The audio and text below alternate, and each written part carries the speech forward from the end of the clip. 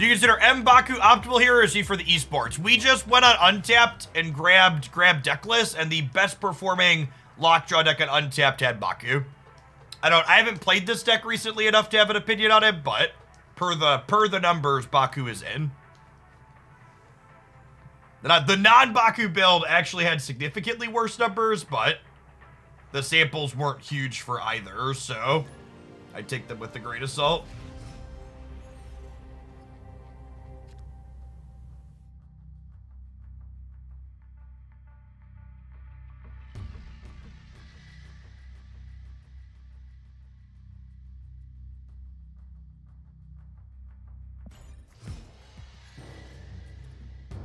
That's Mr. Baku to you, chat. That's true.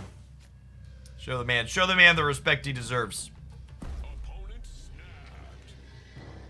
My hand kind of sucks, but I don't feel like leaving, so let's do it.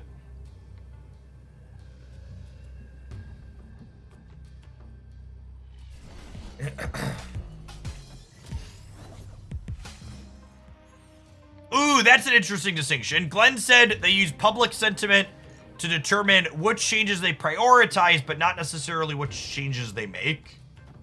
Noted. I agree that that's an important distinction.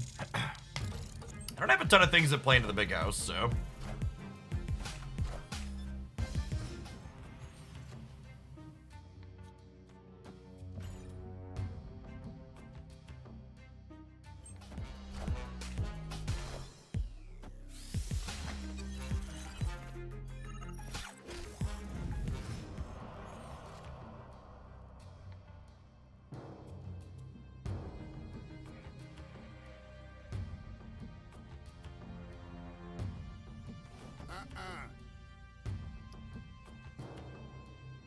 Hey, Guest Gaming, thank you for the 5 months. Appreciate that. Welcome back.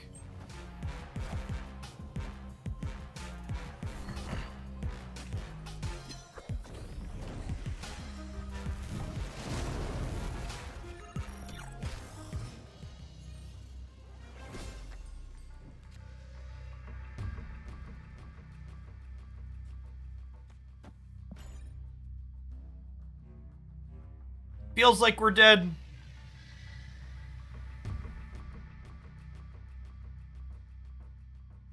Well, we're not playing Magic. Magic was generated randomly from a card we generated randomly.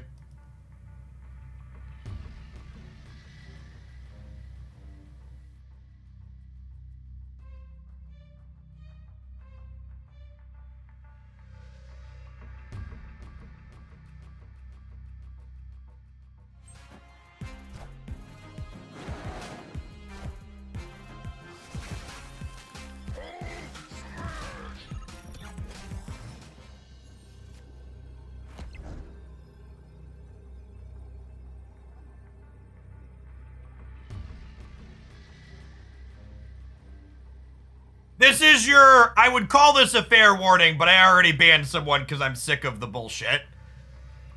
If you're here to argue, what about these other things?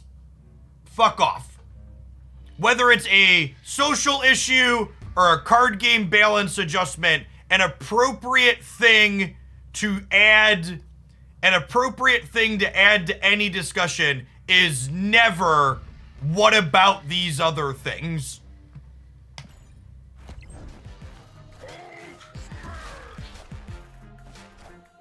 It's never a reasonable argument to make.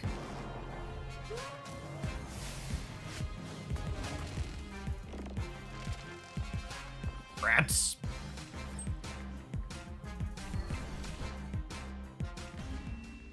They stole our Taco Hulk, chat. They ripped him away from us. Lockjaw is an established deck that has been around the fringes of Marvel Snap for a long while. Not super popular, but it's existed for a long time.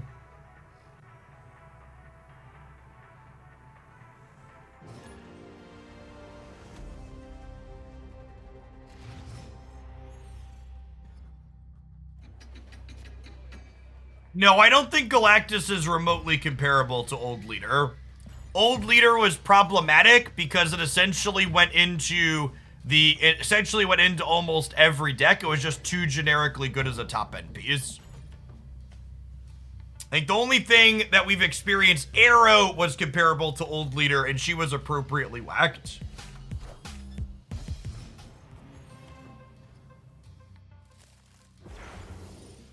I guess in theory, the second dinner patch could be getting held up by Android, Google Play Store, but I hate fucking Apple, so I'm gonna blame Apple.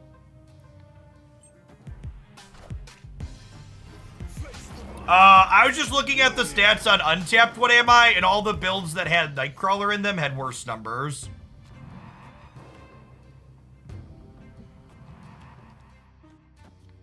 I don't really have a strong opinion.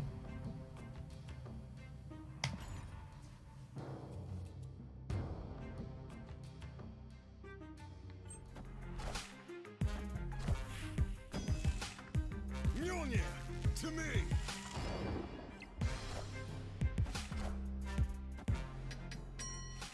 Yes, my anecdote is that I've always heard that Apple approval is more difficult than non-Apple.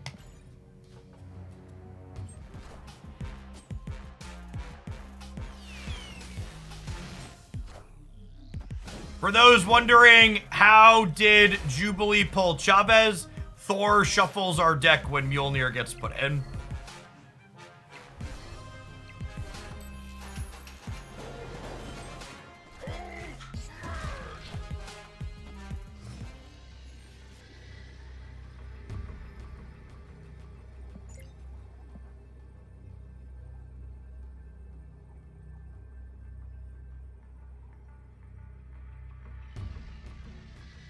A32, thanks for the 6 months. Welcome back.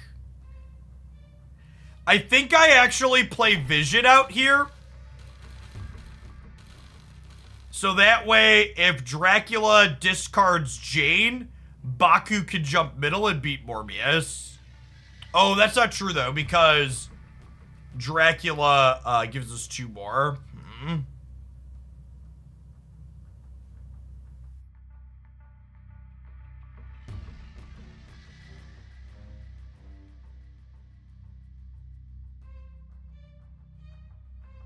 Yeah, we're ready to flip the 2/3 on this, huh?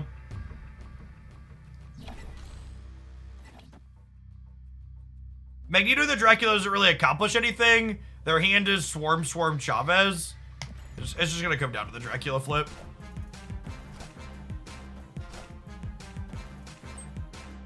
Okay. Mr. Baku letting us know that we're safe and secure.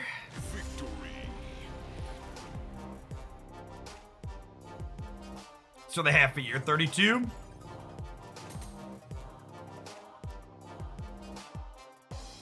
Hey, nice chaos. I don't follow non-US politics too closely. Is it local elections up in Canada? Or is it national?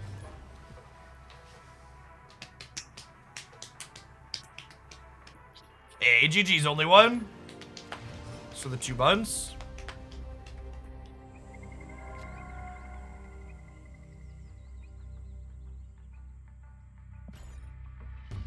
Provincial elections. Provinces are equivalent to US states? Question mark, ignorant American.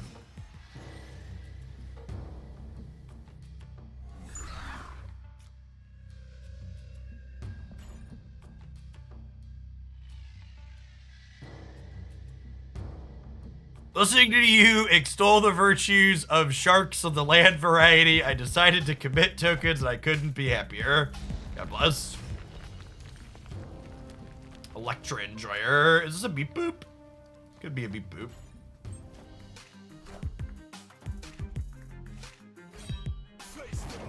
Was Hulk Giganto or was it always Taco Hulk? I think the internet had Giganto.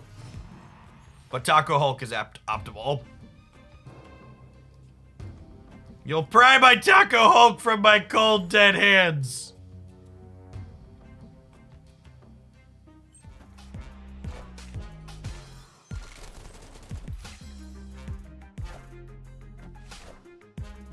Profoundly addicted to the negative Deadpool since you posted that video. Yeah, that archetype's great. Ton of fun.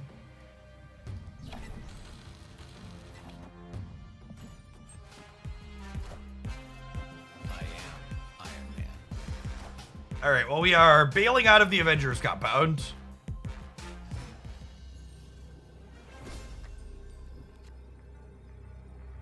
Did a third time, fourth split inked. Nice. This card with its drag over animation on the inked looks so good. So good, chat. It's so good. Oh yeah, definitely a beep boop. Mjolnir, to me.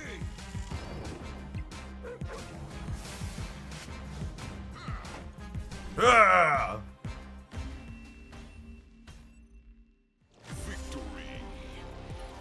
Alberta is the Texas of Canada, right? Am I remembering that correctly?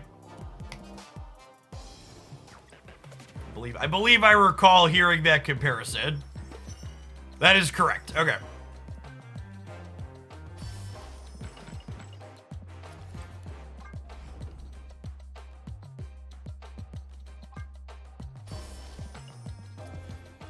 Yeah, there's a chance at 122 our MMR's been creeping a little bit. We're also playing like morning US time, and people are probably a little more like the queue times have been long.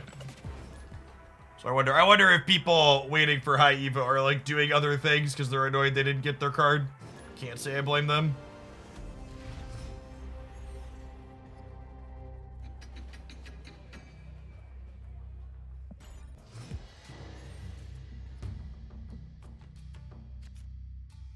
Ooh.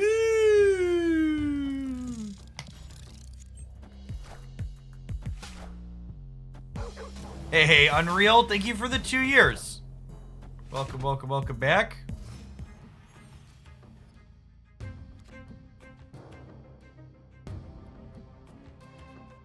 Mr. Baku, Mr. Thor.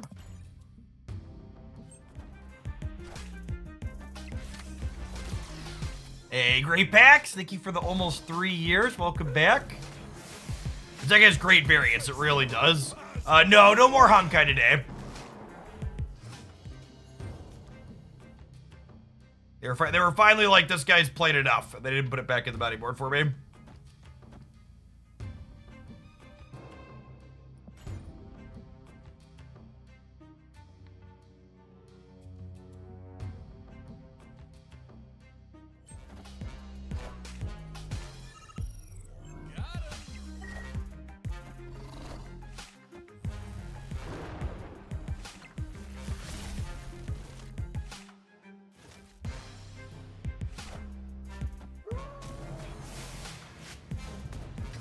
Oh, that was such a good hit, chat.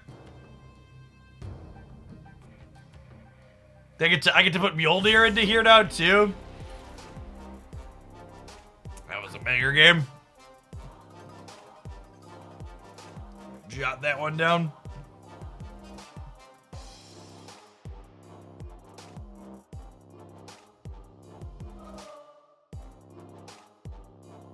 I had stopped taking notes for a little bit because I figured with High Evolutionary coming up, I was gonna want to highlight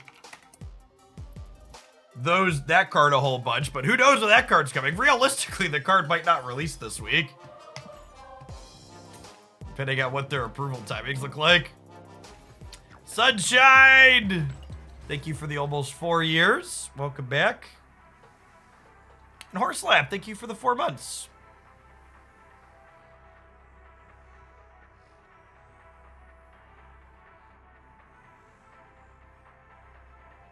I did trim the beard. We are solidly into the high 70s, low 80s here in the Midwest.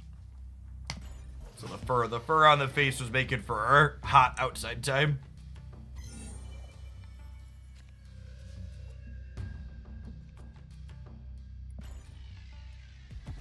I think we vibe on the Baku until turn 3. If we don't have Lockjaw here, we'll probably just play him out. Nice. Rewarded.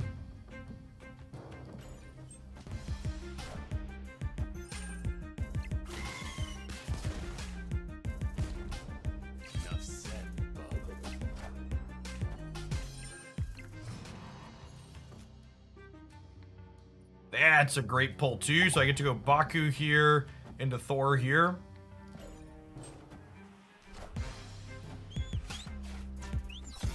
Oh no! You got rid of my wasp! How will I ever recover?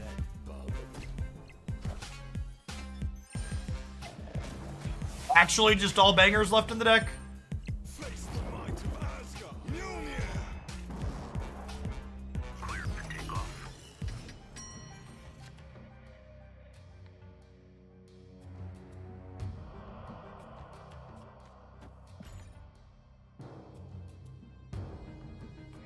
Any thoughts on high Evo delay? I mean, it's super unfortunate. I don't know if there's really anything to say other than that. Ideally, these things wouldn't happen.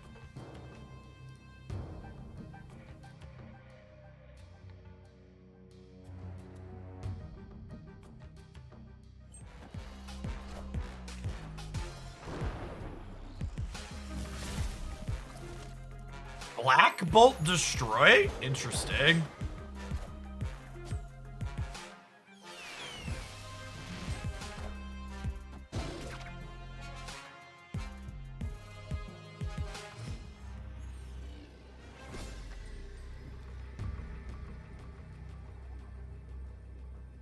Okay, so Baku's the only card in my deck.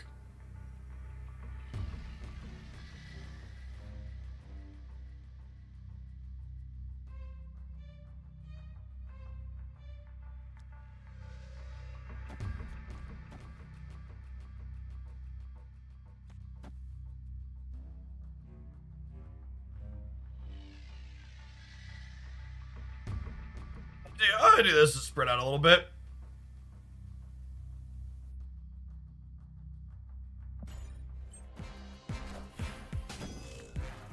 Mjolnir. To me.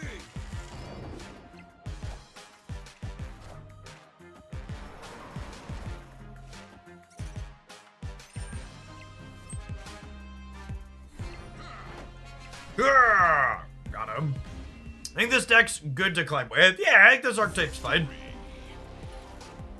The numbers it makes are probably appropriately large. Has been like an oldie but a goodie.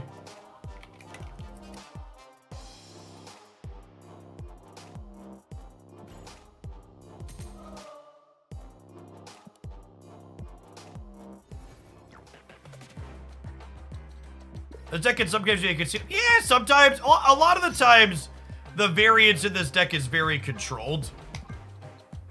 You like know pretty solidly what your output range is gonna be.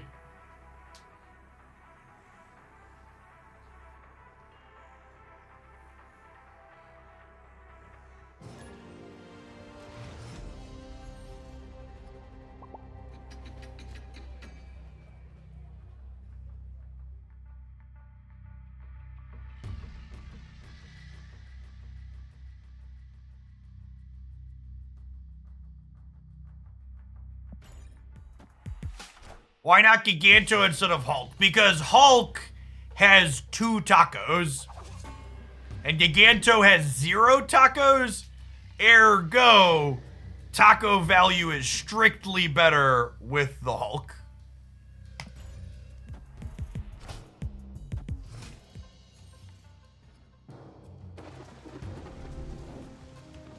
It's just pure math, chat. There's no bias here. Face the might of Asgard. Mjolnir.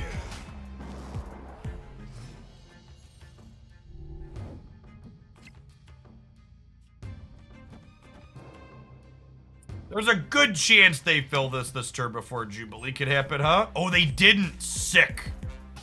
Drawing the 0 is so good here. Oh my god! We are God! Worship me! To me. Oh, baby. Oh, baby. Damn it, Wasp! That line was looking so good. That line was looking so good, Wasp. All right, chat. Grand Central Free Destroyer. Everybody clench. Everybody clench.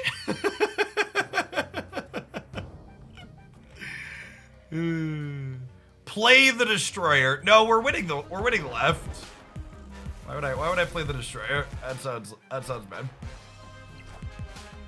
Oh, they're playing Shuri. Shuri can antics real good. That's super unfortunate. To me. Just like had 4 good hits in our hand, 1 awful hit, 1 bad hit the bad hit. Rip.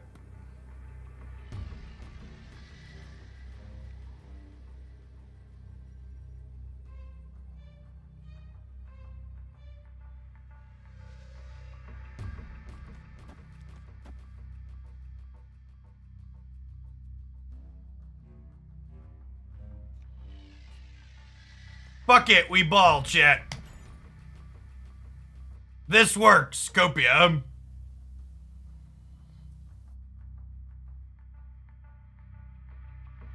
I've got my Deadpool emote ready for when it does it.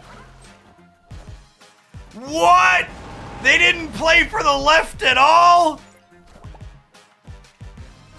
Rip.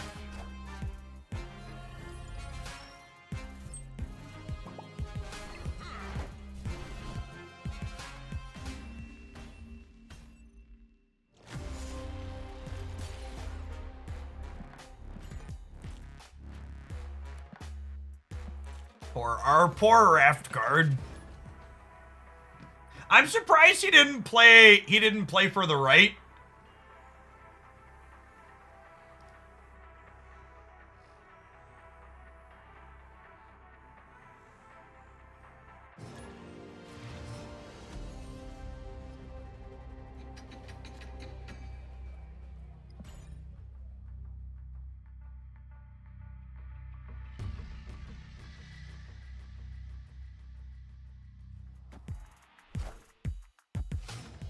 Oh, he was worried about Odin. That makes sense. I think with Thor, am I? Nah, I'm gonna wait one more turn. We could hit. If we hit what's it called? I'm happy to hold the Baku. Getting punished. Sedge.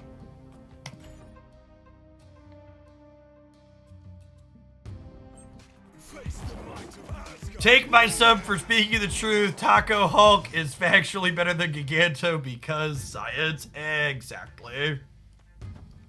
You understand. You understand. We drew the lockjaw here. Rewarded for waiting on Baku.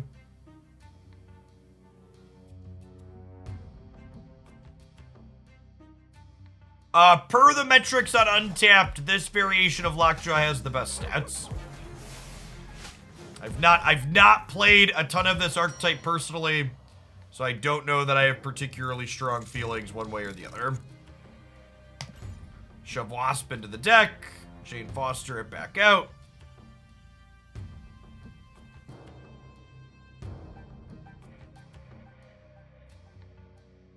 Order? No, I want Wasp to grab back out with Jane. Obviously, this means I could pull the hammer with the lockjaw, but that's only 1 in 5, which I think is fine.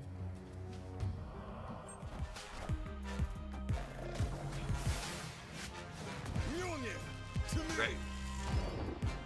I should know that I'm never lucky, Chad, is the problem here. Watch us hit the other 1 in 5 to put Wasp into play off of...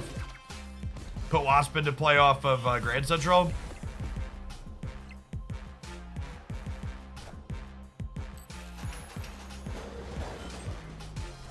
Okay, not a Baku. Not a Baku. God damn it, Baku. I'm all alone. There's no one here beside me.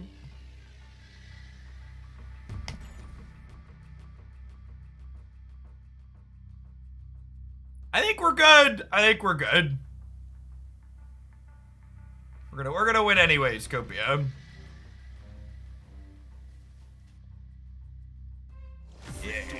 All right. Lockjaw deck with bad luck 1, Deadpool deck 0.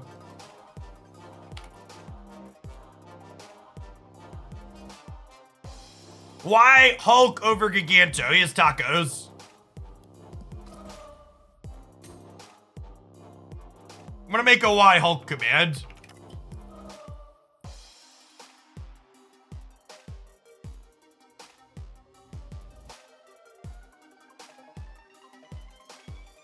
Why Hulk? Because he has strictly more tacos than Giganto. Do I track my cube and win rate with each deck or just use third-party tool to generate stats? I mean, I have a third-party tool running for the sake of having a tracker, but my personal individual stats are completely worthless and uninteresting to me because they are statistically insignificant sample sizes. Contrary to what she told you when you were dating and back in undergrad, size matters. And I don't pay attention to things that are too little, chat. They're not worth your time. A very common misconception among people that don't understand data metrics is that a small amount of bad data is better than no data. And that is very much not true.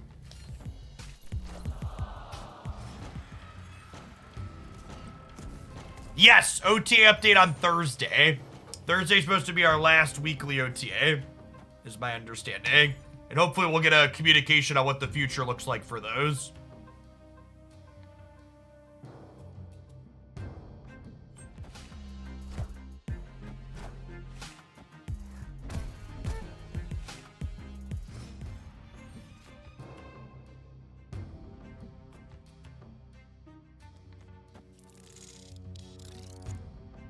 Punished for playing Baku.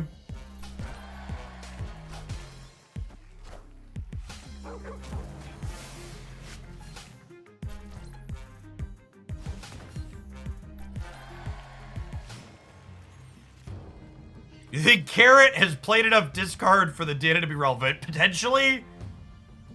Like the one person in history to have generated a statistical significant sample size on their own?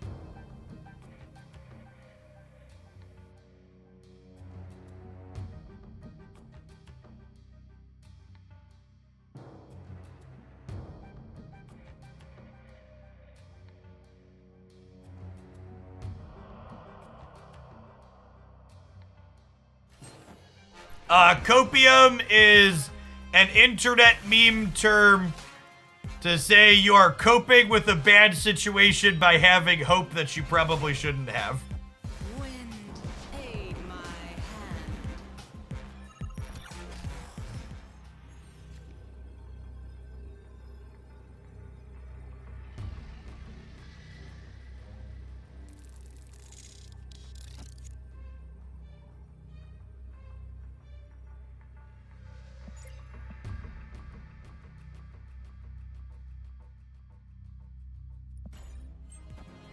All right, Lockjaw, take the wheel. Flip the coin.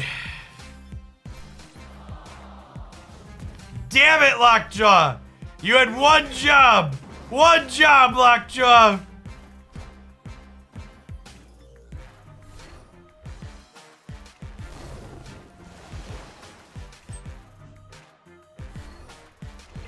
Come on, no! No! God damn it, chat. I am not lucky enough to play this deck. Holy shit.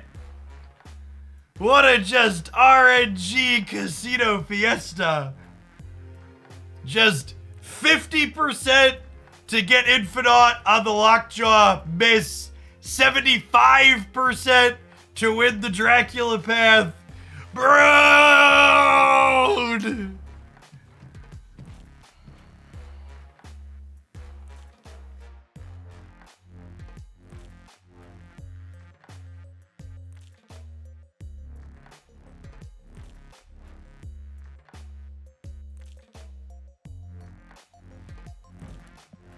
These Draculas will see me in court for rigging the elections yet. It was those damn mail-in ballots. Magneto was winning in the Dracula discards until all the mail-in ballots got counted.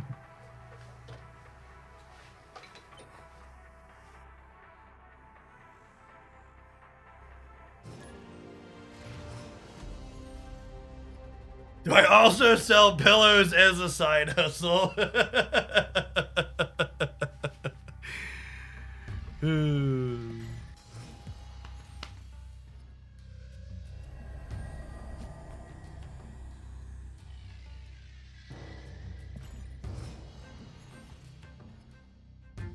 What would you consider to be a statistically significant sample size in Snap? Depends on what you're trying to see. I will say that Untapped lists game samples with decks as small sample sizes that have less than 200 games. And I would say that even that is on the small side when you try to account for lots of variations. Something that you need to remember when it comes to games of Marvel Snap and talking about sample sizes, all the location variants, right? There's so many different locations. So like when you're talking about we're using a sample to dictate power level of something or say something is good or bad, you need a sample that's large enough to mitigate location variance and average that out over what your expected would be with a lot of games.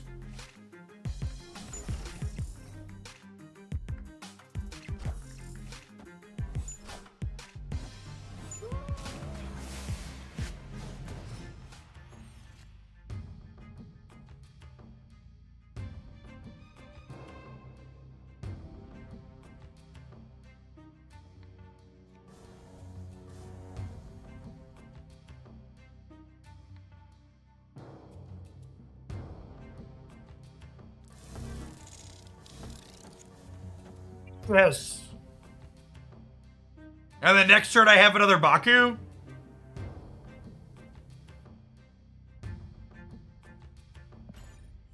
Seems fine.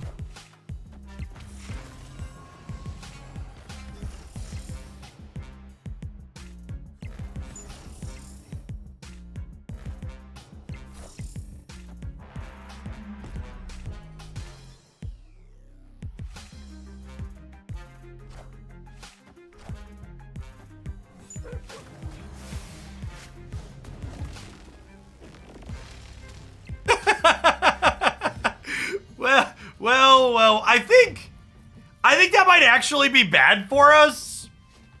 Because I assume they're not Cerebro Zero.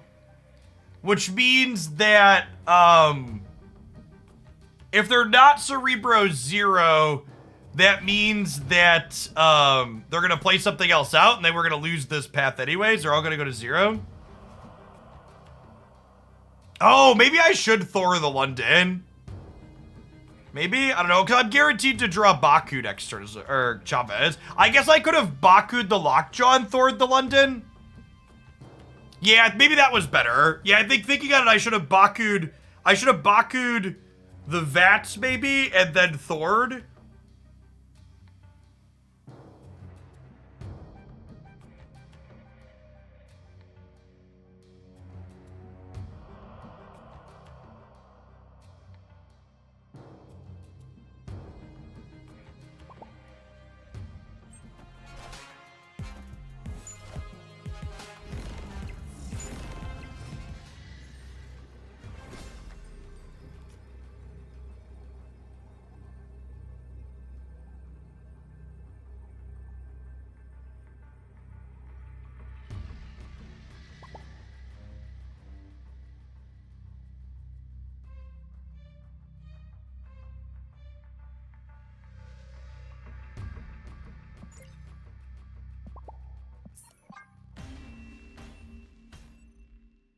Escaped.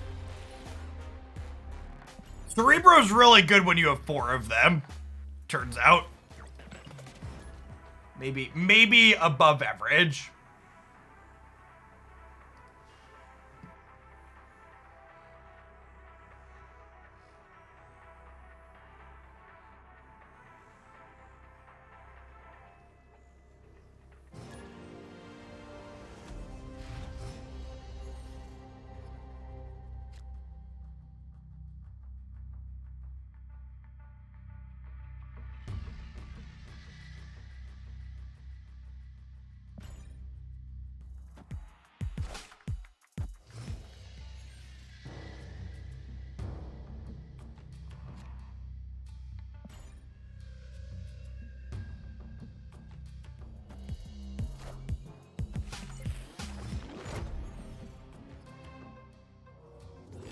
They're Agatha, right? They have 5 cards in their deck. I have 6 cards in mine. Face the might of Asgard. Mjolnir.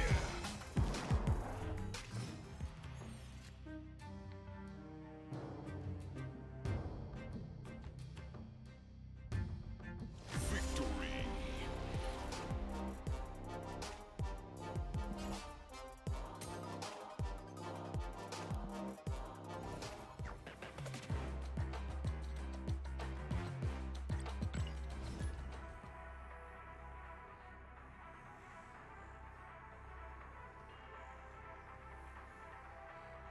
No high evolutionary today. We don't know.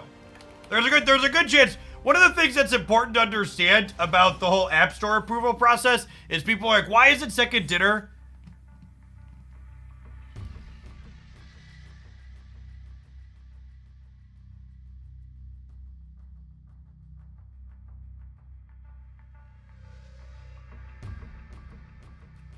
Yeah, that freaked me out.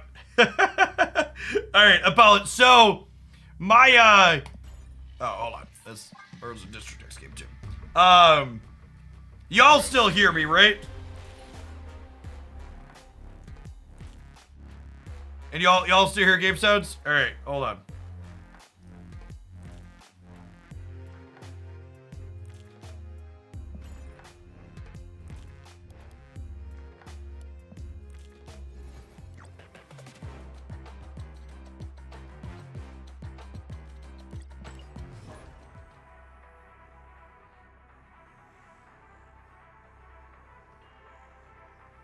Weird. My headset is bugged.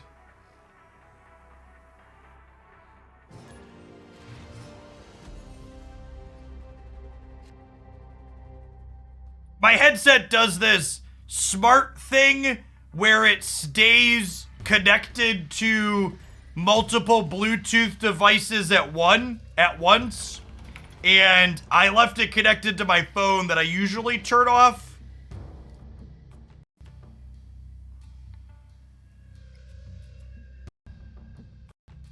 Let me toggle it off and back on, see if that does it. All right, that works. I disconnected it, reconnected it. We're good now. But yeah, it was... Yeah, I almost wish it could. It wouldn't do that. Usually I remember to turn the Bluetooth off on my phone before I start streaming, so that doesn't happen. Okay, Voss, thank you for the prime. Appreciate it. But sometimes I forget.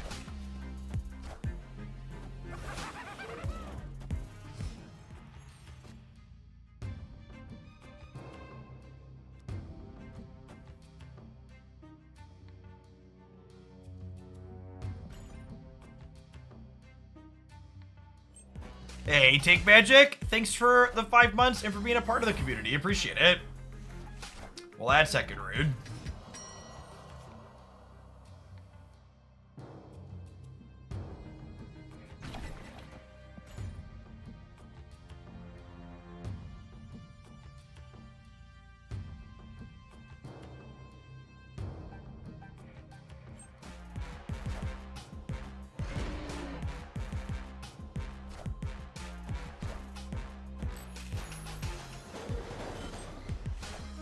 Sometimes lucky rubber ducky. Man, playing Carnage on Grand Central Day is a bold strategy.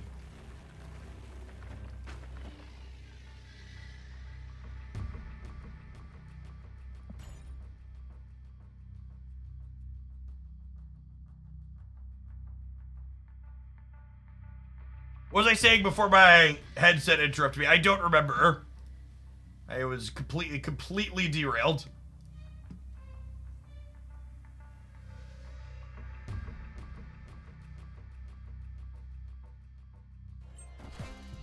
Oh, people asking why Second Dinner's not communicating better about App Store release timelines. The reality is, Second Dinner probably doesn't know what the release... God bless America, Dracula! I am not fucking lucky enough to play this card.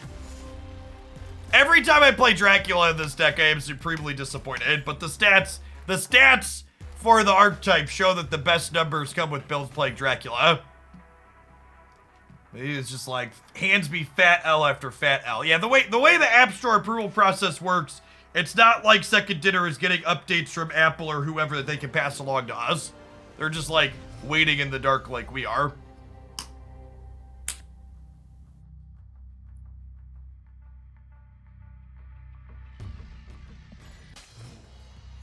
Sermantes, thank you for the 5 months. Welcome back.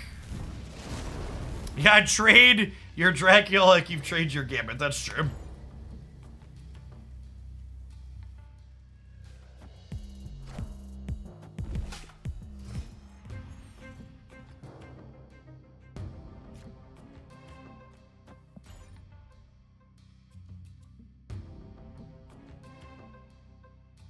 For people asking when the expected Galactus nerfs are coming, not until the next scheduled patch. So that's, what, we had one last week, so it's a week from, 3 weeks from yesterday. Little under 3 weeks before Galactus takes a nerf bat to the knee, hopefully.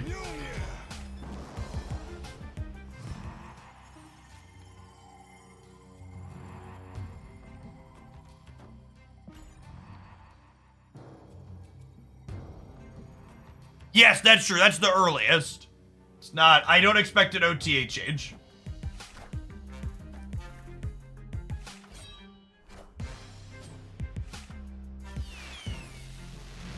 Mjolnir, to me.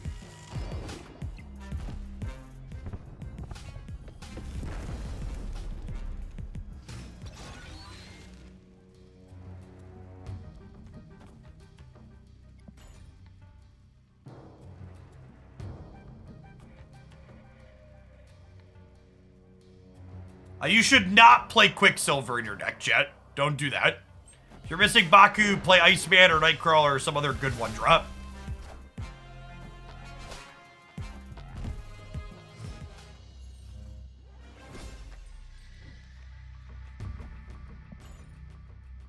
Try and drag these things kicking and screaming out of killed here.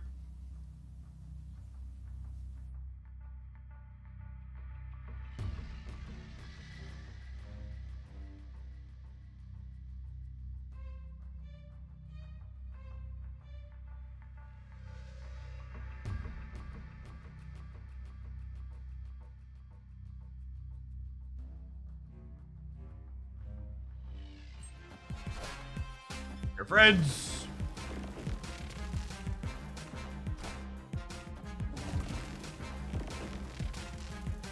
Insert Spider-Man meme here, I suppose.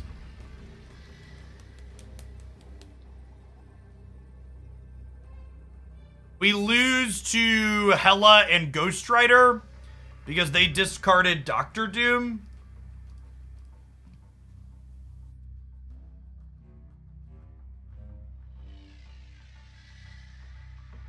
Opponent snapped.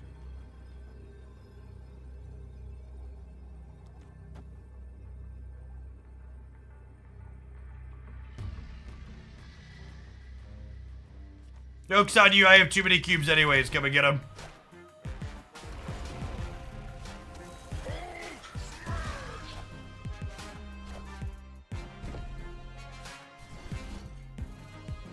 Pay him out so we can stay out of Purgatory.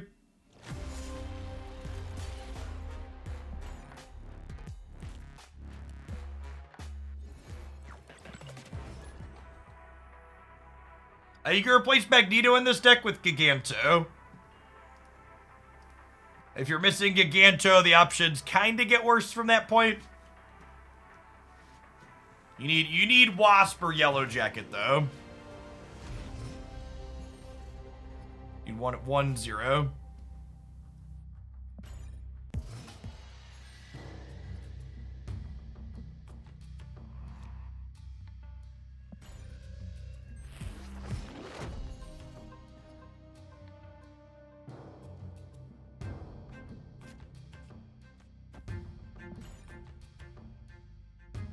Well, to the left, to the left.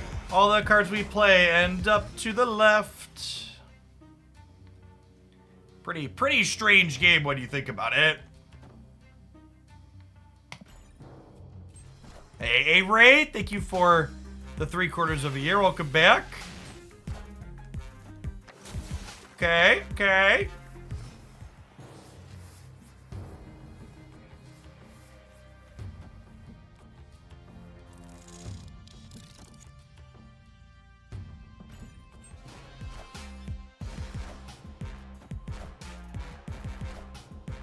Wakanda forever.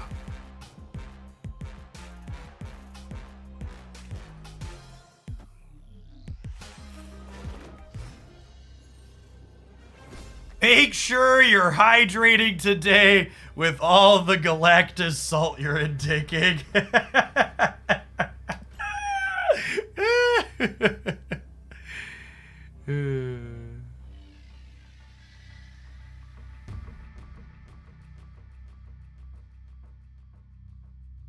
Just hit infinite with the Thanos clog deck. Congrats! Yeah, I think that archetype's great. Mjolnir to me. Well, they didn't play mid at all, huh?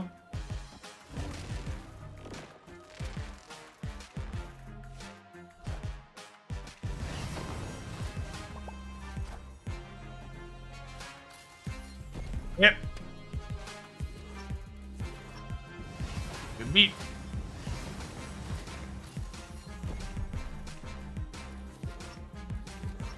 Wakanda forever. Wakanda forever. Yeah, Magneto made him a sure thing.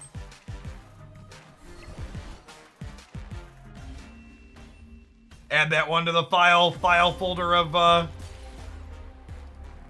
games Magneto was worse than Hulk.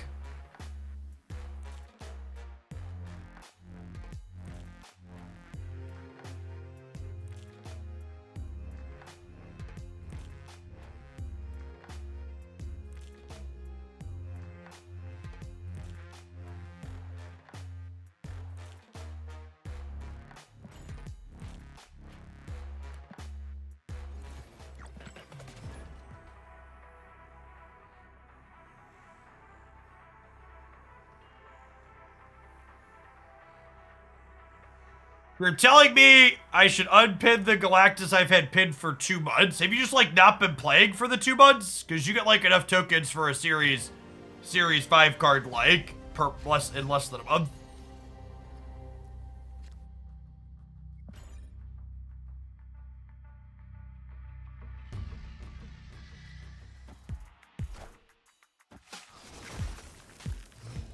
Dummeratus, thanks for the 5 months, by the way. And A-Ray with the 3/4 of a year.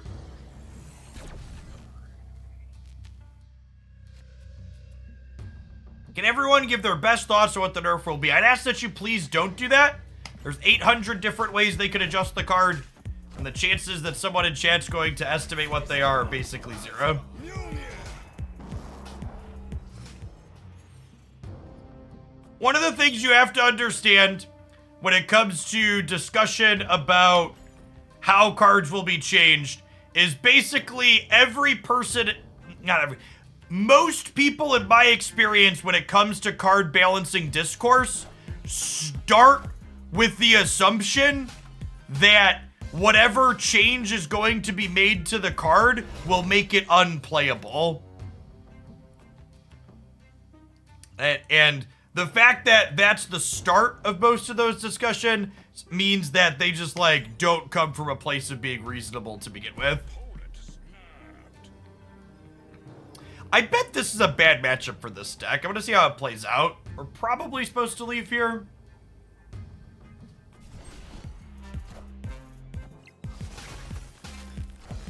Honestly, Dracula taking the hit again here is good for us. As a Falcon, sure.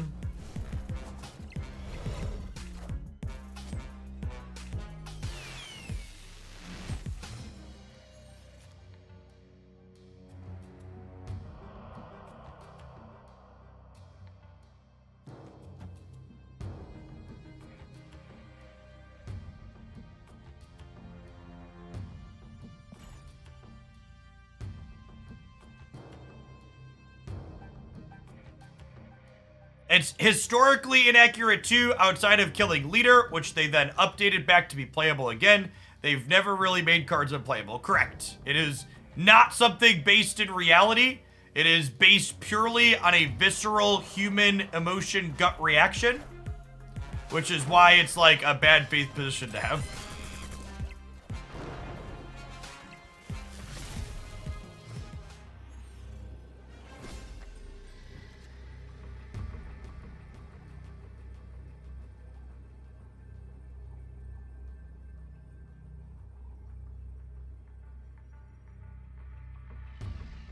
Yes, they also literally explicitly mentioned the leader change not being ideal when they talked about making future adjustments. It is also accurate. These are gonna win the right.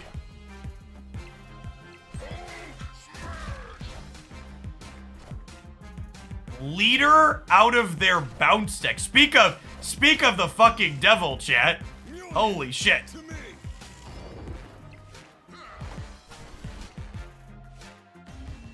Is this like their anti-Sandman card? It must be, right? Like they Sandman you and then you just like leader their Doctor Doom?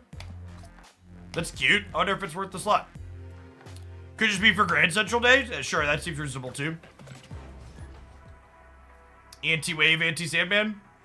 Yeah, I dig it.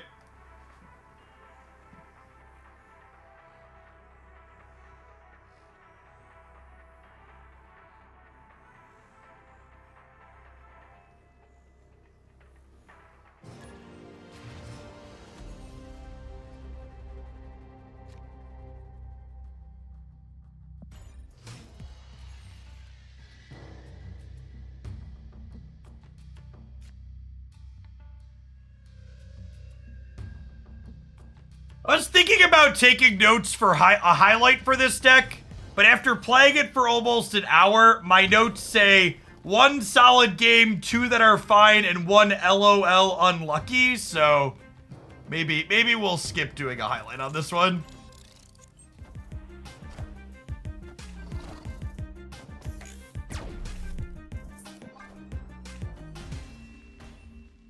ANTT, thanks for the half a year, welcome back. I think I'm gonna move along. We were unlucky at multiple points, but the LOL unlucky was like this is an exceptionally bad beat to the point where it's actually funny. It was real extreme.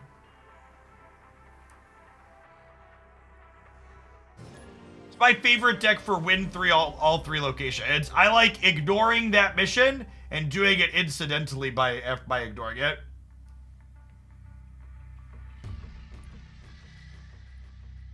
The universe shall be set right.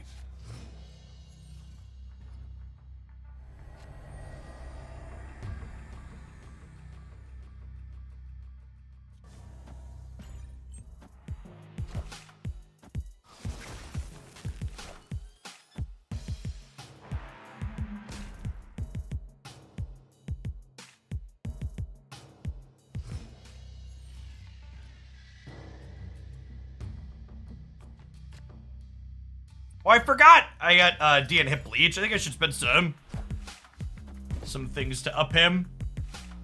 Have enough boosters to get him to gold.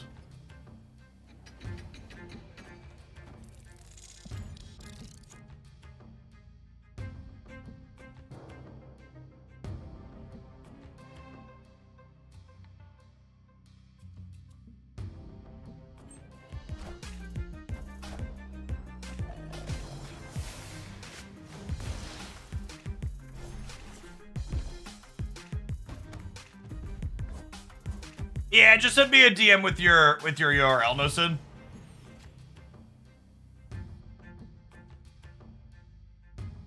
Am I getting rid of Grand Central? It's actually pretty good for us, right? We're just vibing.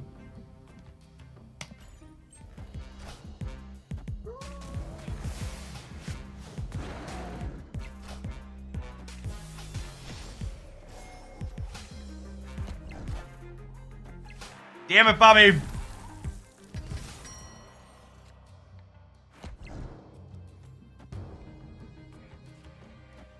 Death's getting cheap at least. Oh, I didn't know Leech glows in your hand too on turn 5. That's a good interface thing.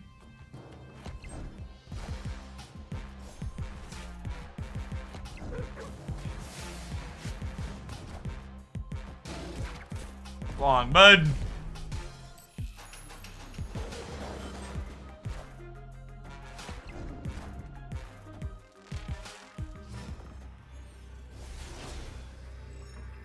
Oh, that's perfect. I even have 7 energy this turn. So I just get to go Death here, Thanos here, call it a day. Yeah, it feels like She-Hulk Infinite because they pass on 5 with Psylocke.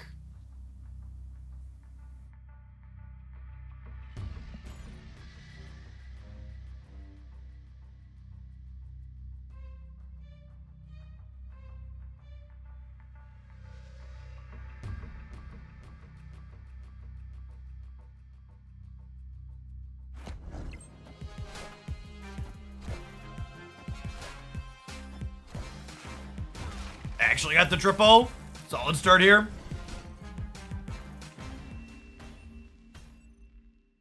Victory.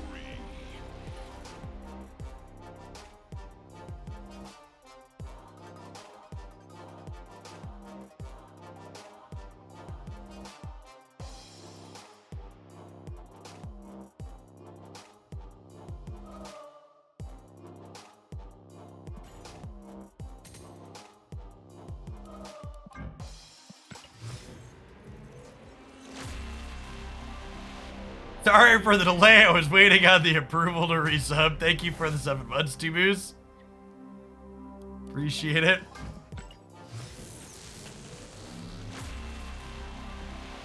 Animated. The one nice thing about this Dan Hip Leech is that it's got a fool's gold background on it.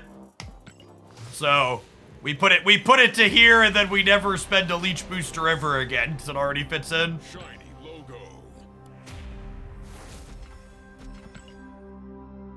The classic fake gold.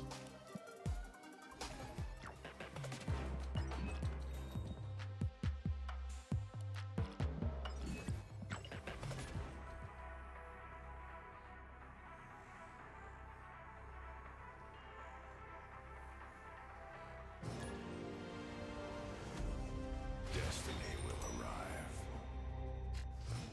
A Strong Guy was a card that could actually work. Yeah, Strong Guy needs an OTA update real bad.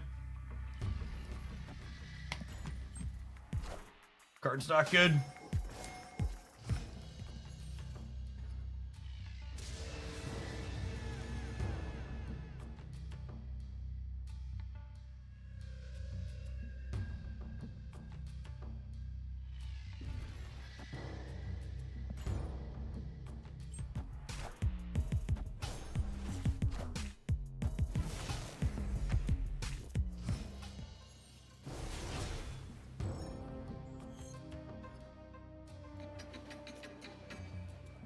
I would not like a Dream Dimension. Let's get rid of that one.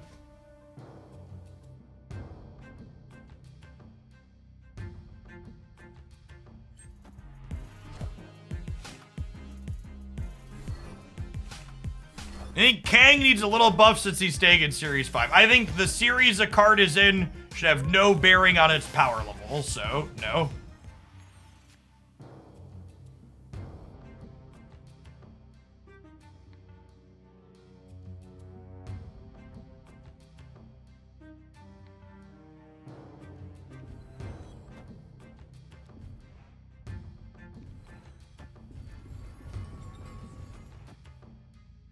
I'm just playing this out. I guess if I'm gonna leave one here, leaving this one here is technically better.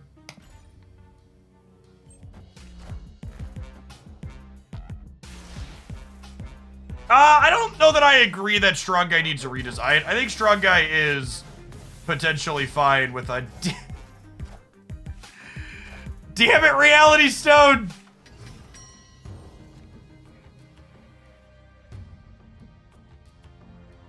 Reality Stone is the reason we can't have nice things, chat.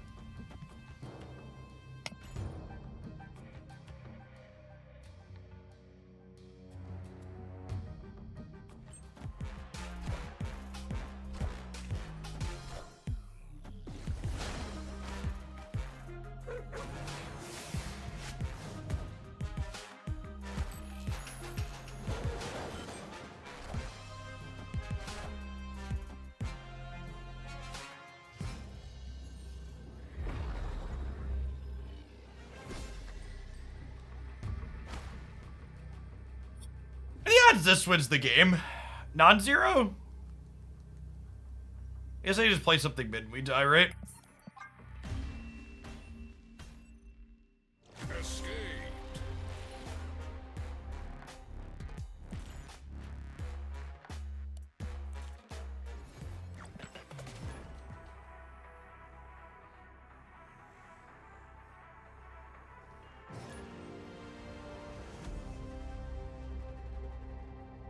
The universe shall be set right.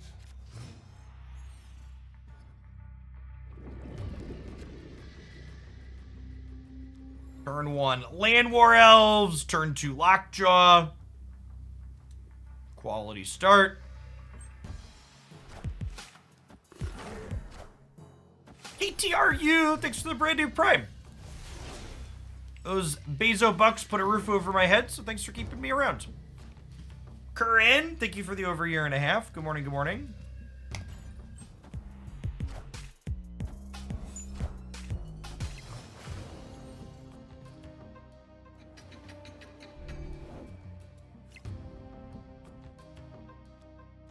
We're waving, right? Yeah, we'll wave here, and then we'll Doctor Doom into the Lockjaw path next turn.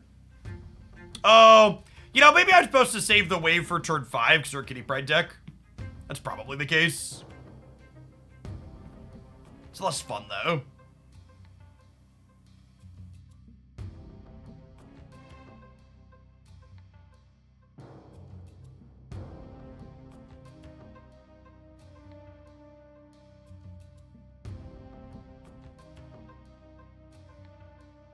Just wave every turn of the cloning vents, maybe. We could also just re-hit the wave or redraw the wave, is also accurate. Well, they're a Nova deck. Interesting.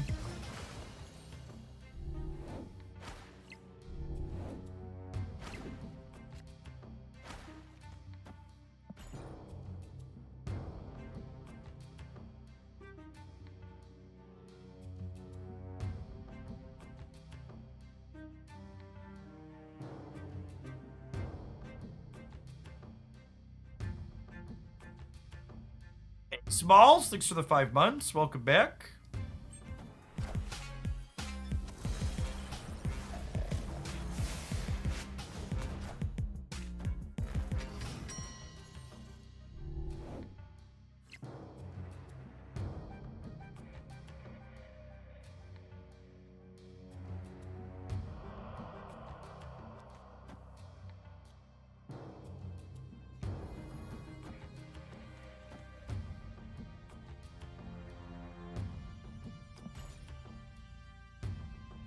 Does Leech Kitty lose her power? She does not.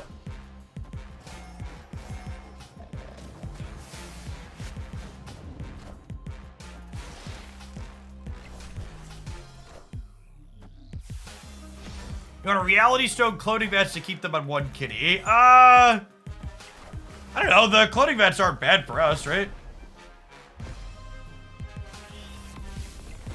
Ooh, that's a big Venom. Neat build they have. Hitting Sandbar on the Reality Stone is quite the beat, though. Yeah.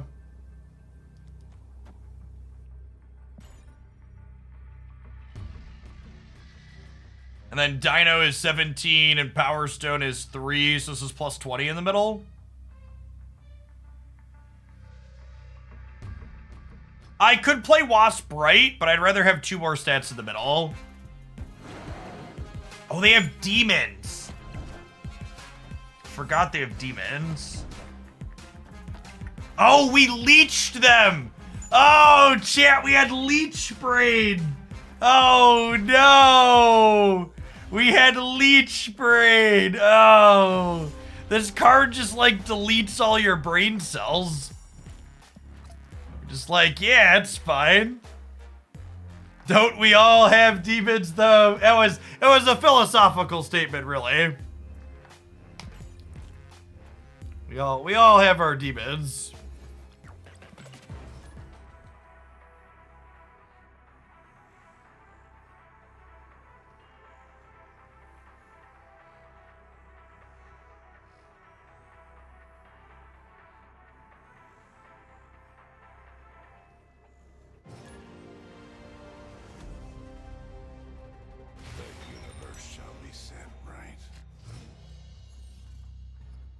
Dad, the YouTube algorithm has decided it doesn't like my video this morning.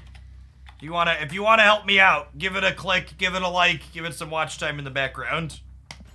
Appreciate you.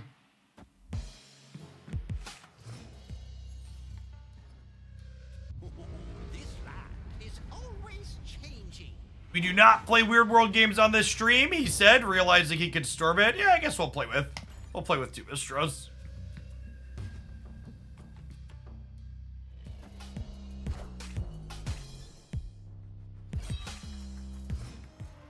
Is this Lambda series Thanos deck? No, it's my Thanos deck. I have the NFT for it. Look at that. Ego knows we gotta get rid of Weird World. Ego knows.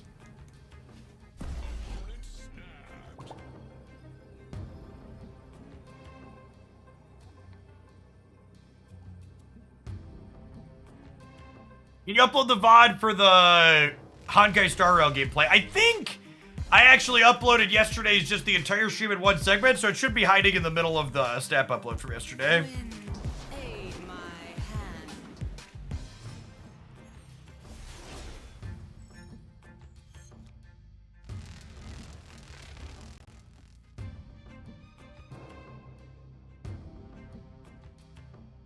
Oh no! Ego! You had so much to live for, bud! You were so young! You were so young, Ego!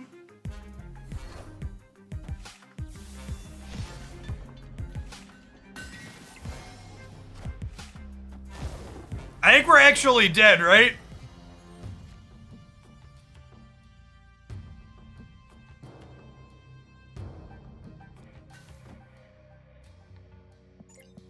We need to draw Dr. Doom or Magneto here.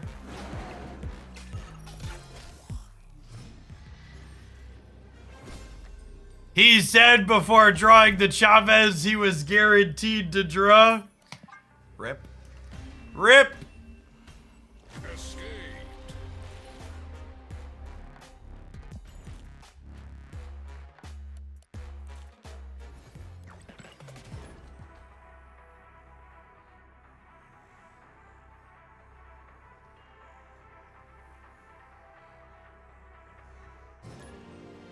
Destiny will arrive.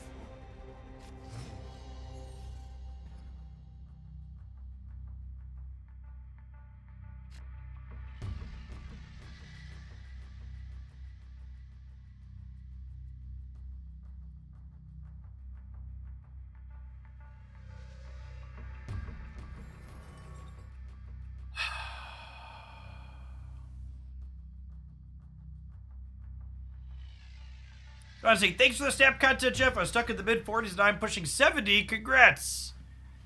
I think in the game, the draws where I don't have Lockjaw early, I'm supposed to just like vibe on the Time Stone to like play a 5-drop or 6-drop ahead of curve.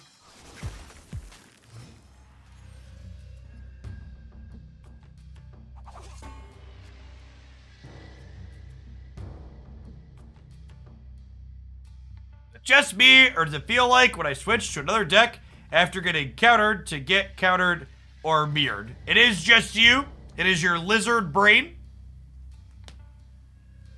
As humans, we have an evolutionary trait that causes us to remember negative experiences more vividly.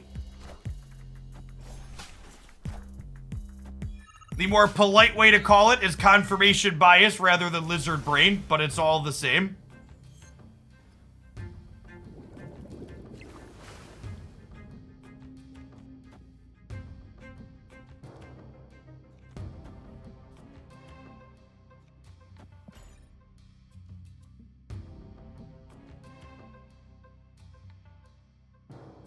Do feature locations change the odds on Reality Stone and Wanda? I don't believe so. I believe it's just the initial generation at the start of the game. I think it's funny when Twitch re-shows me the Twitch chat rules before I send my 56-month sub notification. Thanks, Twitch. I've been here for before. What's going on, Manny D? Thank you for the over 4.5 years. They know what's up, Twitch. Cut them some slack. I don't need your recommendations.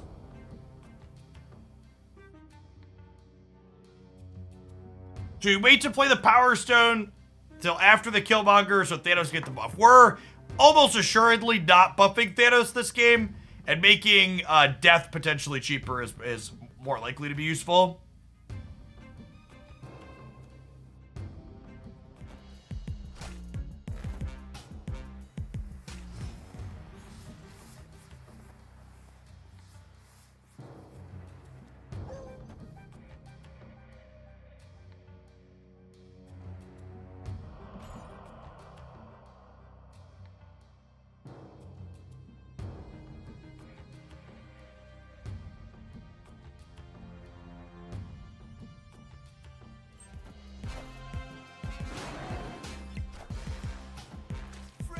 Happy to be here, keeping you sane.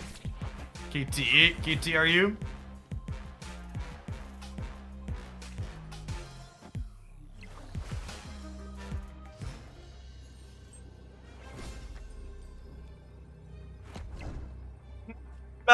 Dip-a-dop, my doom bots. Really love these doom bots, whipping up some doom. Yeah, yeah.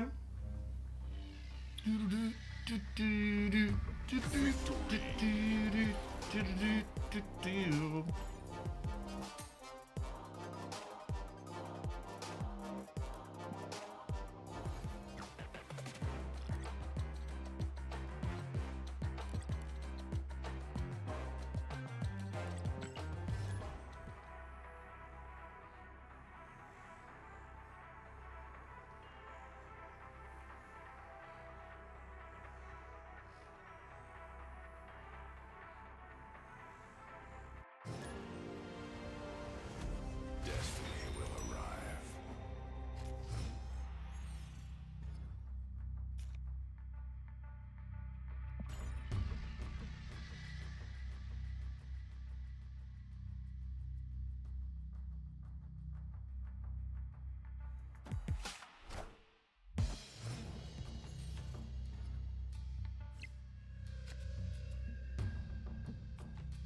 I think I'm gonna go ahead and time stone here, so that way I can lockjaw into Reality Stone next turn.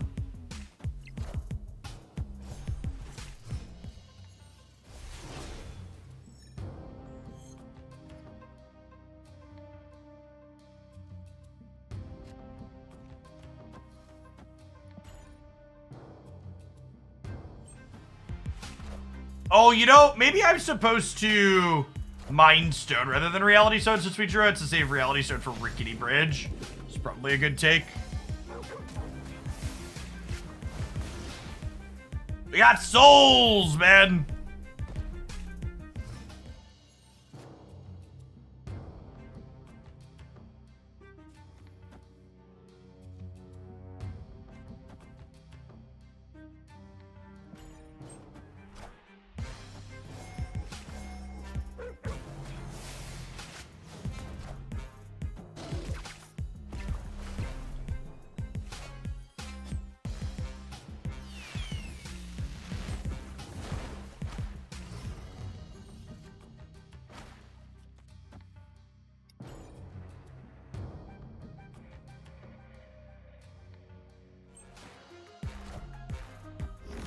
Whoa! Good beat. Good beat.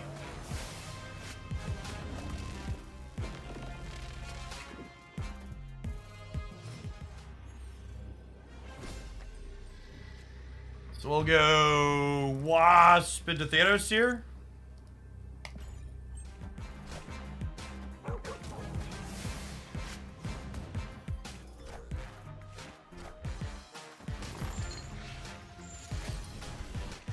Sorry, bud. Sit down. Victory.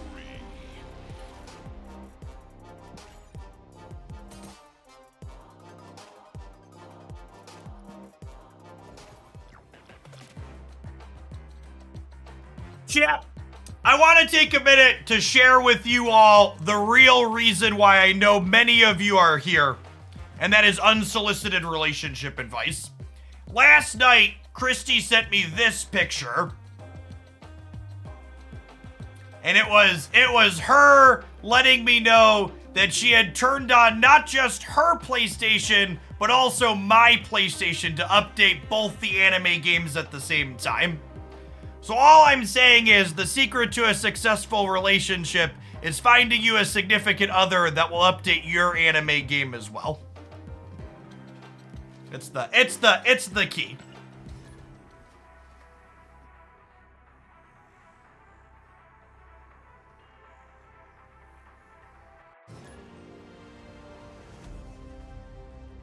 It's the little things. First shall be set right.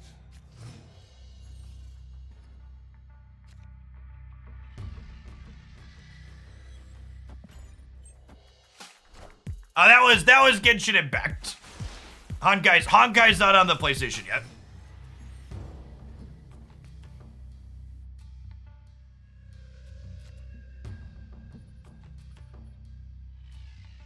I think I'm okay with Onslaught Citadel. I'm gonna Reality Stone the random.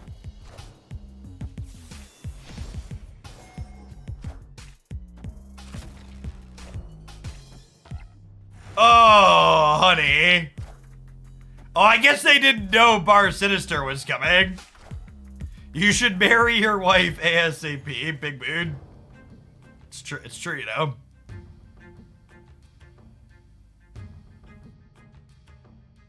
Yes, Untapped does have an Android app now. Grab that from there. Am I murdering all of these one drops? I don't think so yet. Can't decide. Can't decide. It's just so resource efficient.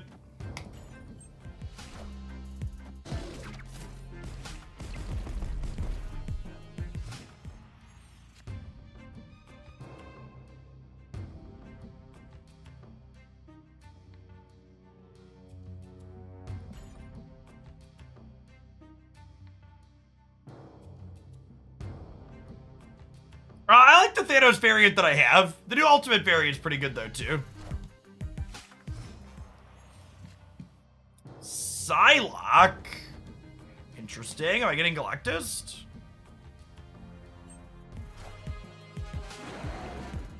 Oh, are they like the She-Hulk double up deck then?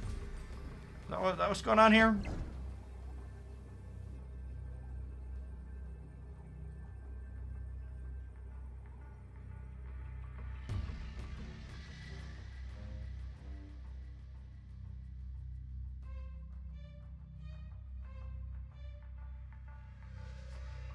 Yeah, I agree with that. Most of the Thanos variants look good.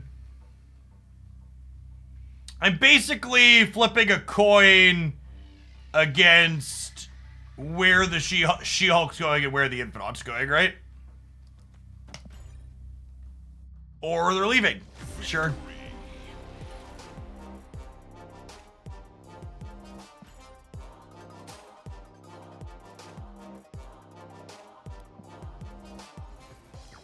Retreat later, gamers in Infinite is a real head scratcher.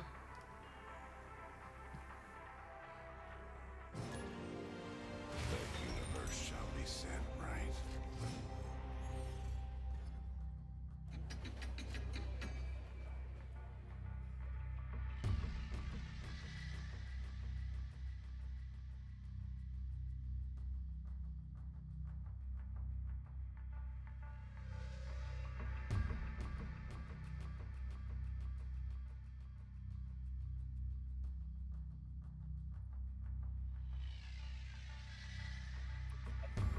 Stone, am I want to play one of these.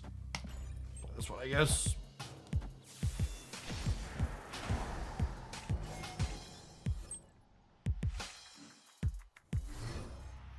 You think Teenage Warhead lost most of her value post-jury? I do, yeah.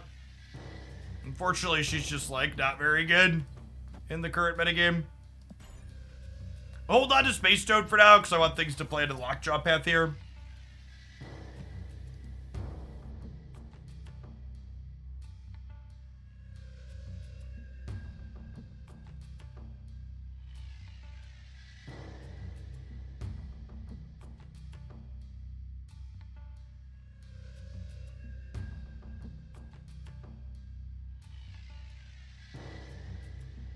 I would assume the Galactus change is coming with the next scheduled patch. I'm not expecting the high Evo patch to have anything other than a high Evo fix.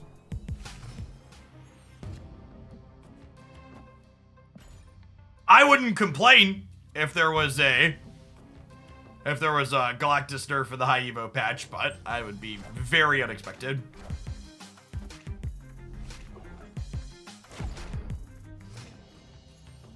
They discarded a Black Cat earlier, too. So, expecting Hella here, then? Opponent snapped. Glenn has confirmed no Galactus change in the High Evolutionary patch. Yeah, I assume it's like just High Evo. No Genshin TCG stuff on stream. I did see they added a bunch of new cards to that, though. I really hope they spin the Genshin game into a standalone client. The gameplay is really good for the Genshin card game, but it's a tough sell telling card gamers they need to play a bunch of an ARPG before they can play the actual card game.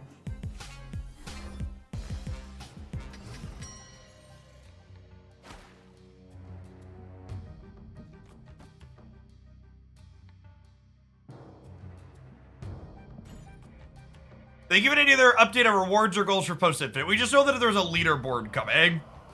No, I did never try Gwent. By the time I was playing through Witcher 3, the standalone Gwent card game was already in the death throes, so.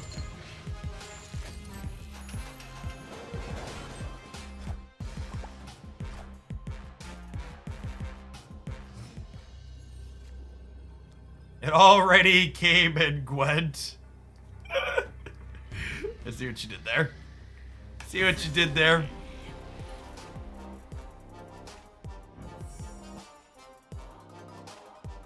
DM'd you a Glen link confirming the HE patch is just for High Evolutionary. Cool. I really appreciate, we have such a great community built up here that when we talk about things coming from some people like, yeah, I'll get you the first-hand source. Y'all are a great community. In-game Gwent is completely different to the standalone. That wasn't always true though, right? They redid originally Gwent was the same as the in-game Witcher 3 one.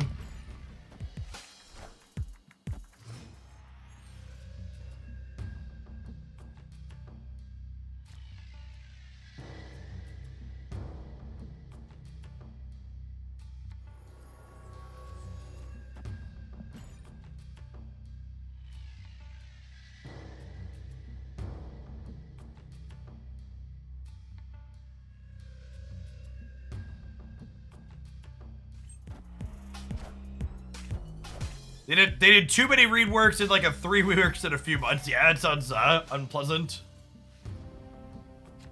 Just too much going on. Yeah, Killmonger is licking his lips right now.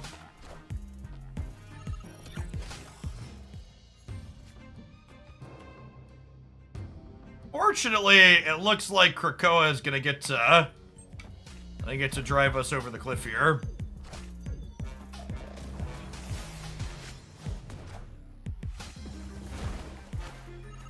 Krakoa, you get to make one decision for each player. Good choice, Krakoa. Good choice. Appreciate you.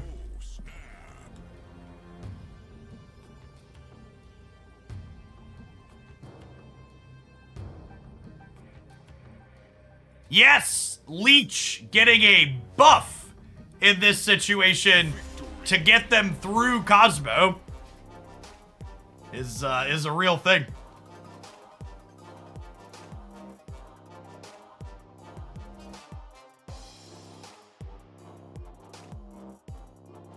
Jeff, are you playing through Star Rail? Slowly but surely.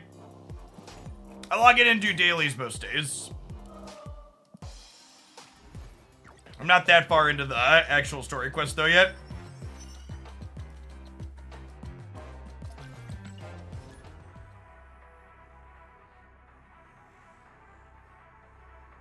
Hi, Evo. No communication is frustrating. Would it be less frustrating if once every 4 to 5 hours they were like, no update, still waiting on App Store approval? Because that's what no communication means. Like, do you want them to say that to you? Every 2 to 3 hours? Right.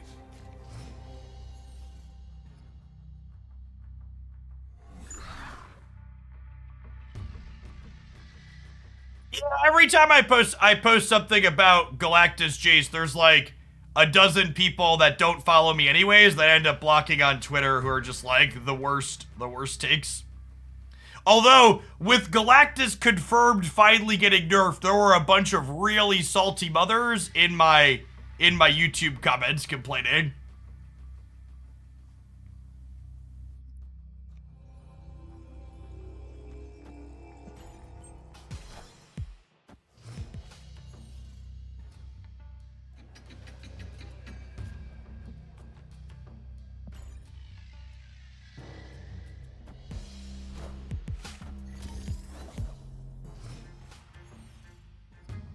Hey, all their armor is up. That's good for us. Do I want to murder my soulstone? I think so.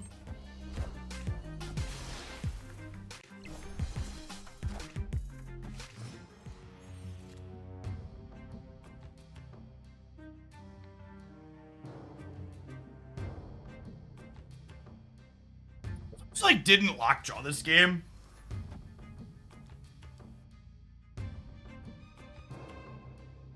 I guess I could do this and then we Killmonger to clear these. Let's do that actually.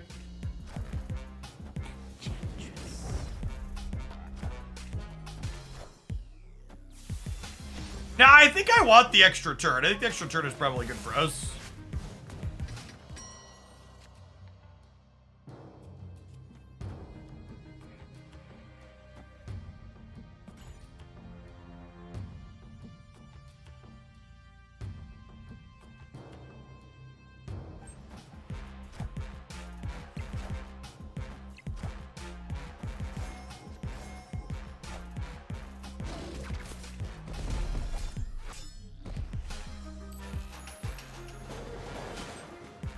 Ugh.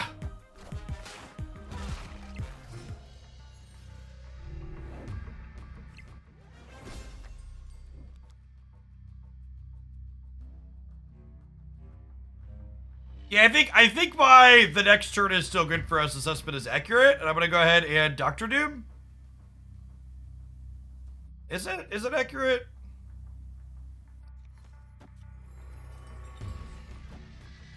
So I guess we could just do this. There's a chance we lose the middle though, right? Am I supposed to put this in the middle? They could like Red Skull middle though, and then I die. Like, I think I'm just supposed to Doctor Doom.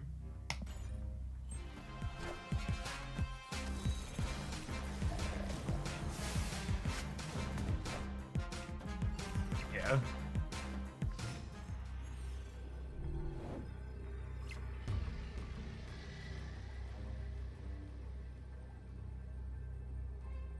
I think they're gonna not play for Fist Tower, and I'm gonna play hard for the right. I guess I could do this into Fist Tower just for the sake of it. This has a chance to hit Doctor Doom to put even more stats here. Okay. Alright, if we lose the right by 1, it's on me. No, we're good.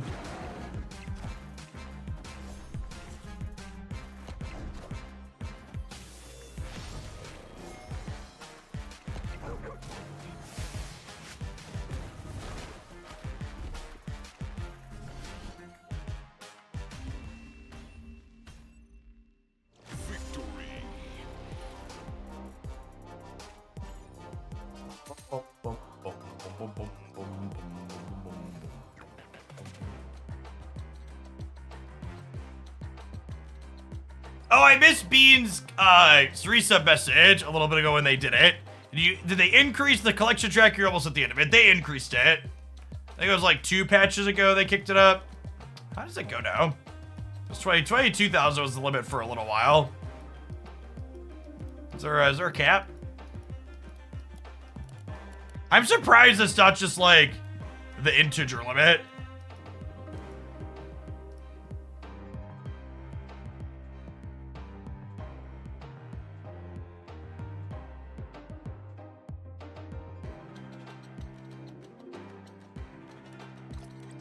Going for a while.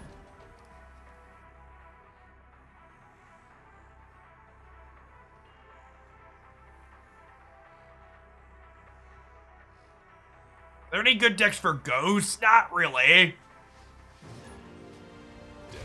You know, anyone with a higher collection level than you? Yeah, there's a few people. I don't buy. There's a lot of people that just like never stop buying maximum credits every day, and I definitely stopped doing that for a while. I don't do it anymore.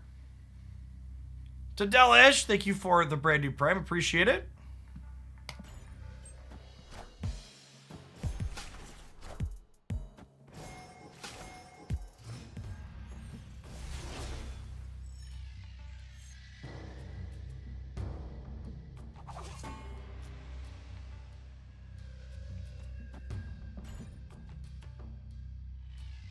There was someone at 22K when Jeff was still 17 to 18. That sounds right. Like, a lot of people like to call me this big, massive whale in this game, but really, I haven't been spending that much more than the minimum to keep up with getting every card at release. There are a lot of people that have, like, bought every variant and bought ultimate variants and other stuff. I'm like the smallest you can get on the whale scale, chat. I'm just a man buying digital cardboard for the sake of being able to do his job.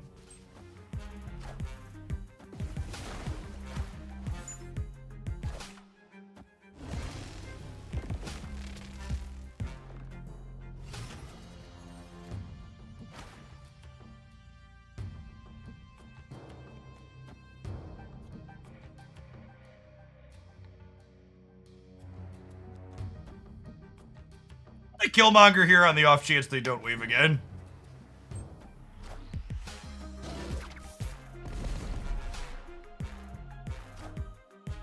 All systems go.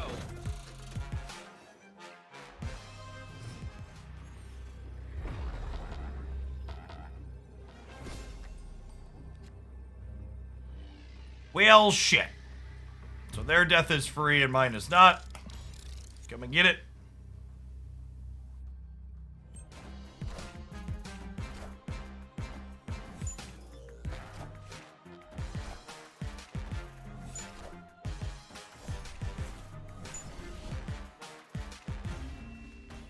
Good beat. So how much I've spent on the game so far? Right around 5,000 USD. I've played for in 2 days. I'll be playing Marvel Snap for 1 year. Yes, that was a mirror. Destiny will arrive.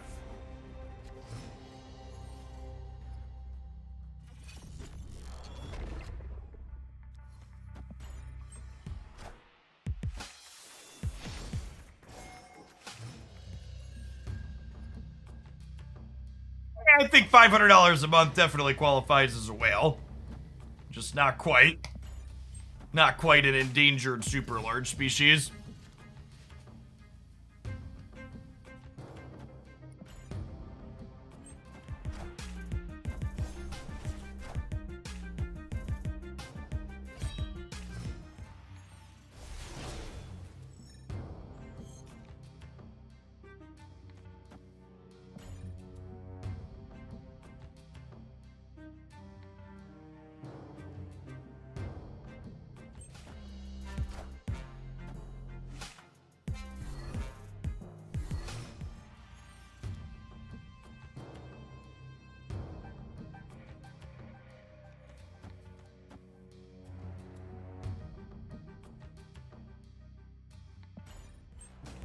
Gonna draw death here.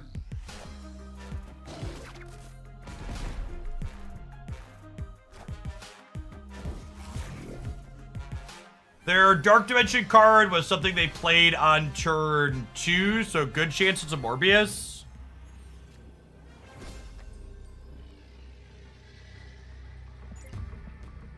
They have Chavez and 4 swarms.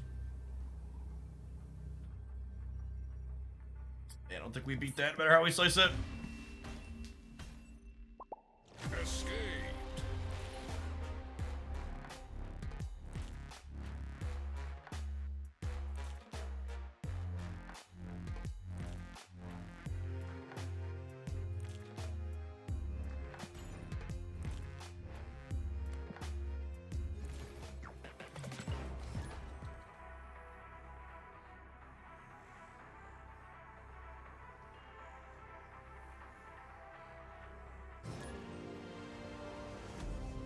Yeah, someone in chat just said I spent about $100 a month and I'm only 3 cards shy of where Jeff is.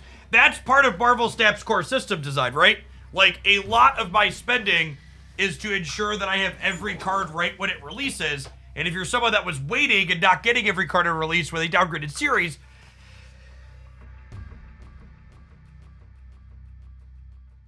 excuse me, it becomes much cheaper.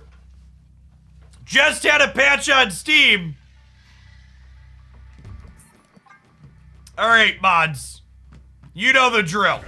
If there's not a patch on my Steam here, you get ready to frag.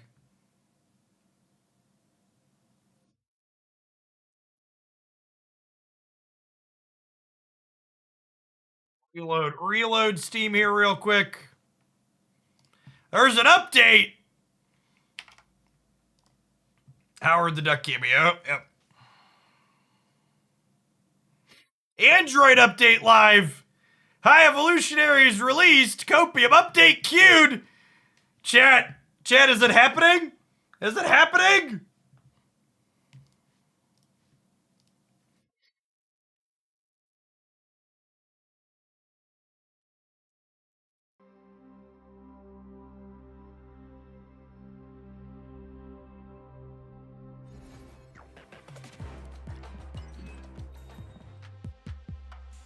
Woohoo! Guys, gals, and non-binary pals, he's here.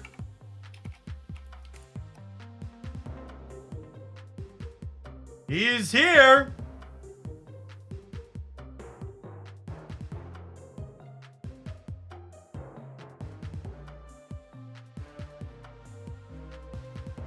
I am not opening my caches. I am saving my caches moving forward for the Direct-to-Series 4 card releases.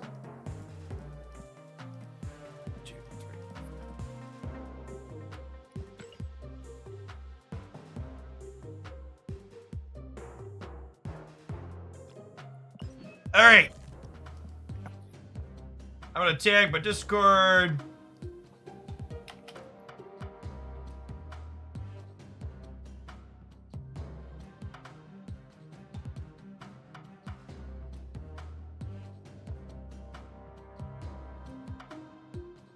Update the title. Swift work. Thanks for the quarter of a year. Welcome back. All right, let me. Oh, I'm going to net deck for past Jeff right now. Okay. I'm deleting some of these poopy decks.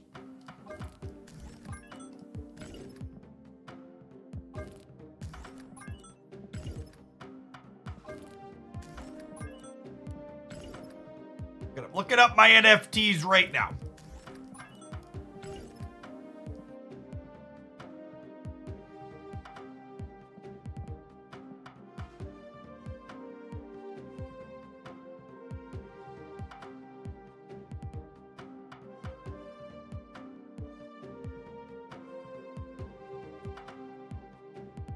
Okay, believe it or not, I want to start with the Moon Girl deck.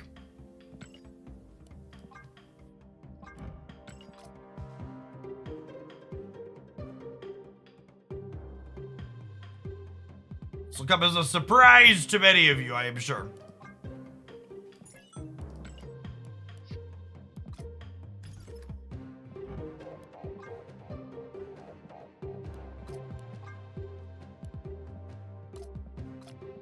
All right, Mr. Thing.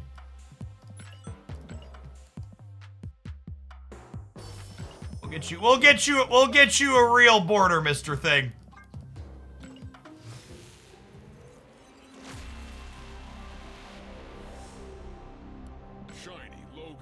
Shiny logo.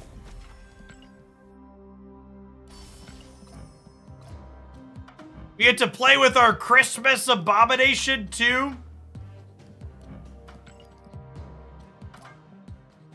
Get him upgraded. And they said my Christmas abomination was useless, chat. Little did they know.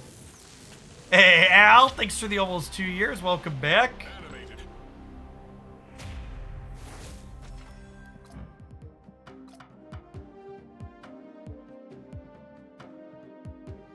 Play their Spider-Woman variant as well. Lovely. All right, let's do it.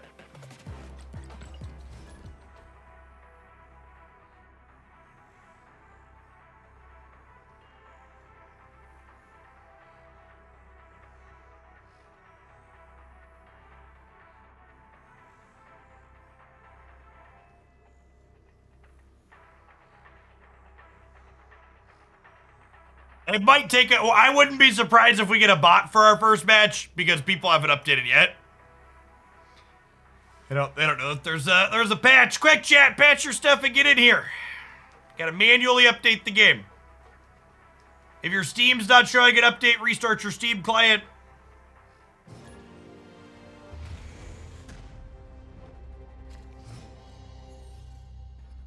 Oh. Oh!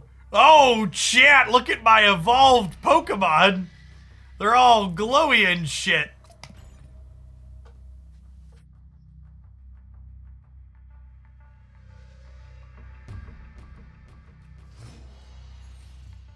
They're lucky Pokemon. No! No! Look at the way they massacred my boy, chat.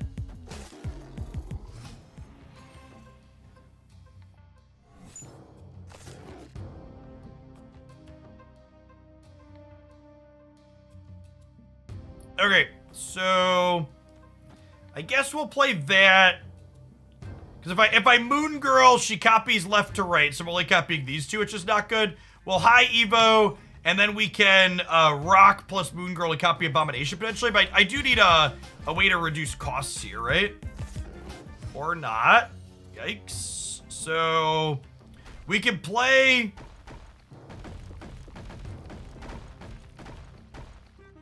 I'm gonna get so fucking distracted by this one. This is the real upside to High Evolutionary. Is I get to do this, chat. Sorry, I you know.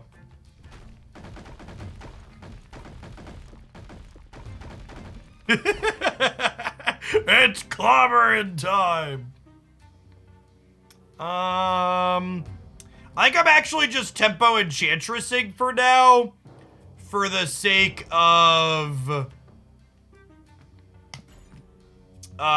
trying to get Thing to hit more than just Maximus.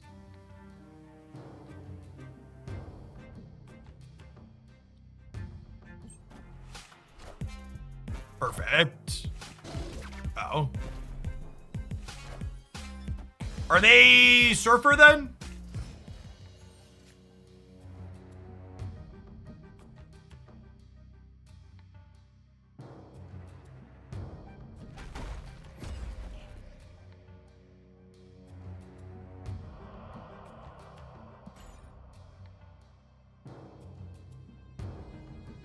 So Thing will make each of these smaller. Well, potentially. Technically, Thing can hit the same thing 3 times. And then Shocker is going to reduce Abomination by 1 as well. He throws rocks and fire hydrants, chat! Oh my god! Why is he so perfect? He's so perfect! What the fuck? Why is it so good? It has absolutely no right to be that good. Absolutely no right.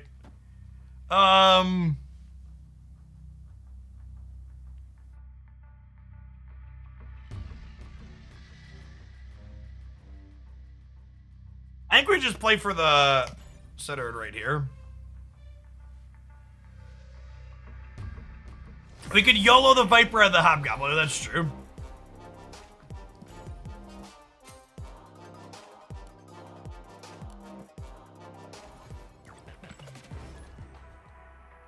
I know the question everybody has on their mind is,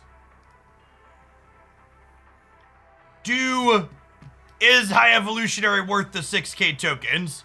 And the answer is simple. His animations alone are worth the 6k tokens. I haven't even seen all of them yet. But High Evolutionary and the thing alone, worthwhile.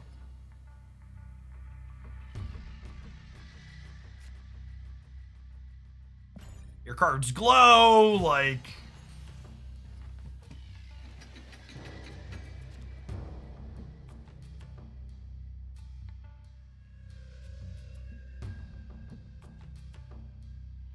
I would love to Scorpion you.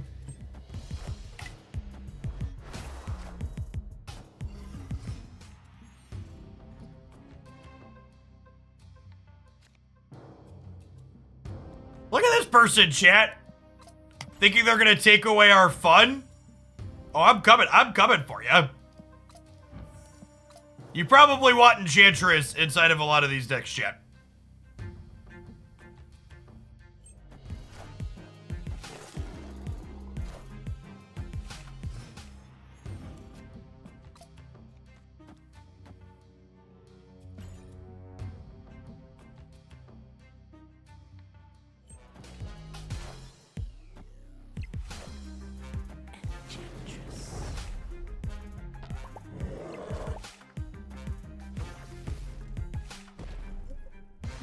Cyclops has a laser beam.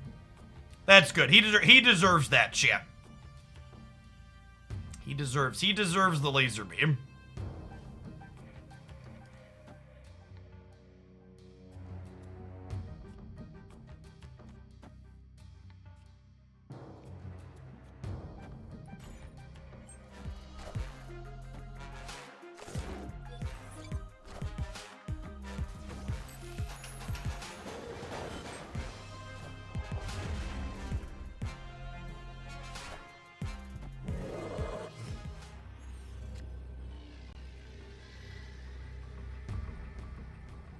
Oh, and Wasp is actually great because it lets me play for here. And then the Moon Girl coming into play was afflicted by the Scorpion, so my bomb is down to 4. So I could do this into this into this. They have a Shuri pending, which is a little scary.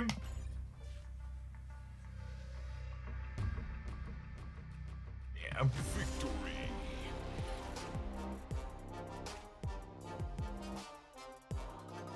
Hey, Spreadicus, thanks for the 20 months. And Jay Schmook, thank you for the 5. Afternoon. Yes, we're playing Hood because we're a Moon Girl deck. I wanted at least one other good thing to Moon Girl.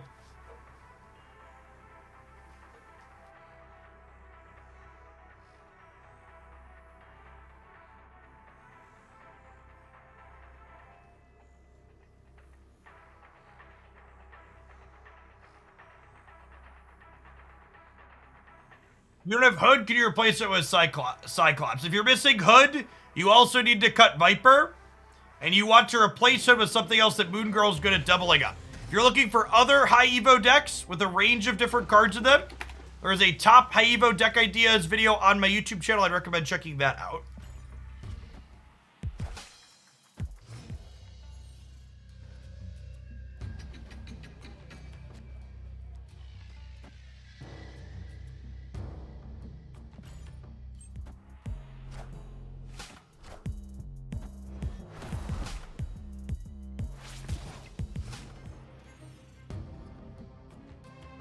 It's a solid start here. I think I'm punting the raft. Just gonna play for Kiln. So they soak 3 and then get another +1. Oh, that's funny. It went over to the Hood.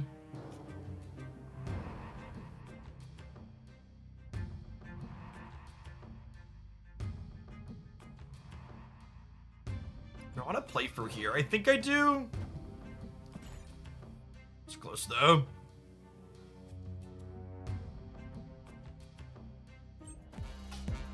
It's clobbering time.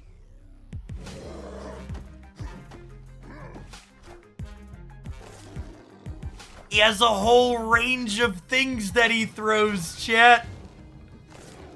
A whole range of things.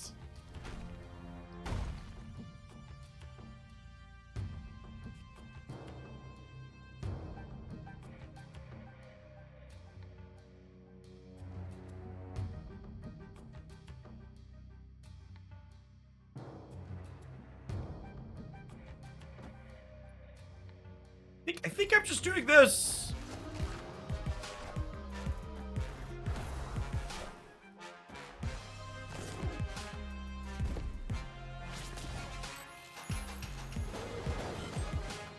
It's clobbering time. Oh, we lost the Grand Central coin flip.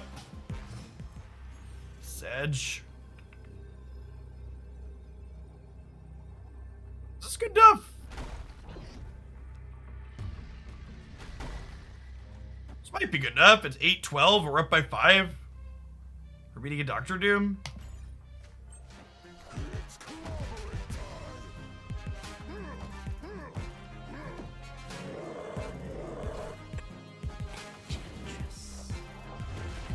Oh, I love it. Oh, so close. Missed it by 1. If we'd have won the priority coin flip here and this had taken this, we'd have won. Close.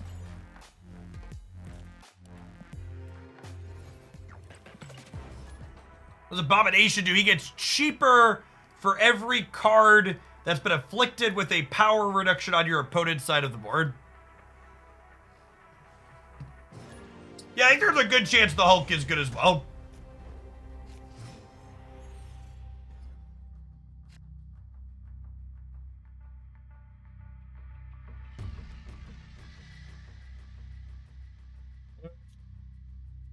Don't have... Yes, it's each card afflicted and not each -1 applied. So the thing has to apply it to multiple different cards to get multiple bonuses. There is a chance if you roll poorly with this, the thing only reduces Abomination by a single cost.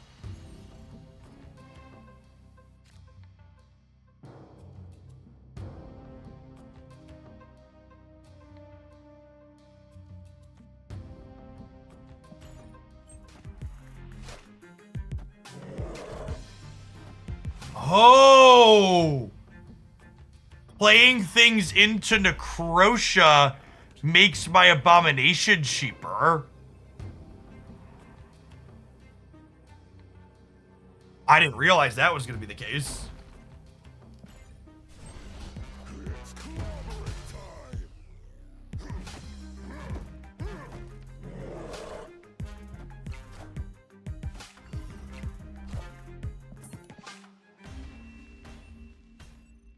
That means Soulstone works with it. Yes, technically. Wonder how many loot cages. So one of the things, and this is something that doesn't typically happen in Marvel Snap because not everybody has new cards right on release. Because High Evolutionary is going to be so popular at release with people knowing it's a big bad, it's actually going to take longer to figure out where good High Evolutionary decks settle, because we're going to have that kind of experience that every other card game has, where basically every game we play is going to be a High Evolutionary mirror for the next probably 3-4 days or a week. And eventually there'll be people that are playing, like, trying to play explicitly anti-High Evolutionary decks, but, like, while these games are fun, they're not really going to give us a meaningful read on, is this card good? Because we're not playing games with the card into a field. we're playing games with the card into other people also playing the card.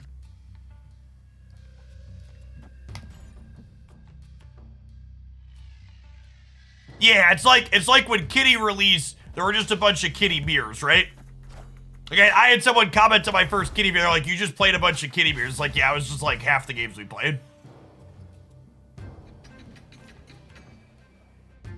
It feels like High Evo himself is a dead card in the deck. Yeah, that's by design. That is an accurate statement, and that is what it's intended for.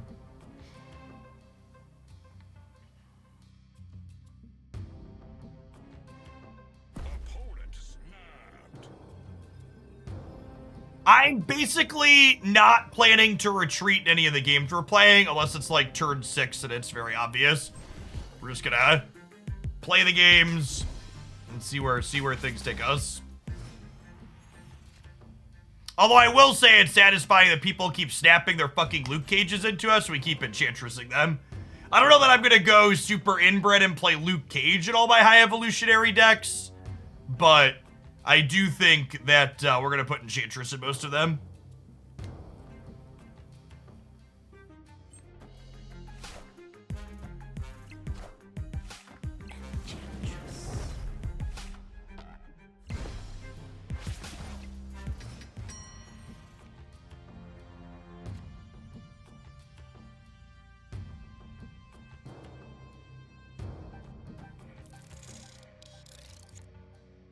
Well, these are technically already afflicted, right? So we'll Wasp here to make these smaller.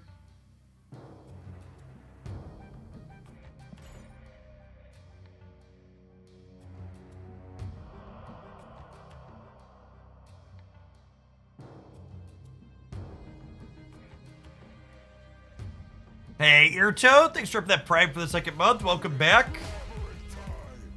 Got me.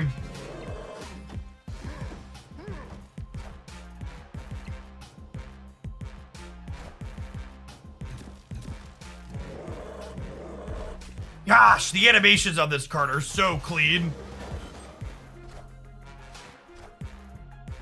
They're so well done.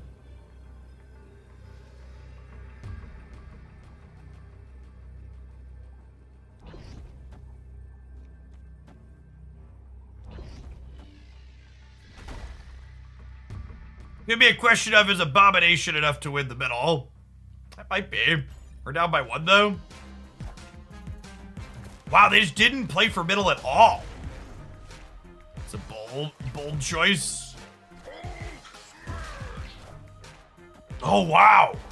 I think we got him though, right? So that's 9, and then our thing is 6 plus minus 3.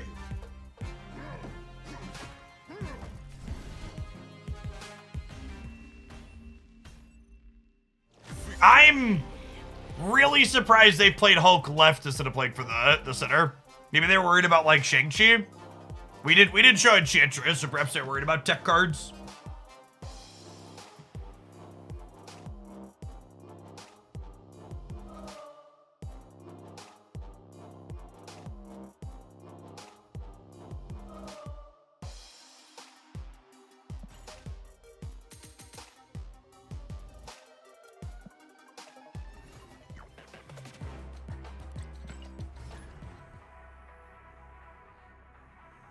Quinjet good in this deck. I think Quinjet, I stopped liking Quinjet in this deck when they changed it. Not being able to make demons free feels bad.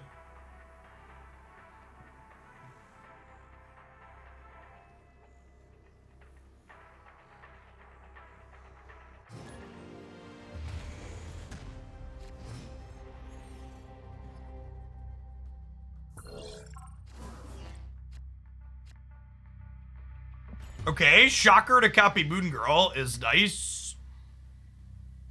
Max Grecki think it's tier 0. I think that's accurate.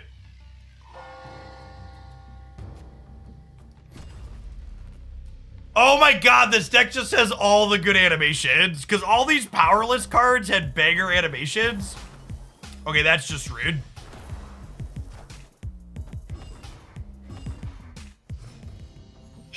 They're so good. They're so good.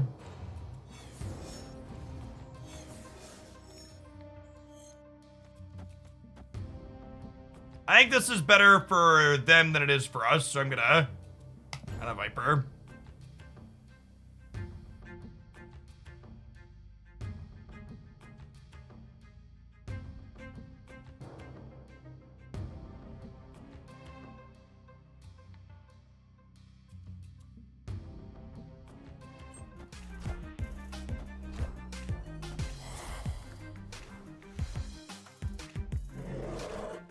Yes, giving them the dagger reduces the cost of Abomination.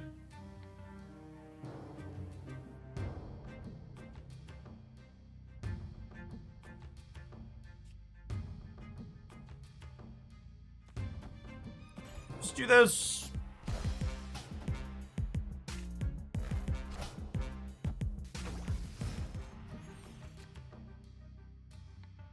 They have priority here. I'm hoping they play another thing out into the center.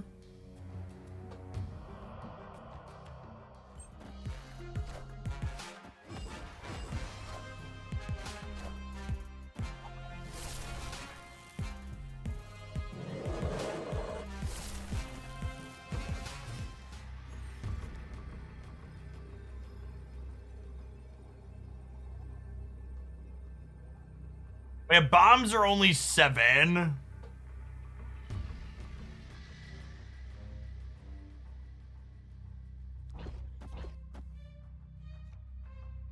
You think they're gonna Hulk? If we think they're gonna Hulk, I should spread out. They're gonna punt the center. Rip. Well, they have Hazmat and Cage, sure.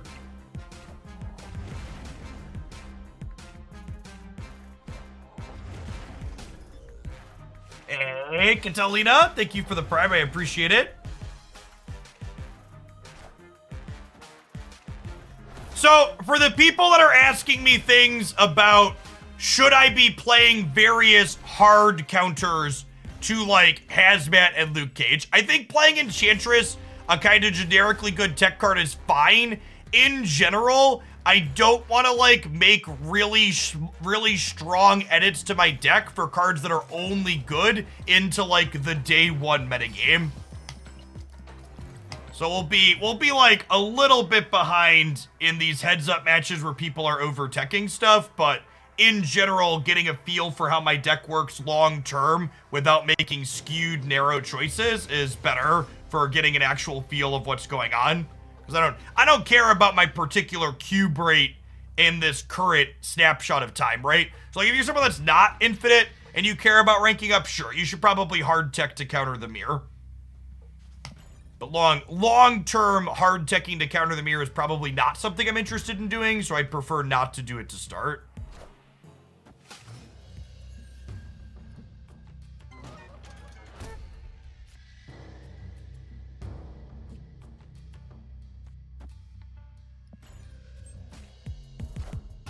If iEvo's not in your shop yet, you should update your client.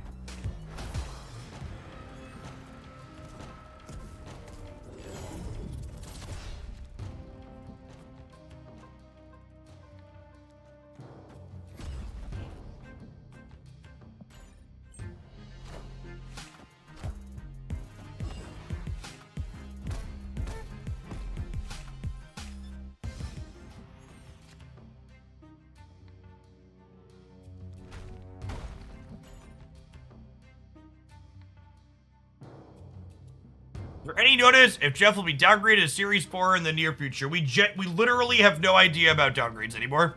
They moved from a predictable schedule to whatever they feel like.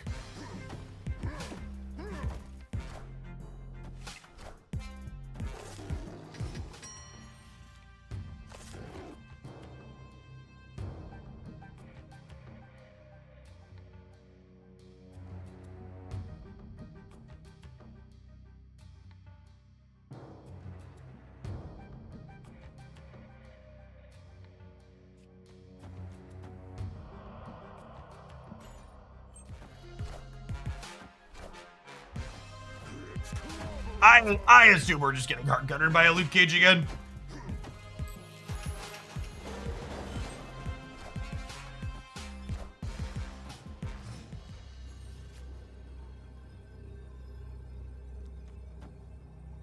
Even if they don't have Luke Cage, we're very dead here. Escaped.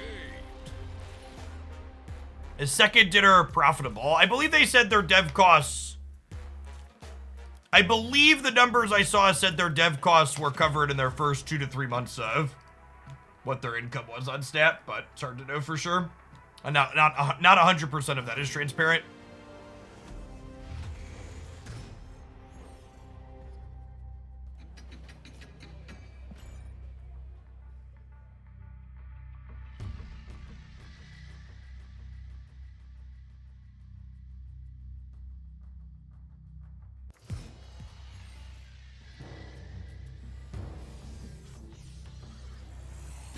I don't think Thanos and High Evolutionary really work well together. I don't think I would play a deck with both of those. I think they'll make more cards with no abilities. I believe they said they don't currently have any of those in the pipeline.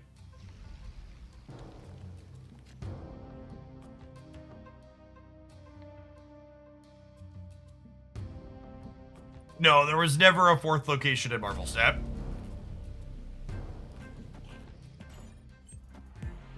Always been 3.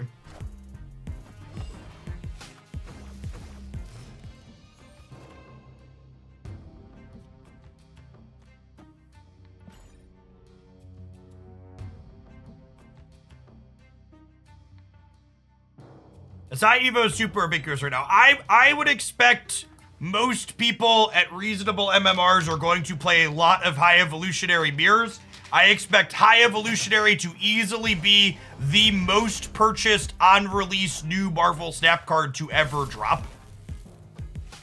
People have known it's coming, they've known its abilities look sweet, and more importantly, they've known that it's going to be permanent Series 5. All of those things, I think, lead to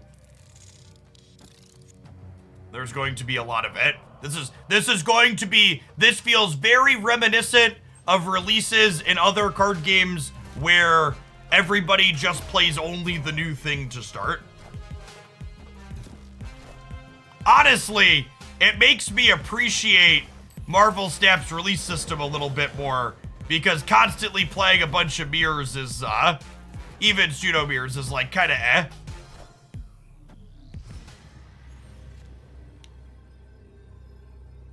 That's a free abomination. Things you love to see. It.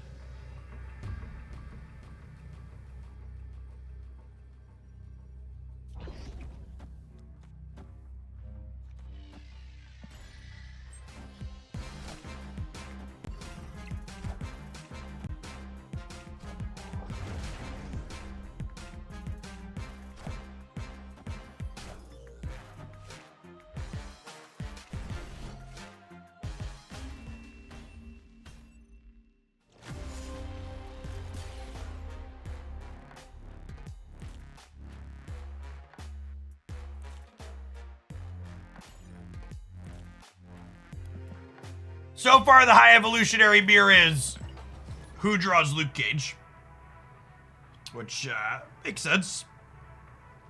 And by that I mean we don't have Luke Cage, so.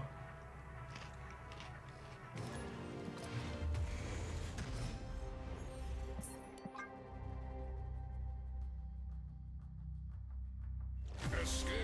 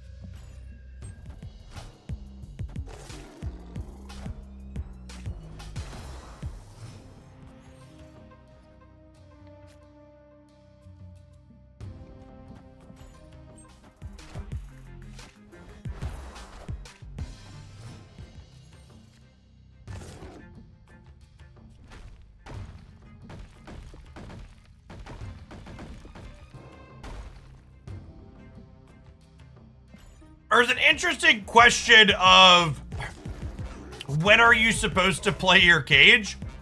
Because if you play it early, you could get Enchantress, but if you wait to play it, if you play it proactively, it can lock your opponent out of making their abomination cheaper.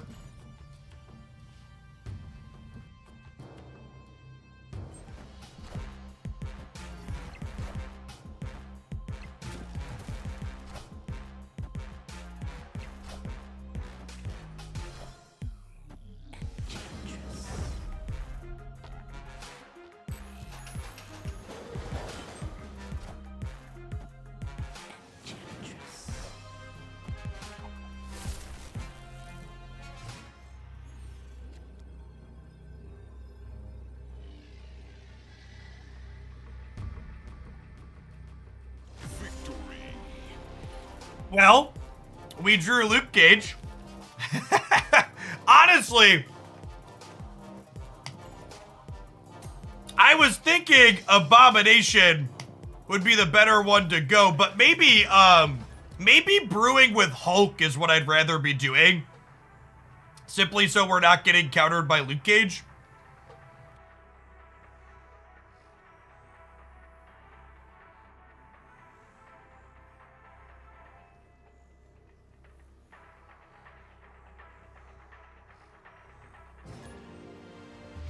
I think high evolutionary mirrors will probably be interesting when it's not every game is a high evolutionary mirror, so everybody's playing Luke Cage. But when you expect it to be a lot of your games, so the tech cards are worth playing. Tech cards make that kind of dry. This is the highest viewer count of all time. No, during the January months, we broke up over 5K a couple of times, but almost 4K is not low, that's for sure.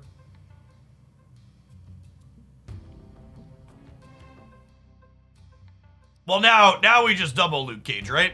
And hope that they don't double their Enchantress. Or their double Enchantress doesn't hit the second.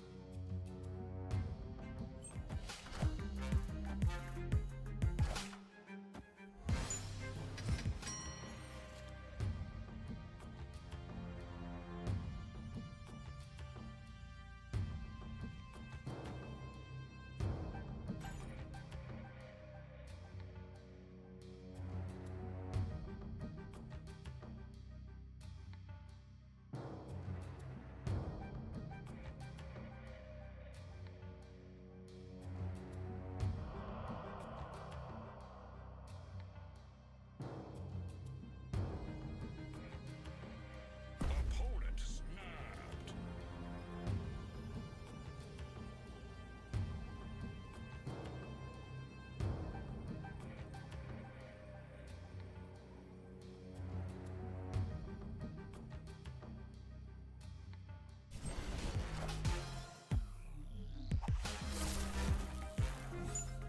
They snapped and then didn't play center.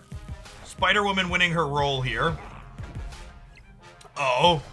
LOL. Hey, Metal Joe. Thanks for the 3/4 of a year. Welcome back. Sick. Our Wasp is cheaper now.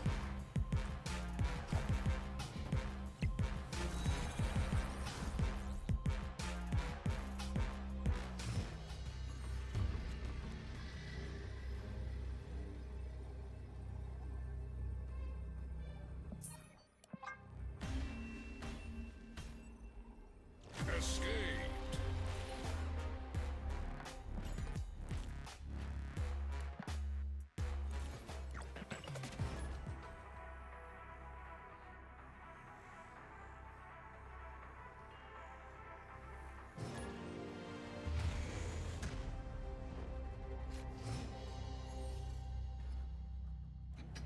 Yes, Shocker could make things free.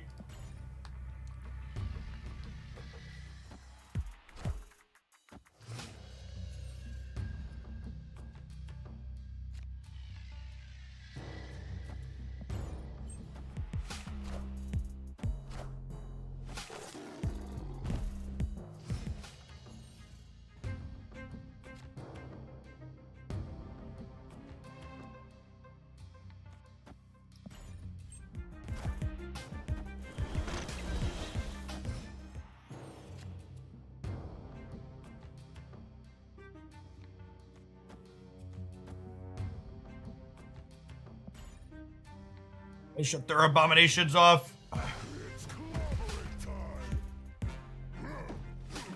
time. You see their thing, rolled low there and hit my same thing a bunch of times.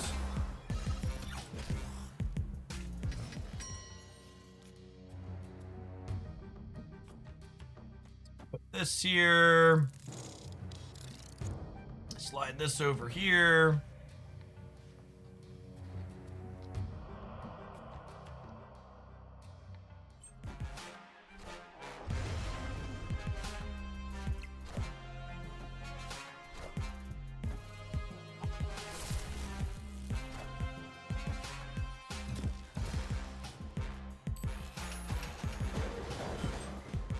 It's clobbering time.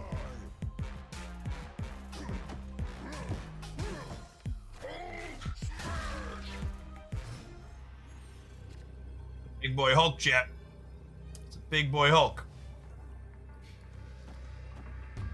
There's a world where this wins the game, Copium.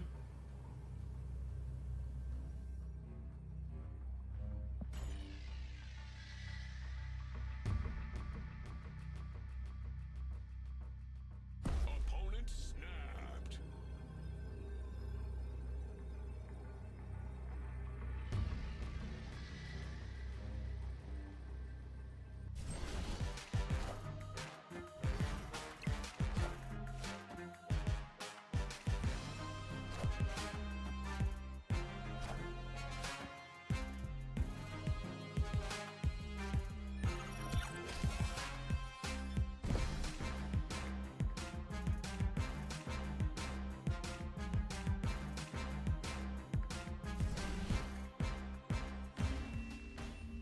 I think we're at almost a 100% opposing decks playing Luke Cage rate.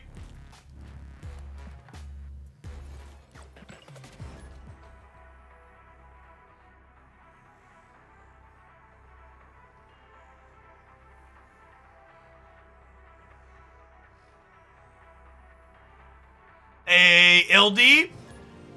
Thank you for the 6 2/3 of a year. The big 8-0. Welcome, welcome, welcome back.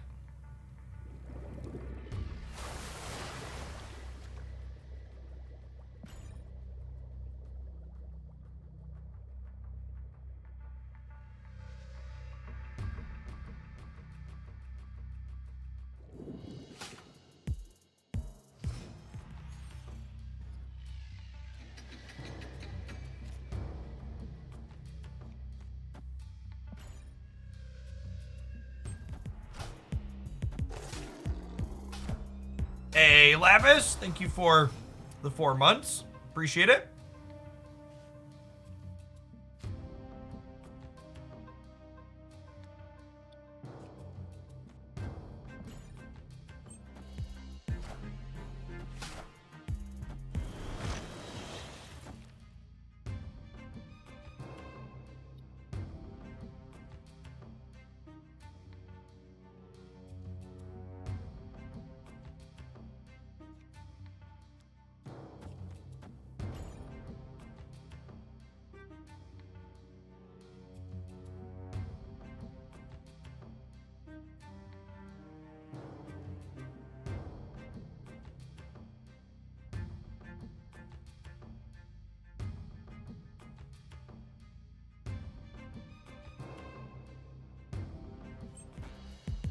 It's clobbering time.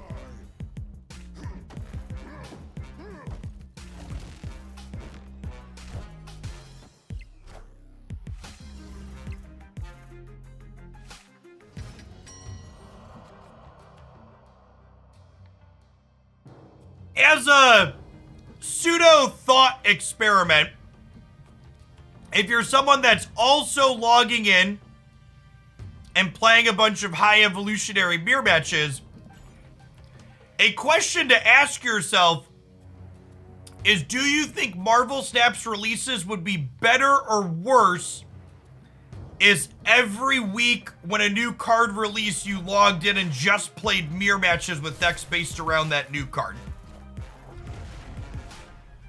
Thank you for the 2 months, Dave. Appreciate that. Welcome back.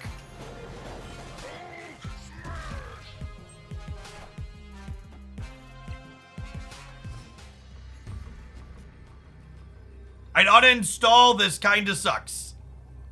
Yeah, I mean, that's one thing that I had never really considered about Marvel Snap's release system until Kitty Pryde released and everybody had her.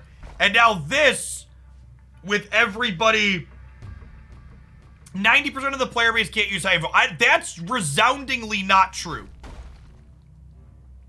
Literally every single person who's been paying attention to Marvel Snap knew High Evolutionary was coming and knew it was going to be a perpetually series, knew it was going to be a new perpetually series 5 card, and has been saving their tokens for it.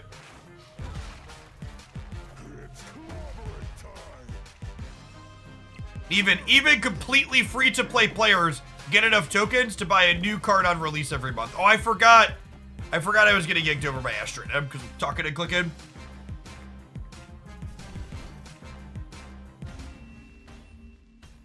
Even card games that release multiple strong cards at the same time suffer from this thing. It's just, instead of playing pseudo mirrors around 1 card, you play pseudo mirrors around 2 to 3 cards. Like, I made, for people who are familiar with my background, I made Magic content for a decade, and it was my full-time job for 5 years. Like, when new sets release in Magic the Gathering, content and people playing on the ladder are playing, like, the same subset of, like, 2 to 5 decks typically, even when a big card drop releases.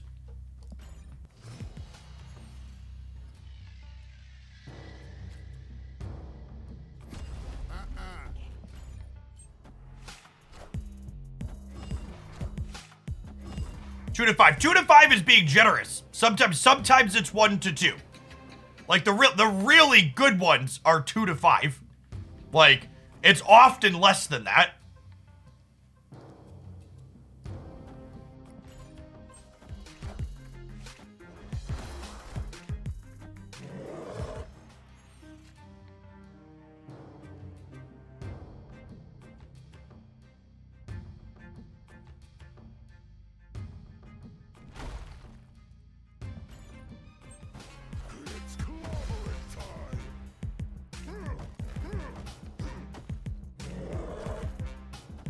All 3 of our thing triggers hit the same thing here.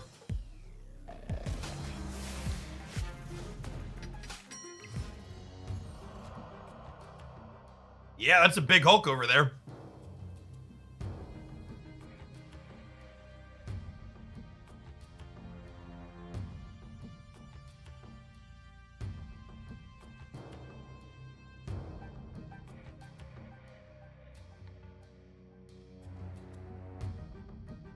What's the solution? I don't know that there's a solution. I'm not here to offer a solution. I am simply pointing out reality. One of the things that I hate about internet culture and engagements are people are often like, well, if you want to call out a problem, you have to offer up a solution. It's like, no, I don't. I'm a consumer, right? Like, this is just, I can point out something that's happening that's like not ideal without it being my job to fix it.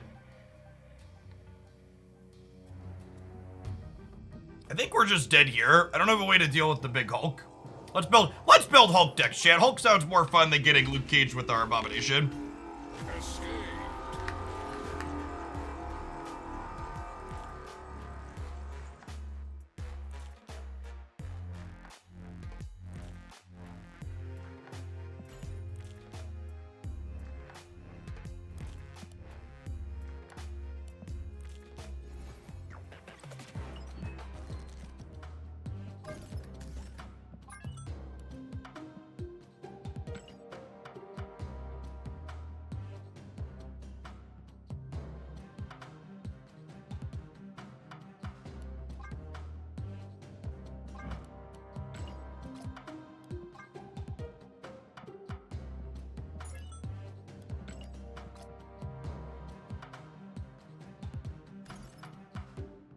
All right, let's play a couple of games, huh?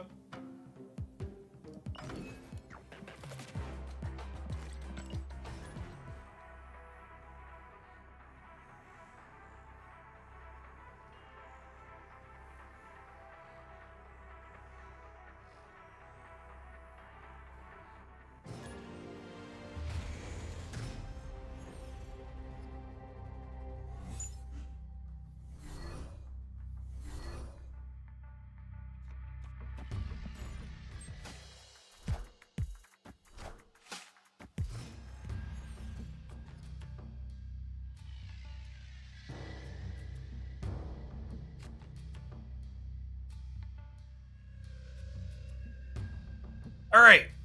So,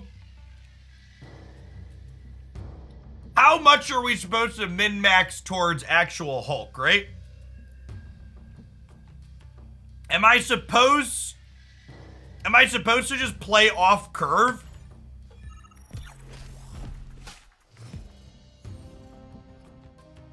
That just like soak.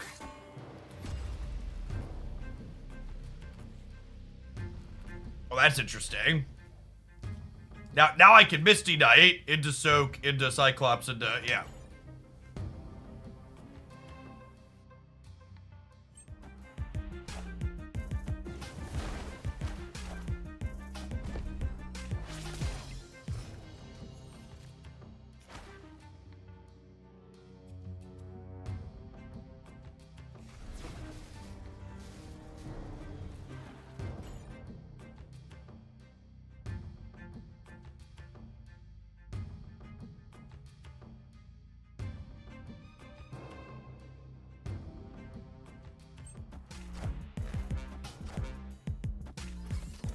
Everyone needs to chill. Who's not chill?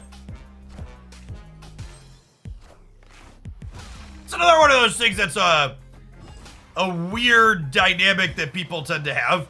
Like, talking about something and saying, hey, maybe this is a problem, doesn't mean people are mad to point it out.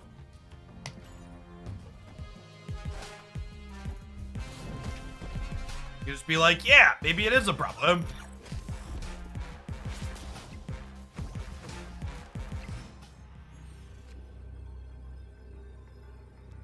Cyclops kind of keeping up with Nebula is cute.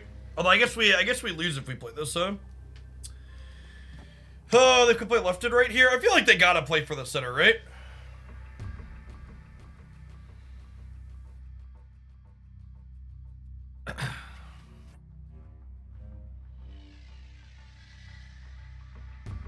It's a large land, chat. Victory.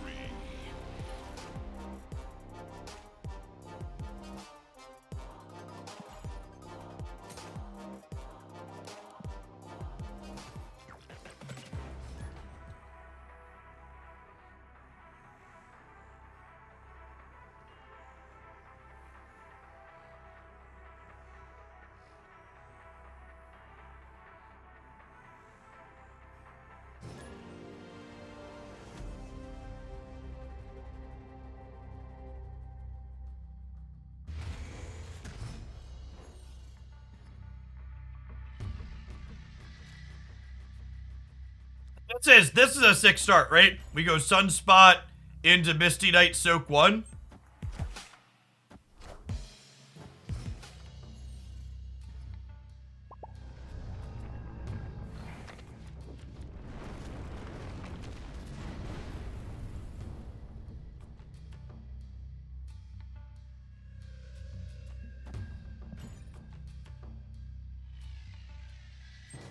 It's annoying, but not the end of the world.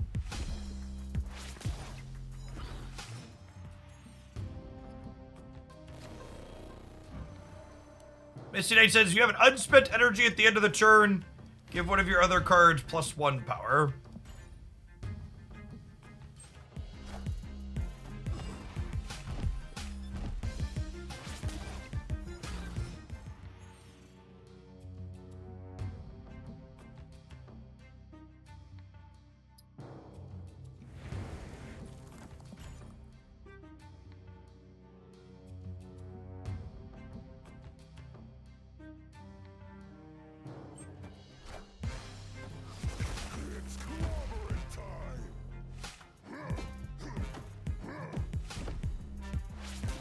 Okay, I suppose they could have Hulk in addition to Abomination, but if they're just an Abomination deck, I think I want to Magic here and get extra stats up my Sunspot.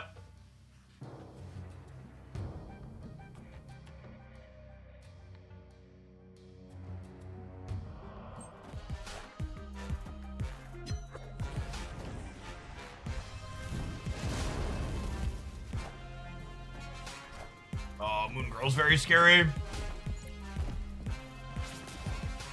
That probably means we're dead.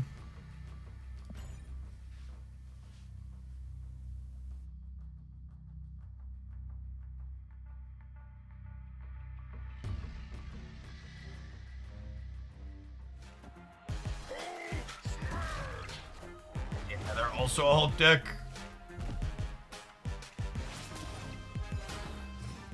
Set up another one. Escaped.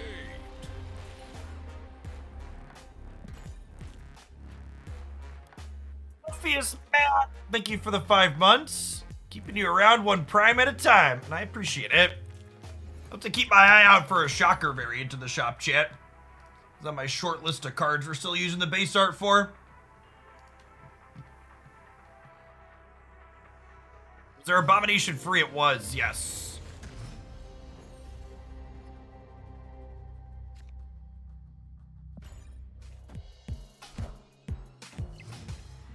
Oh no, chat.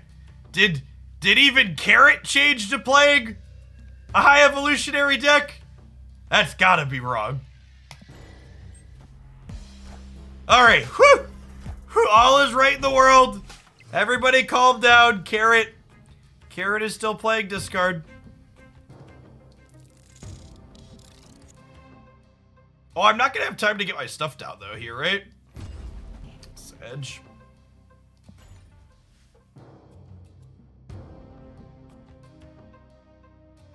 Maybe they're playing high Evo discard. Could be.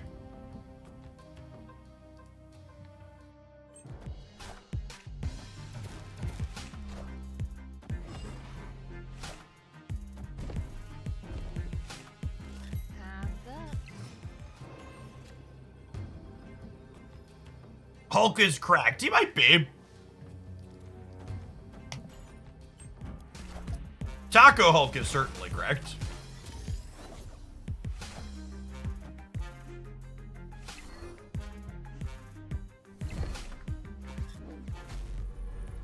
Not it by that much. Victory.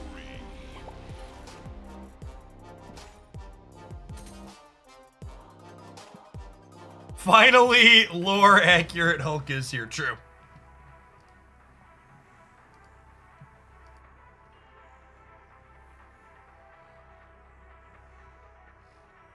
What counters high Evo? Luke Cage is really good against the Abomination high Evo.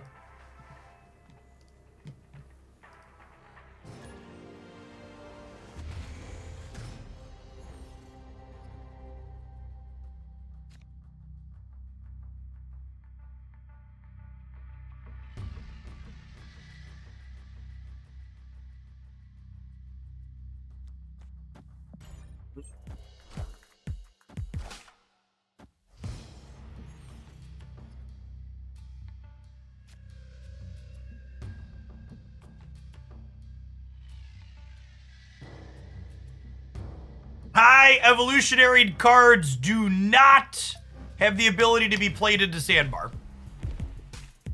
They now have abilities. They've evolved.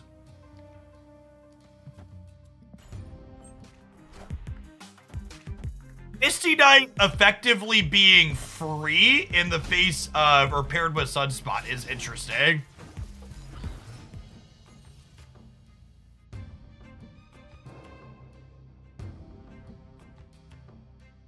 I think the play here is Psylocke into Iceman. And then we could soak fully on 5 into like She-Hulk plus regular Hulk on 6 potentially. Or just She-Hulk plus other stuff on 6. Oh wait, there's a Mindscape. I'm dumb. That was a test. Some of you passed.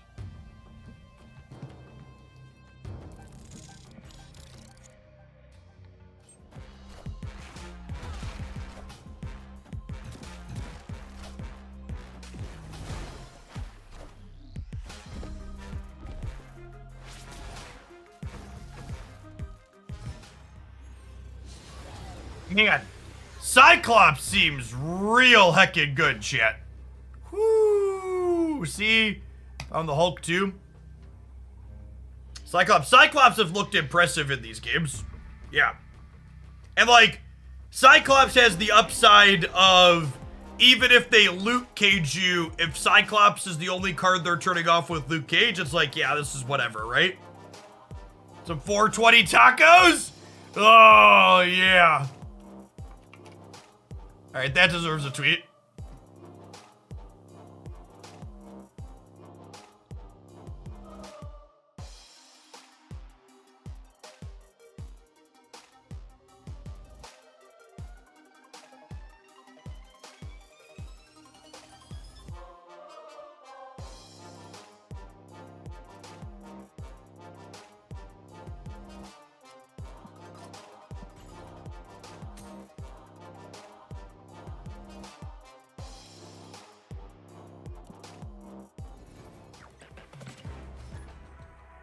What, if anything, would you replace Psylocke with? Are you missing Psylocke, or do you think it shouldn't be in the deck? Because I think it should be in the deck.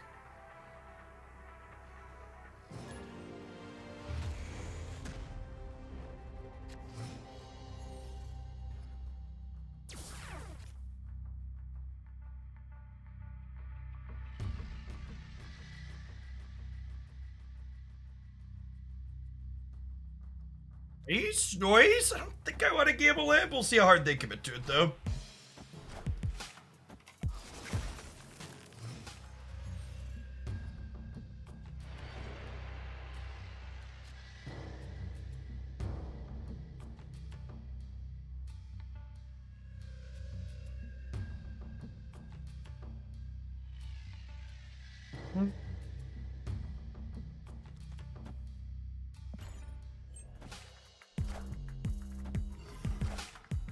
How hard do I want to fight over the Gamma Lab?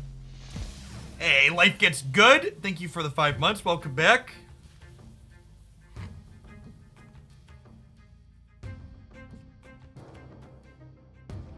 Do I want a wasp? I don't think so. Ever partook? I do not. I don't really drink alcohol, and weed's really not my thing.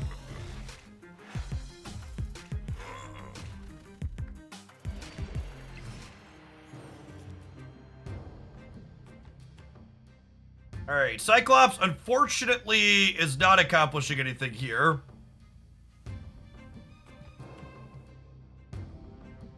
I think we're just soaking 5 here.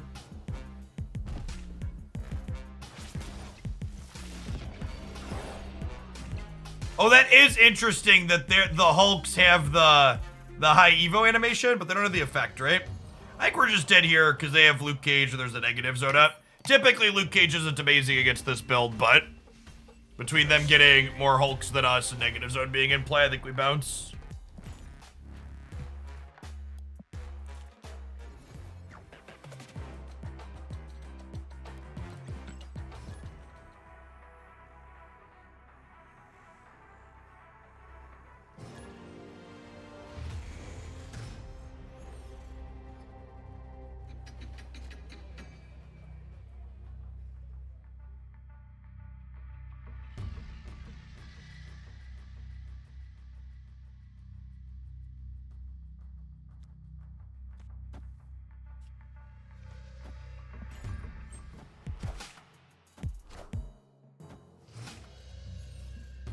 Should we replace armor with Cage because of how many high Evos there are right now? Yeah, that's probably not a terrible take.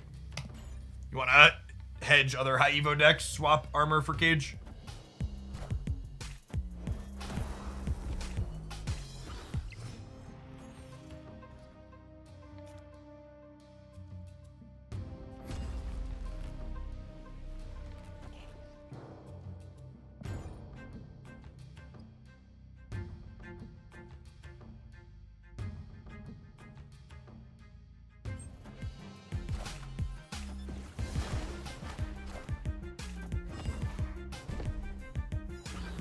you recommend buying High Evolutionary or Thanos? Nobody really knows the answer to that question currently.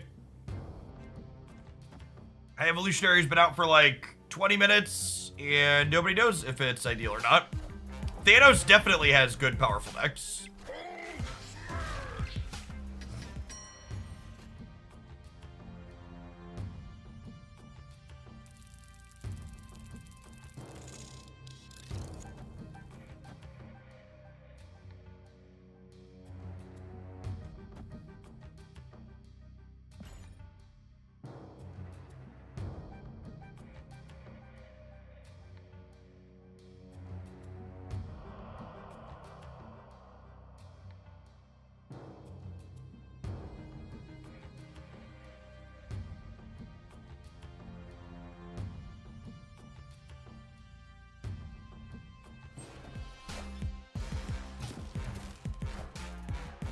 Is Hulk ongoing? Yes, he is. He is ongoing.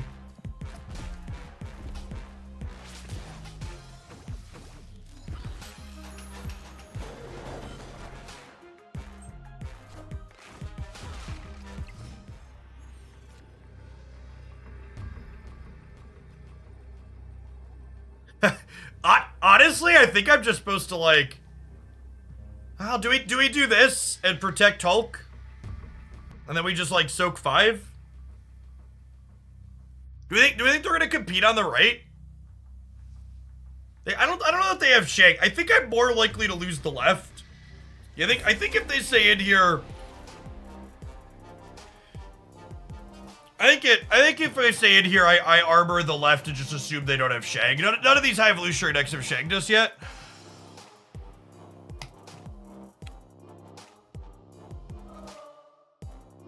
They're bouncing.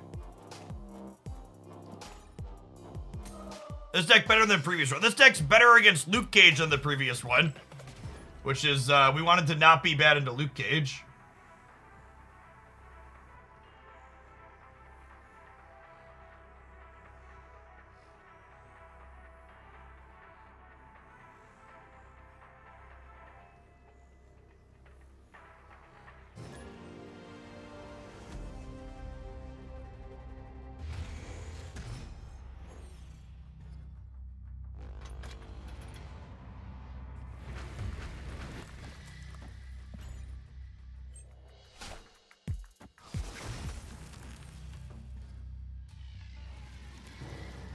This just in.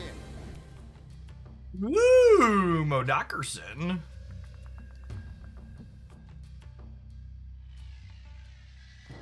Play Misty, spread out the power here.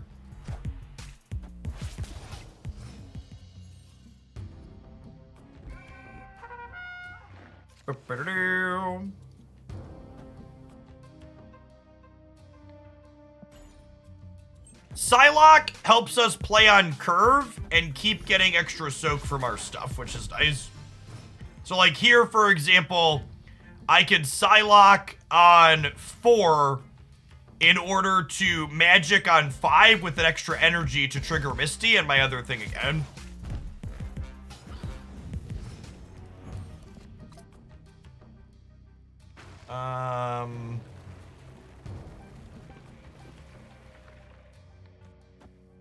Sorry, Magic.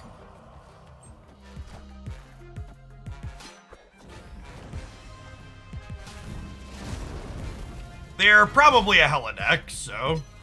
Fair.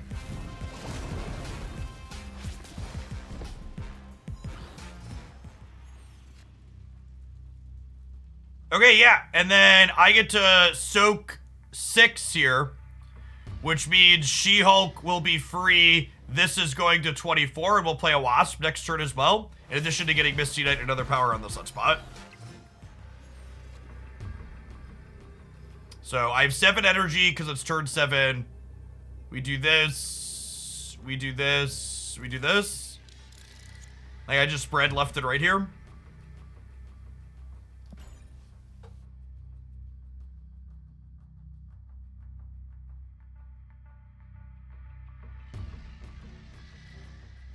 Then we go home and eat tacos. Yeah, it'll be our first 24-power Hulk.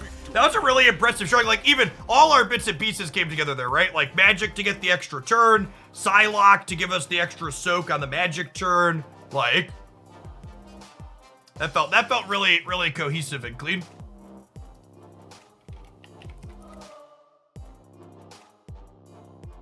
I think my plan, unless the games change over the next few hours, I plan to stream for 4 or 5, maybe 6 more hours today. We're gonna focus on Hulk decks to start, because there's been a lot of Luke Cage. So I expect the Abomination builds to be playable eventually, but people are metagaming hard for them at the moment in my little pocket meta in Infinite.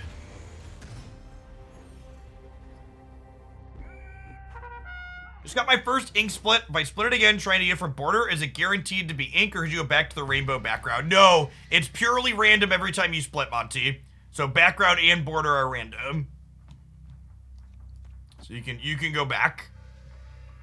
By the way, shout out to Mounty and all the wonderful people like them. 3-month subscriber, first time chatter. Lurkers rise up as the real MVPs.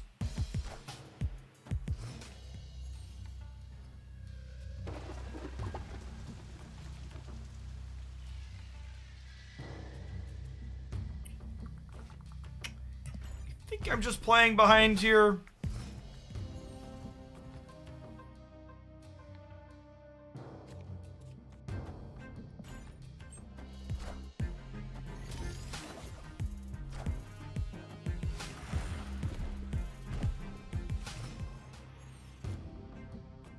Oh, it's Carrot.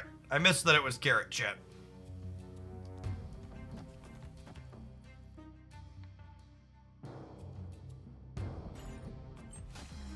We are not competing on Onslaught Citadel.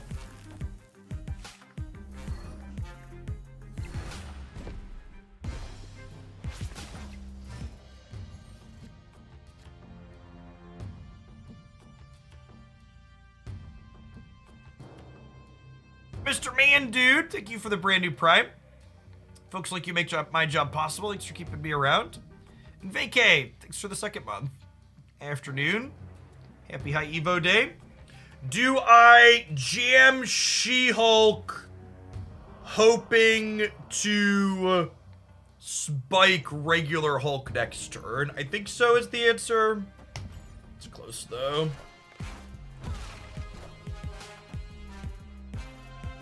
Haha!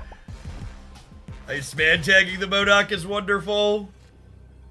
I'd like to dedicate Iceman tagging the MODOK to the person that told me I should cut him for Nebula. This card is so good, chat.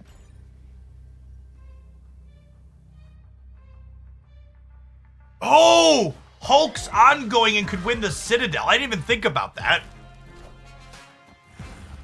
That's a good consideration. Yeah, we totally could have jammed him there. I forgot that he's ongoing with his ability. That's a good call out too.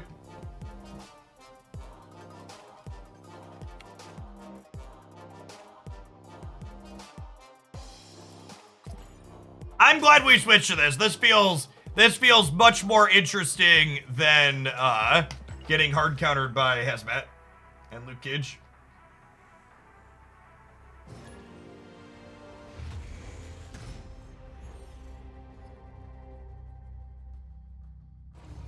Ooh.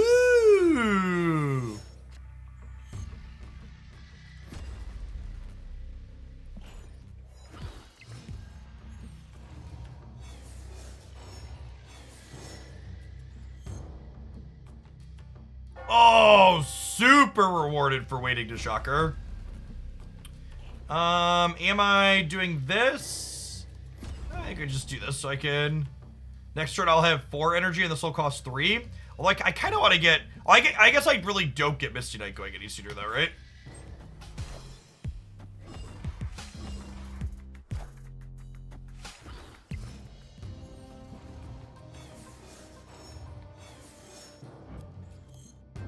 So Shocker gives the leftmost card to our hand, makes it cheaper.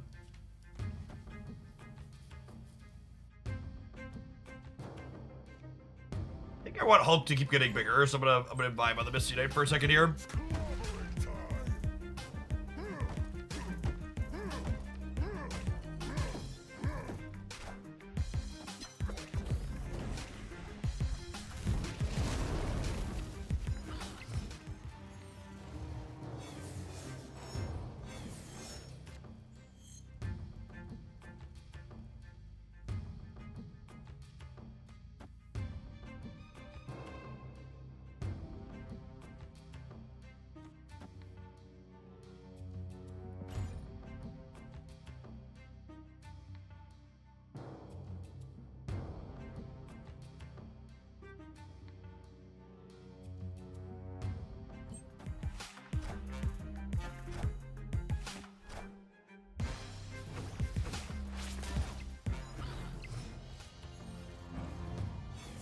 Oh, I guess playing this into the Cyclops path is not good.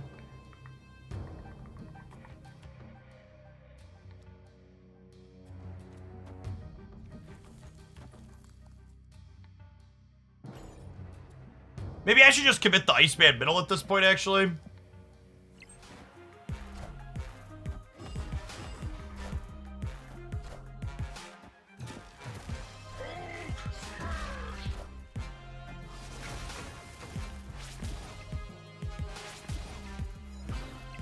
I guess I don't really have another stat stick. We kind of want to draw Cyclops.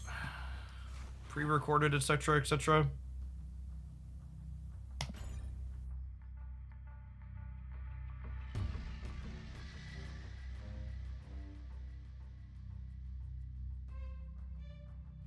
They could have a Hulk of their own.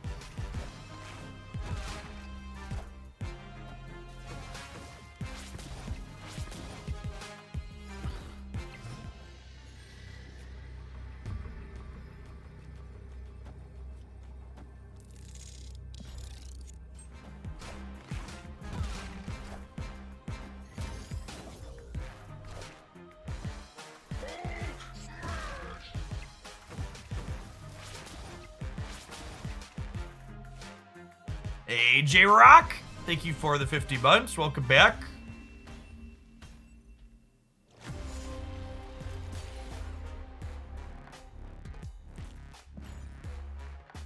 It's been quite the time in Florida North. Thank you for dropping it back off again this month. Hope you're staying safe down there.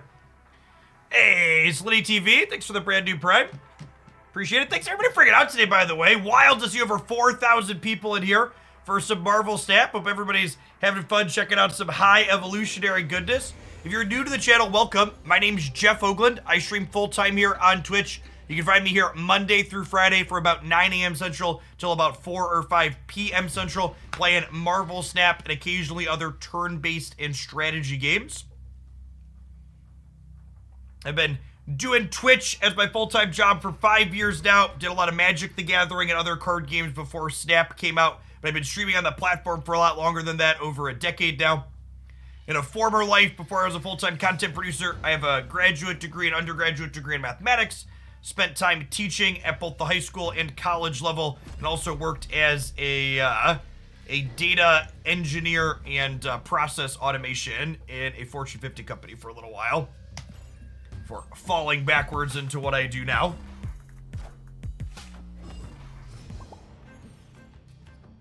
I think Shocker on 2 into Cyclops on 3 plus 1 extra sounds good here.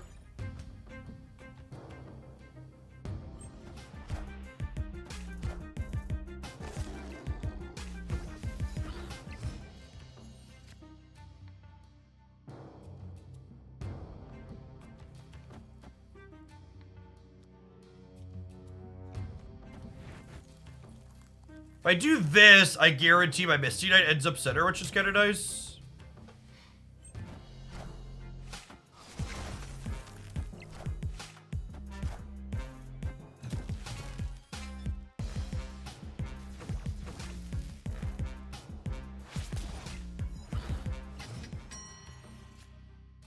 I think we just plop She-Hulk down here on the left. And we Taco Hulk the right.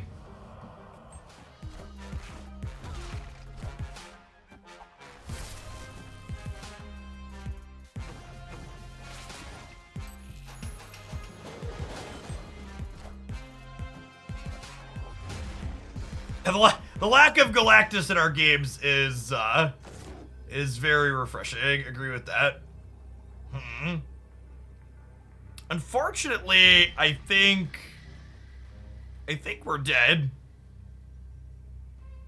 I only have 6 energy, so I can like plunk a Hulk down. But I assume there's a good chance they have Luke Cage. And they're gonna play for some out on the left.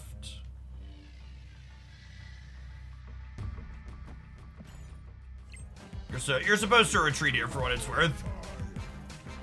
Wow, I'm really surprised they didn't play into the Monster Metropolis. I guess the way this breaks, if I'd have played Hulk left, we would have won. Should have been 5-5. I would have been 30-19, and we would have won the breaker.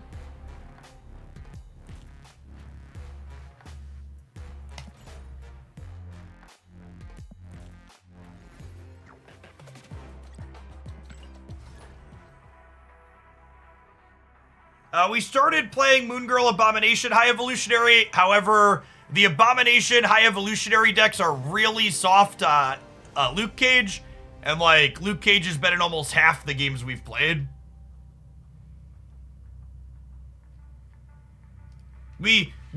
Again, this is how releases work in every other card game where everybody has access to everything immediately. We're not realistically going to know if High Evolutionary is a meaningful good card in the format until a week or two from now, when we're not just playing constant High Evolutionary mirrors. That's not to say this isn't amusing. I'm enjoying playing my cards and stuff, but it is to say that from is this a good card worth picking up if you have limited resources? I have no fucking idea. Because it's just, I can't get a beat on it because we're not playing against anything else, right? So this sequencing here, I think I Psylocke on 2, which lets me go Cyclops with an unspent energy to trigger him on 4, or on 3, and then I can Shocker make the Hulk cheaper so we can play a 5 energy Hulk and have an unspent energy on 6, which honestly seems really strong. And then yeah, like, so they played Cyclops this turn too, but mine triggers because I played Psylocke, which really just seems incredible.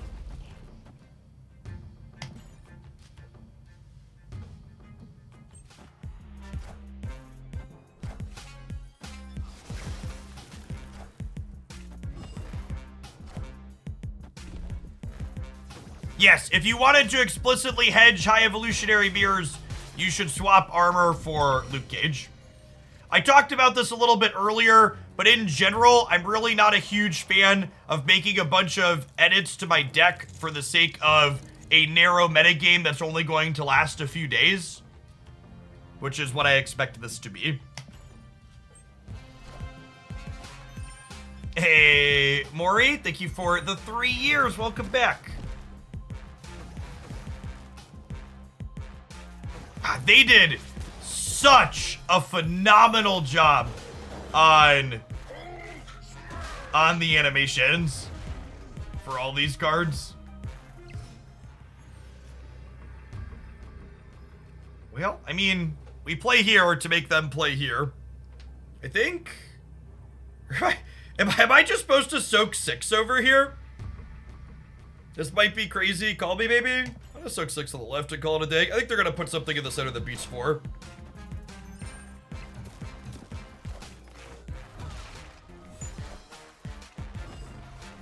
Yeah, smart.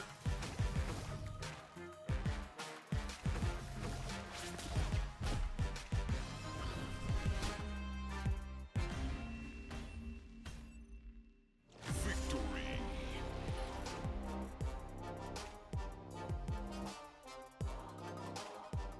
Hey, Chaluthu and Leather, thank you for the Prime. This is my full-time gig, and folks like you make that possible. Welcome, welcome. And push a man. Thanks for the half a year.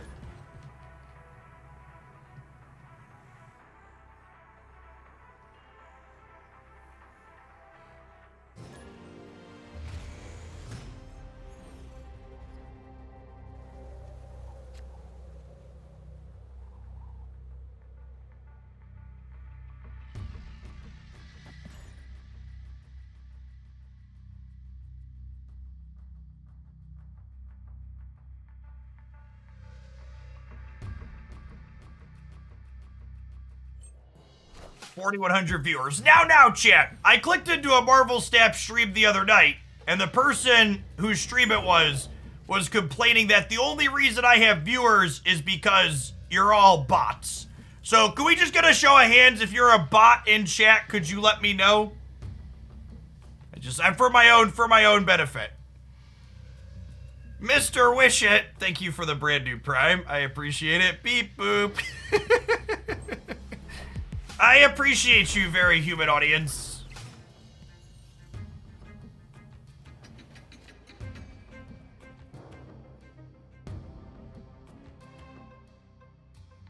I think I just keep playing off curve to make the Hulk big.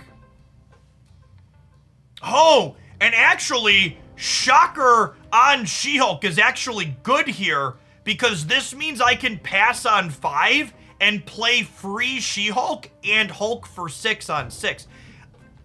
This deck is sweet.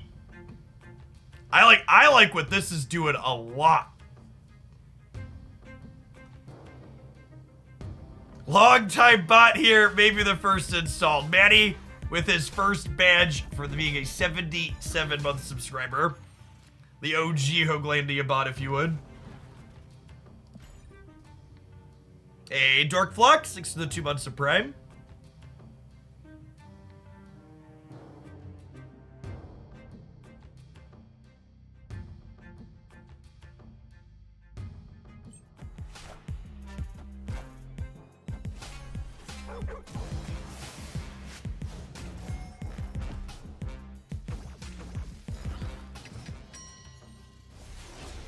For the record, chat, I just think it's funny when people say things like my viewer count is bots because it's easier for them to come to grips with that, I suppose, than actually improving their own content to attract a wider audience.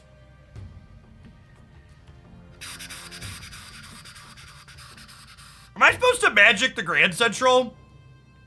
Is that crazy? Call me, baby.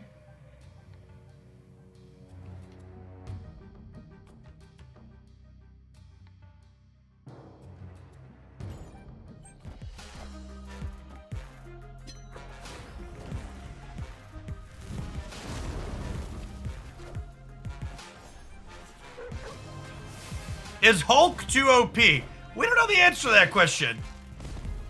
Ooh. That's heckin' rude. That's heckin' rude. Oof.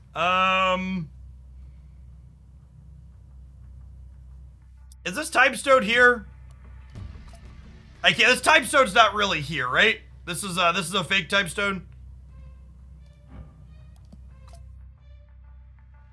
It's a lockjaw visual bug.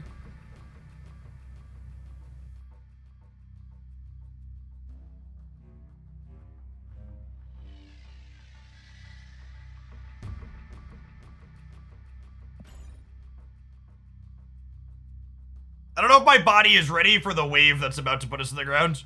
I guess Reality Stone gets us to here. Yeah, maybe playing the magic was wrong considering Reality Stone was potential. I should just let the Grand Central hit.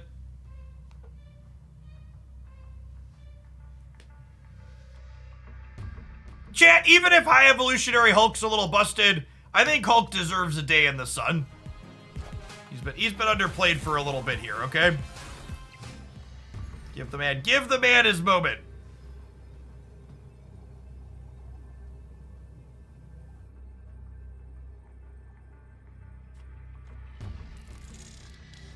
This is 3. So they go to 17, we go to 14. I do need to play She-Hulk in the middle. Because they're going to 0 here on this side, so they need to commit more to the left as well. I don't want to play Misty because I want Cyclops to trigger.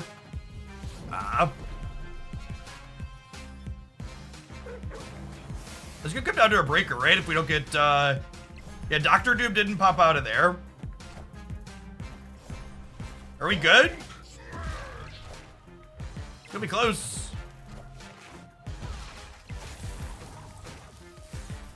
We're good, right? Yeah, we're up by 9, they're up by 5. Breaker, breaker, give me the news. I got 4 points over you. I can't believe we beat the Killmonger and the Shang-Chi.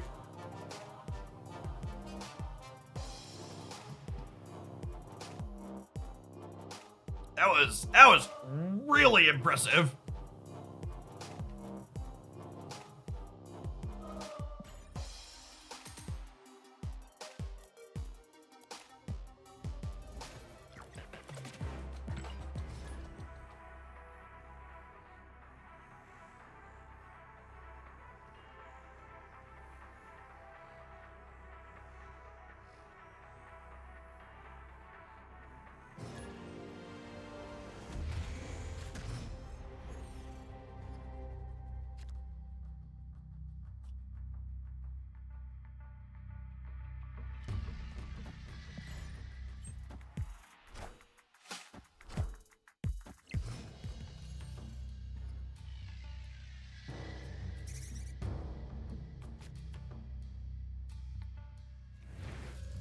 Will we try Sarah Control with High Evolutionary? Like some kind of hazmat shell? Maybe? I don't know. There's just been... If the density of loot cages die down, we'll try more abominations later, but there have been a lot of loot cages today.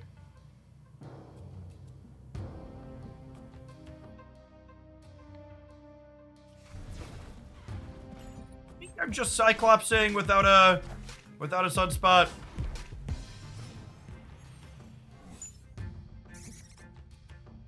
Oh gosh. Well, that was certainly a possibility, I guess.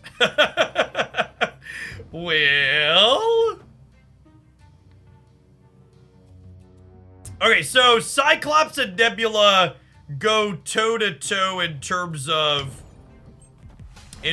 keeping each other up and down.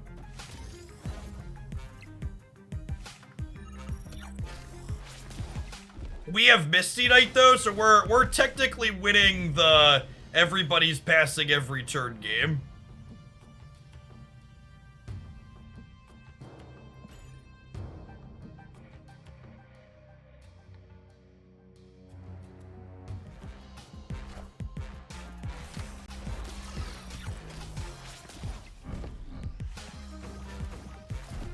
Iron Lad in your Kitty Pride deck.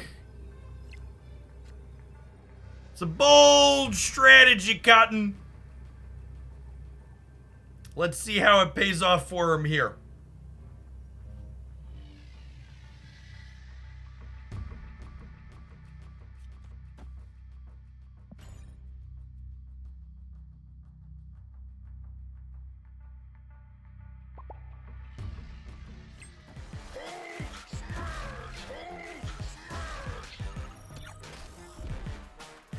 Close.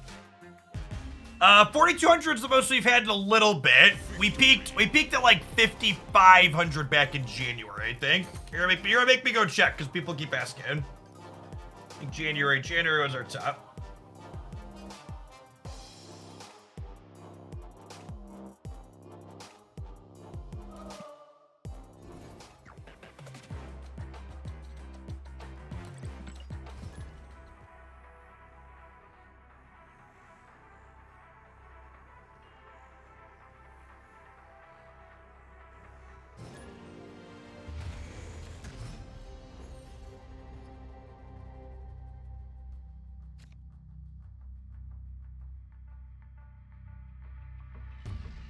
My memory is bad. This is why you should never go off of your memory for data chat.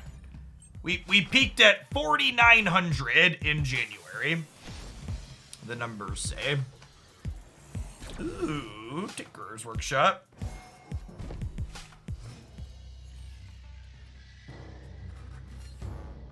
What was January? January was simply my best month for Marvel Snap viewership overall on Twitch. I think the January specific day was maybe the Zabu release, if I recall correctly.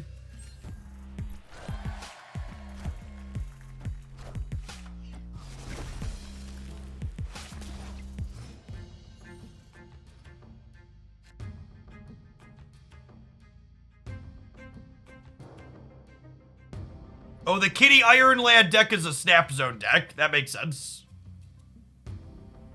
Most of the strange deck building things I see are traced back to there. I think I'm armoring and then doing, and then we'll Cyclops next turn in the middle, perhaps. So I assume they're going to play another thing there.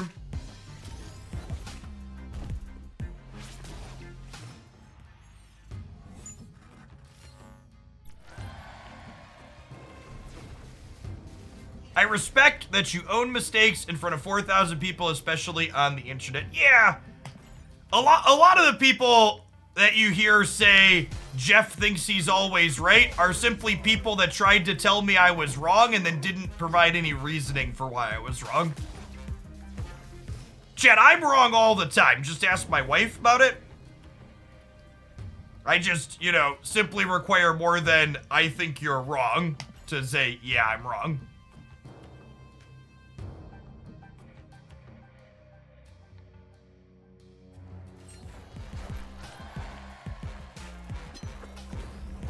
The thing up in armor, I believe armor is plussed from, armor got +1 from Misty Knight. It happened kind of quick.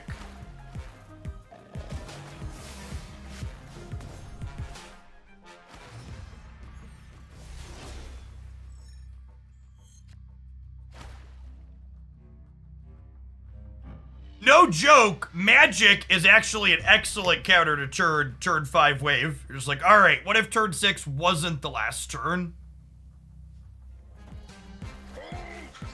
Get to just vibe for a minute.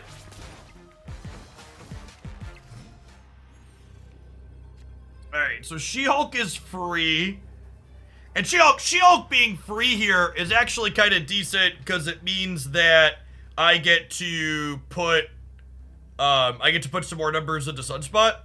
So this is, I think, She-Hulk middle, Wasp, Shocker here, Soak 5. Trigger these two.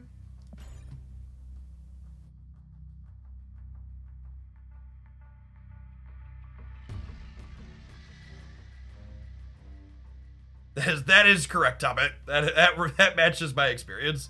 Killmonger could definitely get us, but I don't know that I've seen anything out of them that makes me think I should be playing around Killmonger out of their deck. But if they've got it, they got it. Ooh, that's an abomination. Not nearly enough.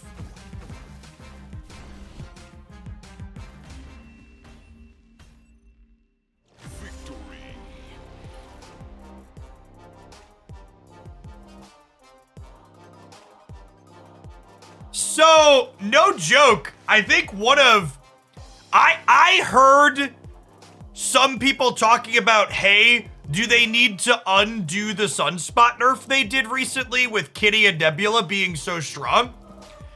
I think High Evolutionary put Sunspot back on the map as a top 1 drop, it feels like. I think is likely the case, which is great. I think it's awesome that there is just like this good selection of 1 drops. Yeah, Cyclops has been, I'm gonna be honest, when I read Cyclops' High Evolutionary ability, I wasn't really sure what to make of it. It's been really, really impressive so far today. Definitely high opinions of that one. I need Shocker and Cyclops variants now, chat. Dear Mr. Broad, put Shocker and Cyclops variants in my shop and I will buy them.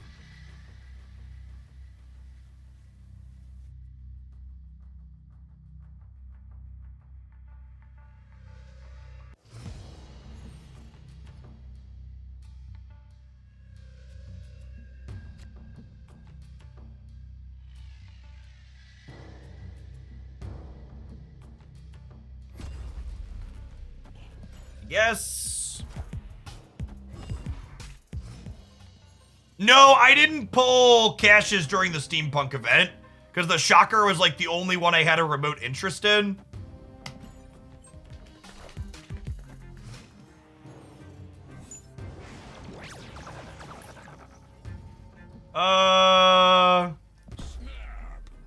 Sure.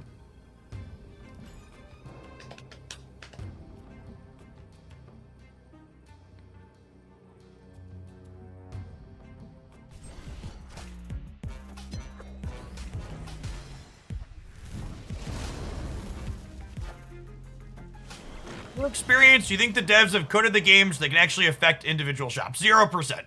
In fact, they've explicitly said one of the features that they're working on bringing to the game is an individualized shop experience. So they know that the current the current viewer experience for the shop is awful, and they're working to improve it.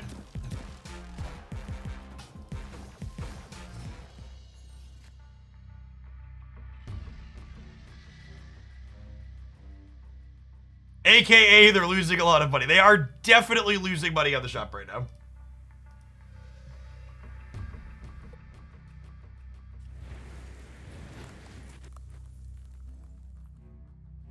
Part of me wants to vibe on the Iceman for a turn here in case we draw She-Hulk next turn, but I guess, I guess that doesn't really matter. Yeah, let's just tag their hand.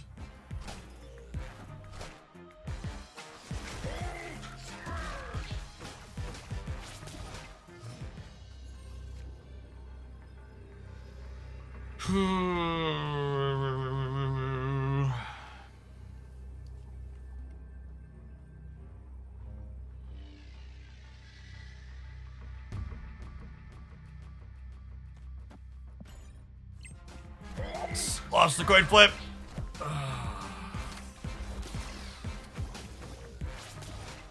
Wait, what? What just happened? Oh, my Cyclops tied it. God, he's so good, chat. He's so good.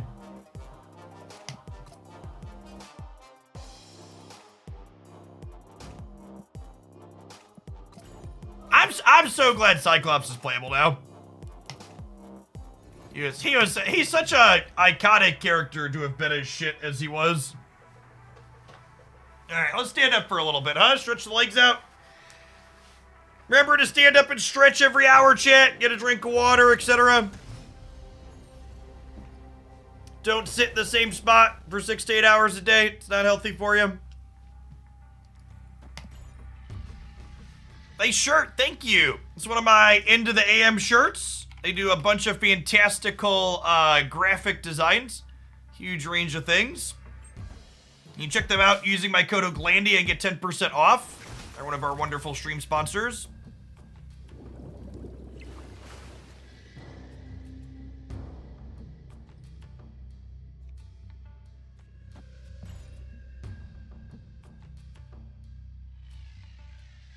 Why Iceman? Iceman's a generically good 1 energy card you could play in any deck. Very good disruptive effect.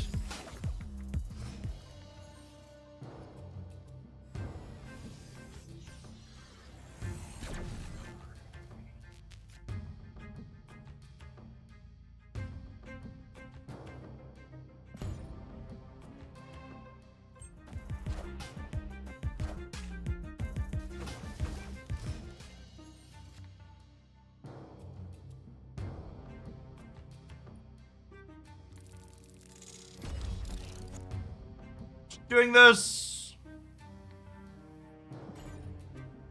It's close though.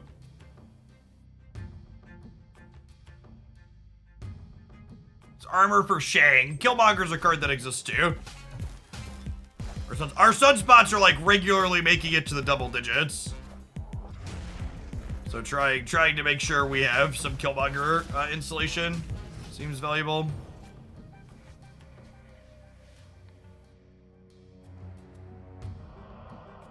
Oh, do I want to magic? I think so. I think we're probably dead here.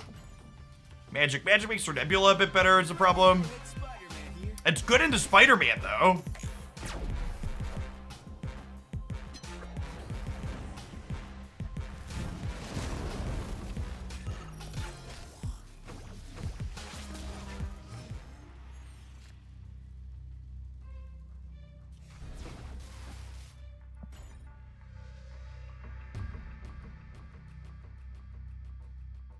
Hey, Nord, thanks for the 5 months. Jeff previously had mentioned you've been saving your caches. Can you mention again what you're saving those for? Yes, so in June, 2 of the new card releases will be direct to Series 5 cards, or sorry, direct to Series 4 cards. And I'm Series 4 complete, so I'm gonna save my boxes so I can guaranteed open those. When they happen.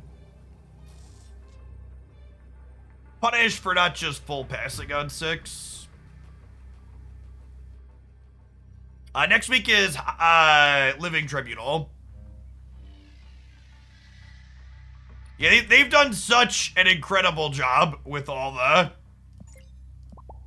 animations on new card releases lately, and just every one of the animations on these High Evolutionary ability cards is great. Yes, High Evolutionary is a perpetually Series 5 card. Not dropping anytime soon.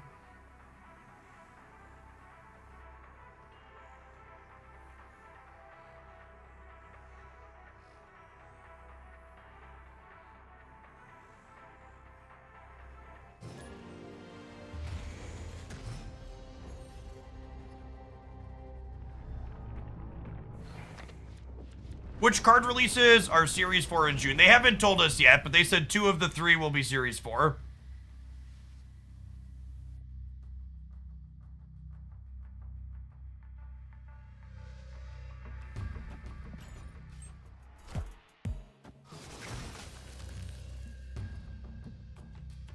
How's a Twitch stream feel with 4,000 viewers versus around 2,000 viewers? It's about the same. Chat moves a little bit quicker, though. This is probably the big difference. I don't really have a good way to win a second location here. Oh, it's a damn shame I already played Misty out.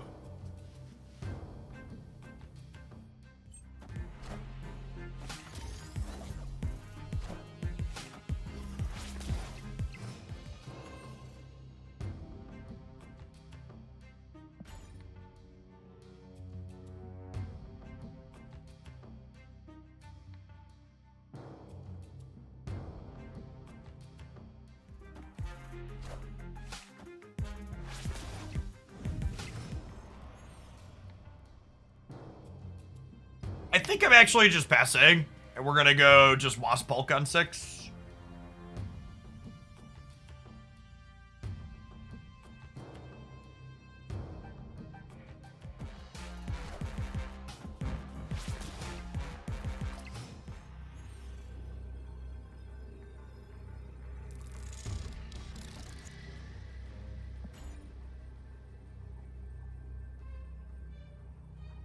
I think if you wanted to sub Armor, I would sub Luke Cage because of all the opposing High Evolutionary decks right now, but I think Armor is really good in my... I think not playing Armor in my Hulk Sunspot deck is a bad play. You should be playing Armor. Yeah, we lost the coin flip.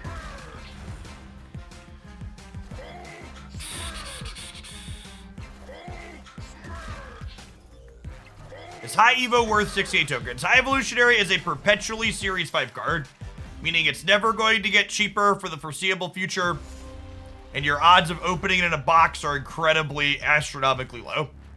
If you're interested remotely in playing with High Evolutionary, it's worth picking up. All of the perpetual Series 5 cards are the best things you could be getting.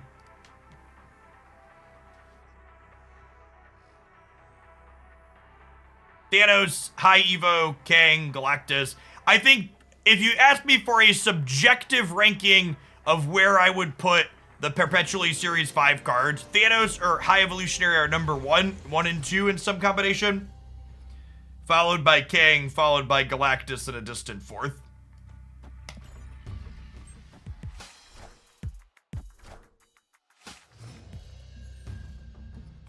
Yeah, our Hulks have consistently been absolutely massive.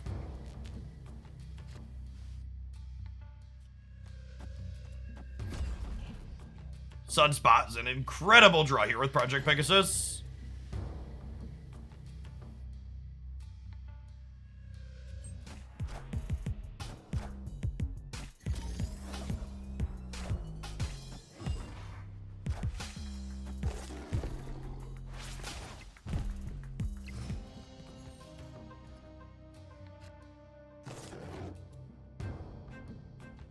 Oh, no, I can't play into Plunder Castle now. Rip. I think our best draw here is like Cyclops and She-Hulk.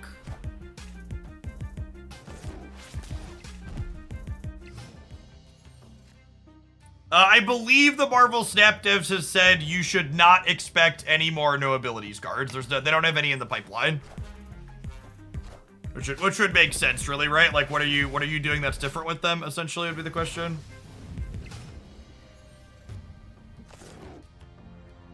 I think I'm just gonna full soak here, so that way if we hit the 1 in 4 to get She-Hulk, that's fine.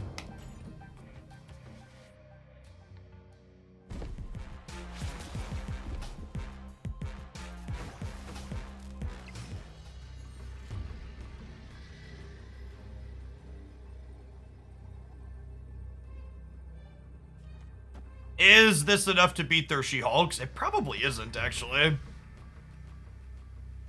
They moon girled, so I assume there's She-Hulks coming. This could be a deck we could try. Playing the She-Hulk double up deck with Cyclops and Misty Knight actually sounds kind of sweet. Maybe you play regular Hulk. Could see that going either way.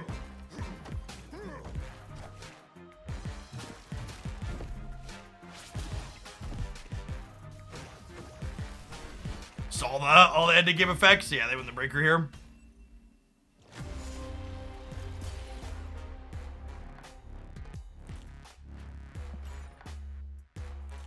Yeah, I like what they have going on. With Taco Hulk being a real card under High Evolutionary, I think I'm gonna have to prioritize spending credits we get for the next little bit on splitting this guy, huh? I've got almost 700 Hulk boosters.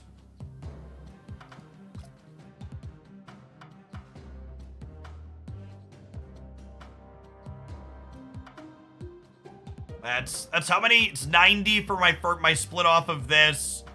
And then that leaves us with just under 600, so I can do 3 more splits. It's 155 boosters to split from nothing, but it's 90 to split from the gold border I let things hover on. How do you have so many Hulk boosters? I played a lot of Lockjaw Thor back in the day.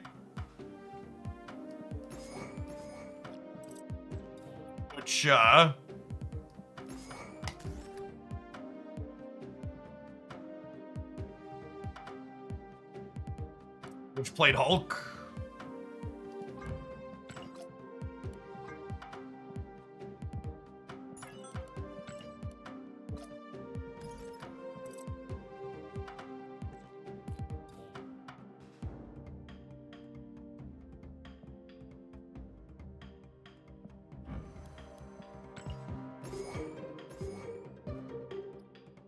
So it's like this, Sunspot, probably still armor. I guess we're not that different from the previous build we were doing. Oh, I need Moon Girl, obviously.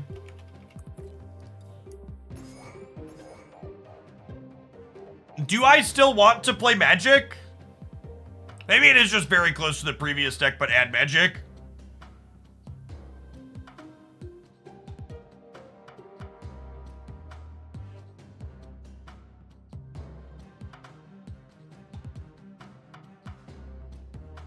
Yeah, Wasp is definitely good for doubling too. Yeah, I agree. I was not expecting the unspent energy setup to be nearly as good as it has been. It's felt really solid. Quinjet lets us She-Hulk and regular Hulk on 6 if we pass on 5. Yes, that sounds right. That sounds right. Yeah, if you copy She-Hulk and regular Hulk and you have Quinjet out and you pass on 5, your 1 She-Hulk will cost 1 She-Hulk will be free, and 1 Hulk will be 5. That sounds good enough to play Quinjet.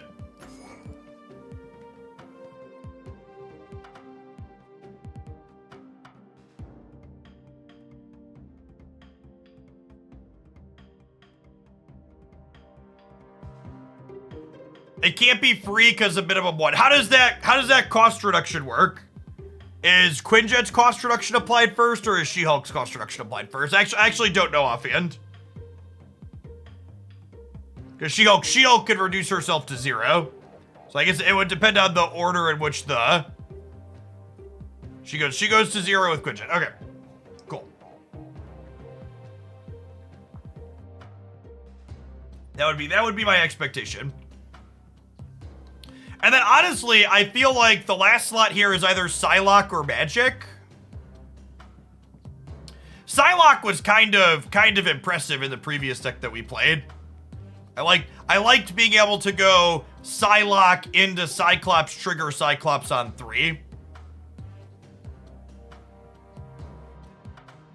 Could Hitmonkey be okay? Maybe Hitmonkey could be okay. That's a little awkward with Hulk. There's probably a build of this deck worth testing that doesn't play regular Hulk as well, but I'm gonna play with my tacos for a while.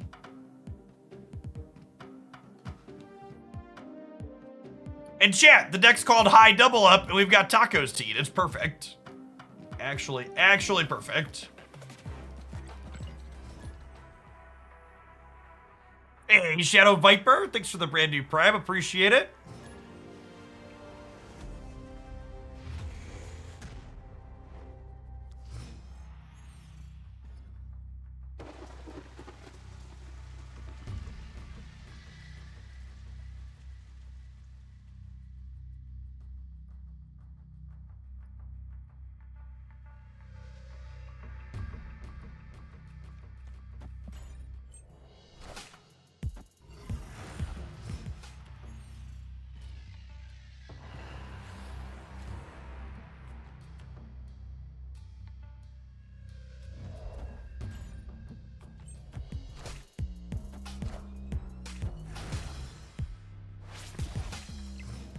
Hey, Robin Bobble. Thank you for the brand new Prime. Good afternoon. We'll just get pumping up on an island here, huh? Pump up the jam. And Mad Knight, thanks for coming back for the 6th month. Good afternoon.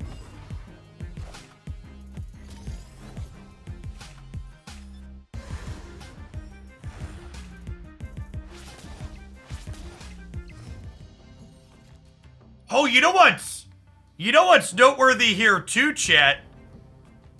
In a game like this, where we have Quinjet, I can actually just go Moon Girl into 5 energy Hulk into 6 energy Hulk with the Quinjet as well.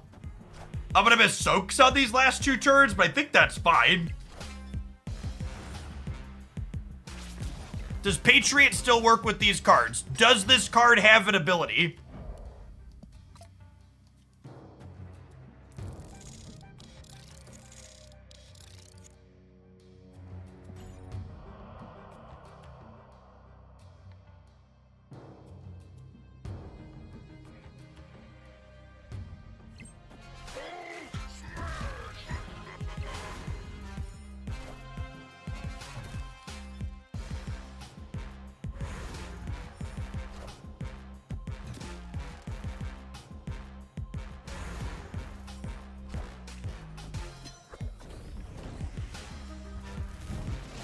They magicked for us, chat! Oh, baby. Oh, baby. Deal. In. Skip it and ship it. Got me.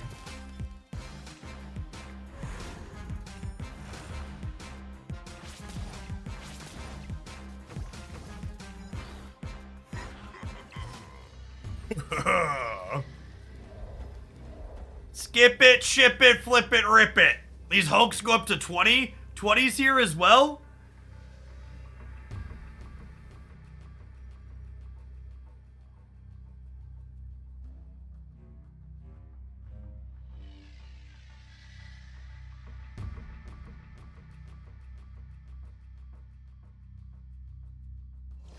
Little taco casserole.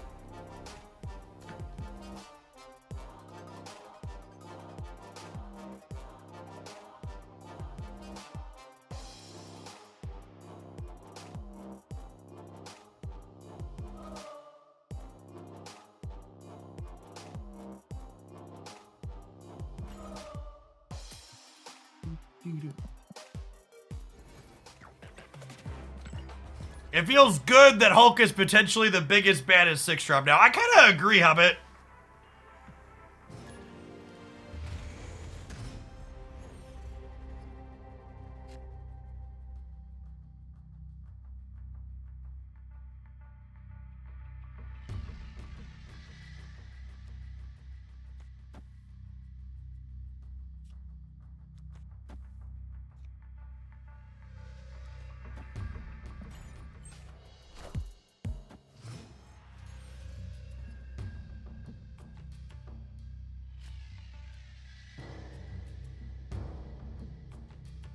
Guess we're just arboring up here in the middle. I don't have anybody else to soak onto anyways. Yeah, I'll put iOS in the title.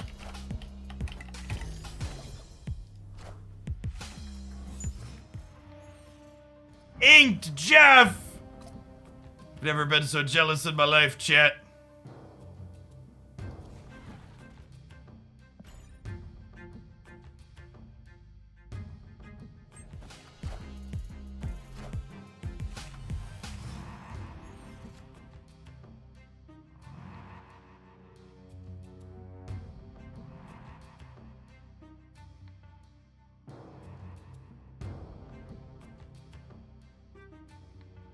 I haven't soaked anything on Hulk yet, chat, is the problem here.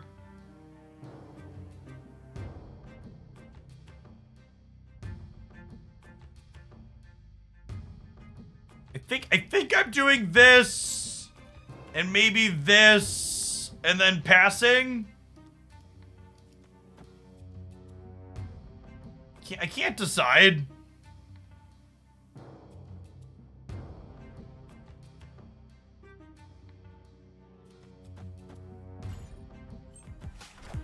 If we draw She-Hulk, I could just not play Moon Girl, and then I could She-Hulk Hulk on the last turn would be nice.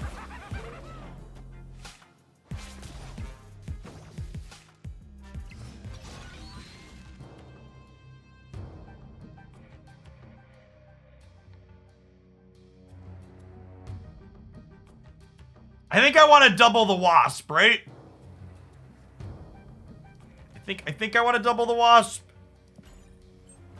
Just drawing She-Hulk's only 1 in 4. I think I'll take the guaranteed extra Wasp.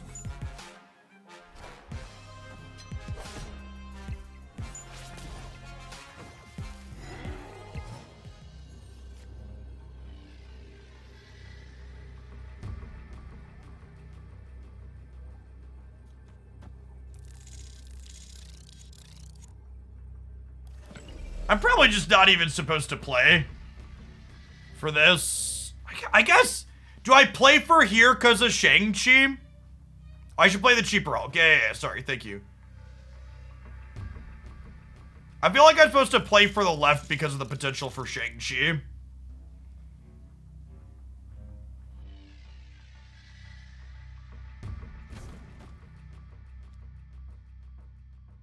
Do I want to play Sentinel, or do I want to trigger Cyclops, Misty, and Hulk? It's actually kind of a question.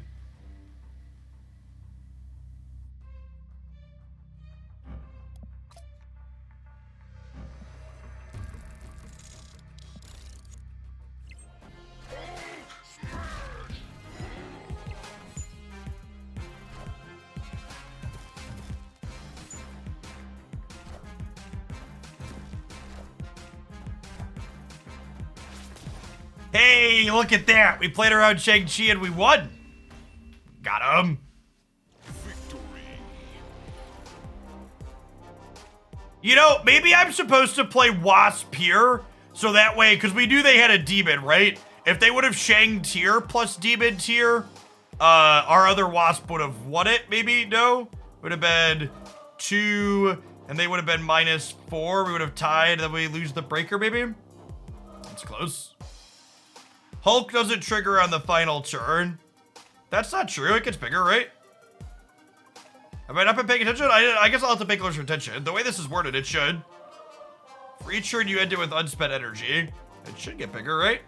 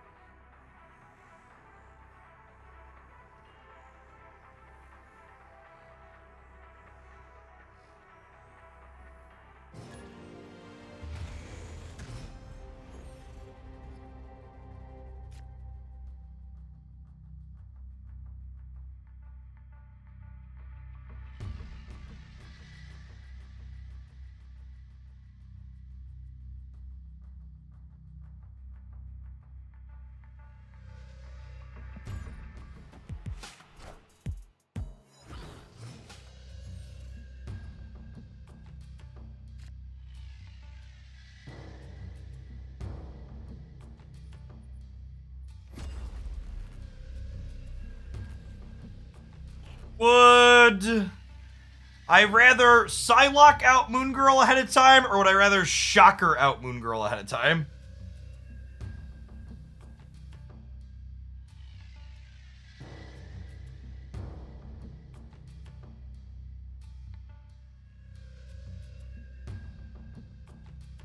Actually, know the answer to that question. Having an extra Shocker sounds kind of appealing. I don't know. It could go either way.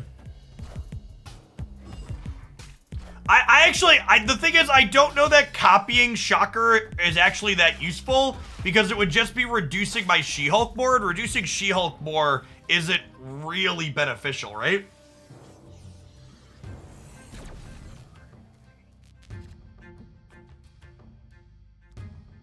Ooh, or definitely take a second copy of that.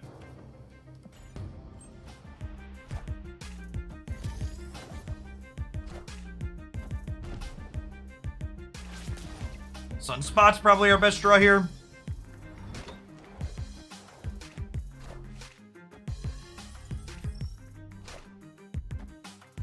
At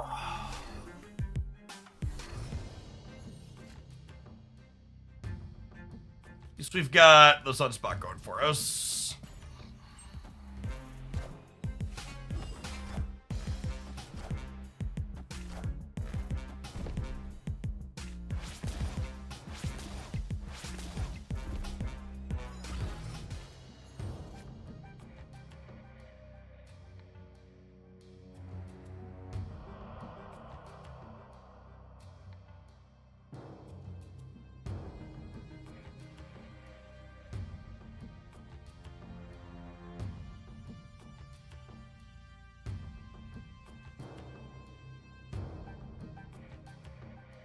Yeah, I guess we're just fulling. Kinda wish I would have Psylocke last turn so we could play Destroying the Hulk as it out. Yeah, full soak is just Hulk next turn's the thing. Hey, Victor. Thanks for the half a year. Welcome back. You know, I don't know if this is actually... You know, honestly, the way this works out, this might be a... We play She-Hulk and put 5 energy into Sunspot turn.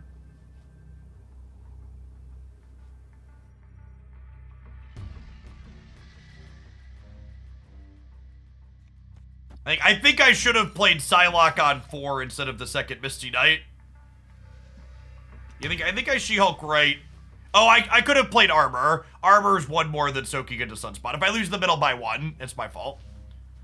This is where I would put my undo all action button if I had one.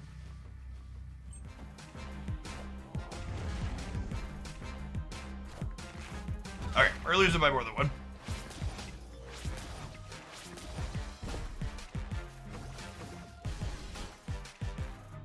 Yeah, I think we win this if I would have Psylocke on 4. One of the things Psylocke is in here for is so we can Psylocke on 4 to soak a full 6 on 5, so we can free She-Hulk plus 6 energy Hulk on 6.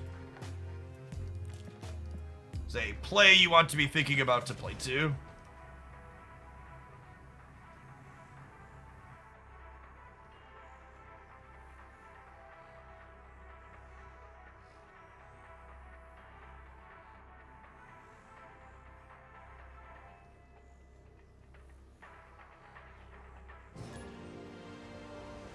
Initial feelings on High Evolutionary for those doing a drive-by and interested in them. Talrand, thank you for the over 5 years. You have unspent energy cards feel like they're punching above my expected weight class for them. They seem like they're all pretty good. The Abomination things that give things minus power seem like they're in an awkward spot because there are a record number of Luke cages I have been playing against, so... Currently kind of low on playing those, although I do expect them to end up being playable long term when some of the initial hype dies off here and people diversify what they're playing a little bit.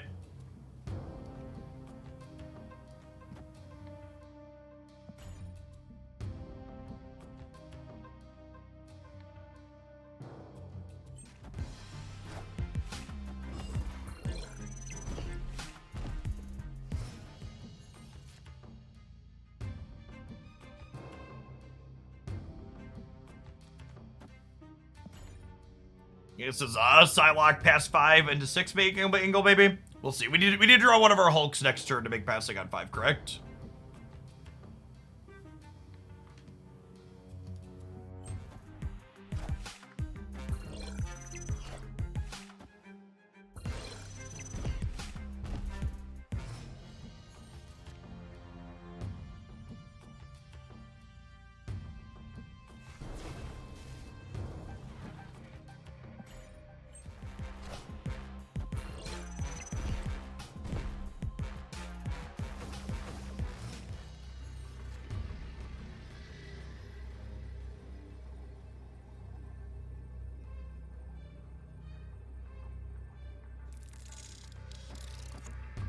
I mean, there's a world where this wins the game, right? Are we living in it?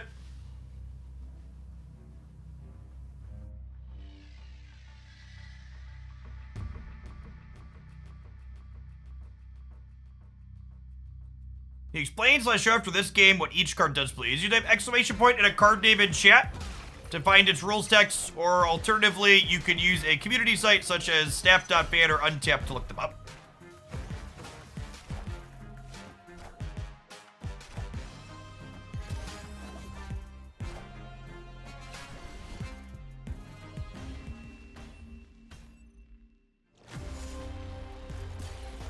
Close. We needed Misty Knight to hit over here.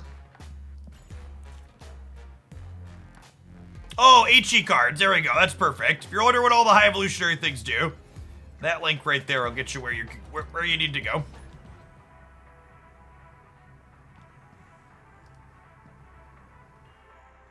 We'll probably get around to trying Thanos high evolutionary at some point. However, I don't know that it's high on my priority list, because making it less consistent when you draw your high evolutionary cards early does not sound super appealing to me.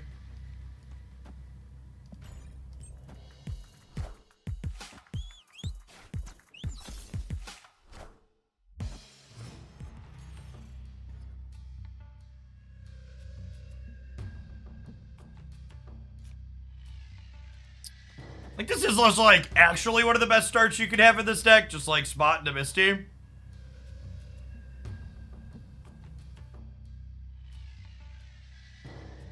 I see people talking about saying you can see if your next card's gonna be high evolutionary or not, but I don't actually think that's true. There's, like, this little glow in the corner, but I've been keeping an eye on it, and sometimes it glows, and I'm not... Like, it's glowing right now. Is my next card a high evolutionary card? Could be. We're 40%. But there's also been times where I've seen the glow and then not drawn a high evolutionary card. Yeah, so like, my corner was glowing there and we drew armor. So I think that's just an effect that high evolutionary exists in your deck. It doesn't look like it's giving me information I shouldn't have. I think with Yondu, I need to spend my armor on my Sunspot path here.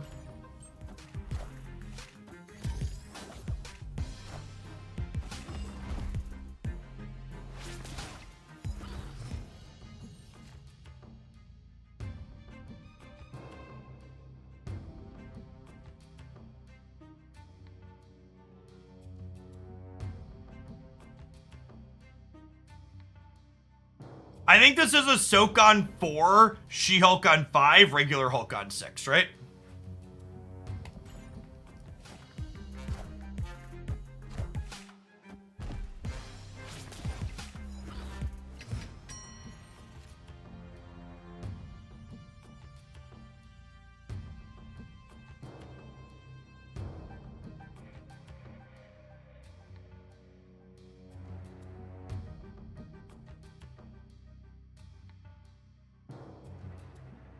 I just lock up the left with She-Hulk, right?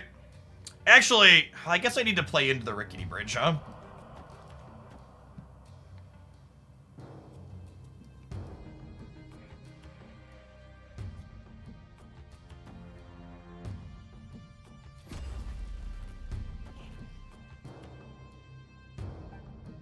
Do I hold on to the Wasp, assuming...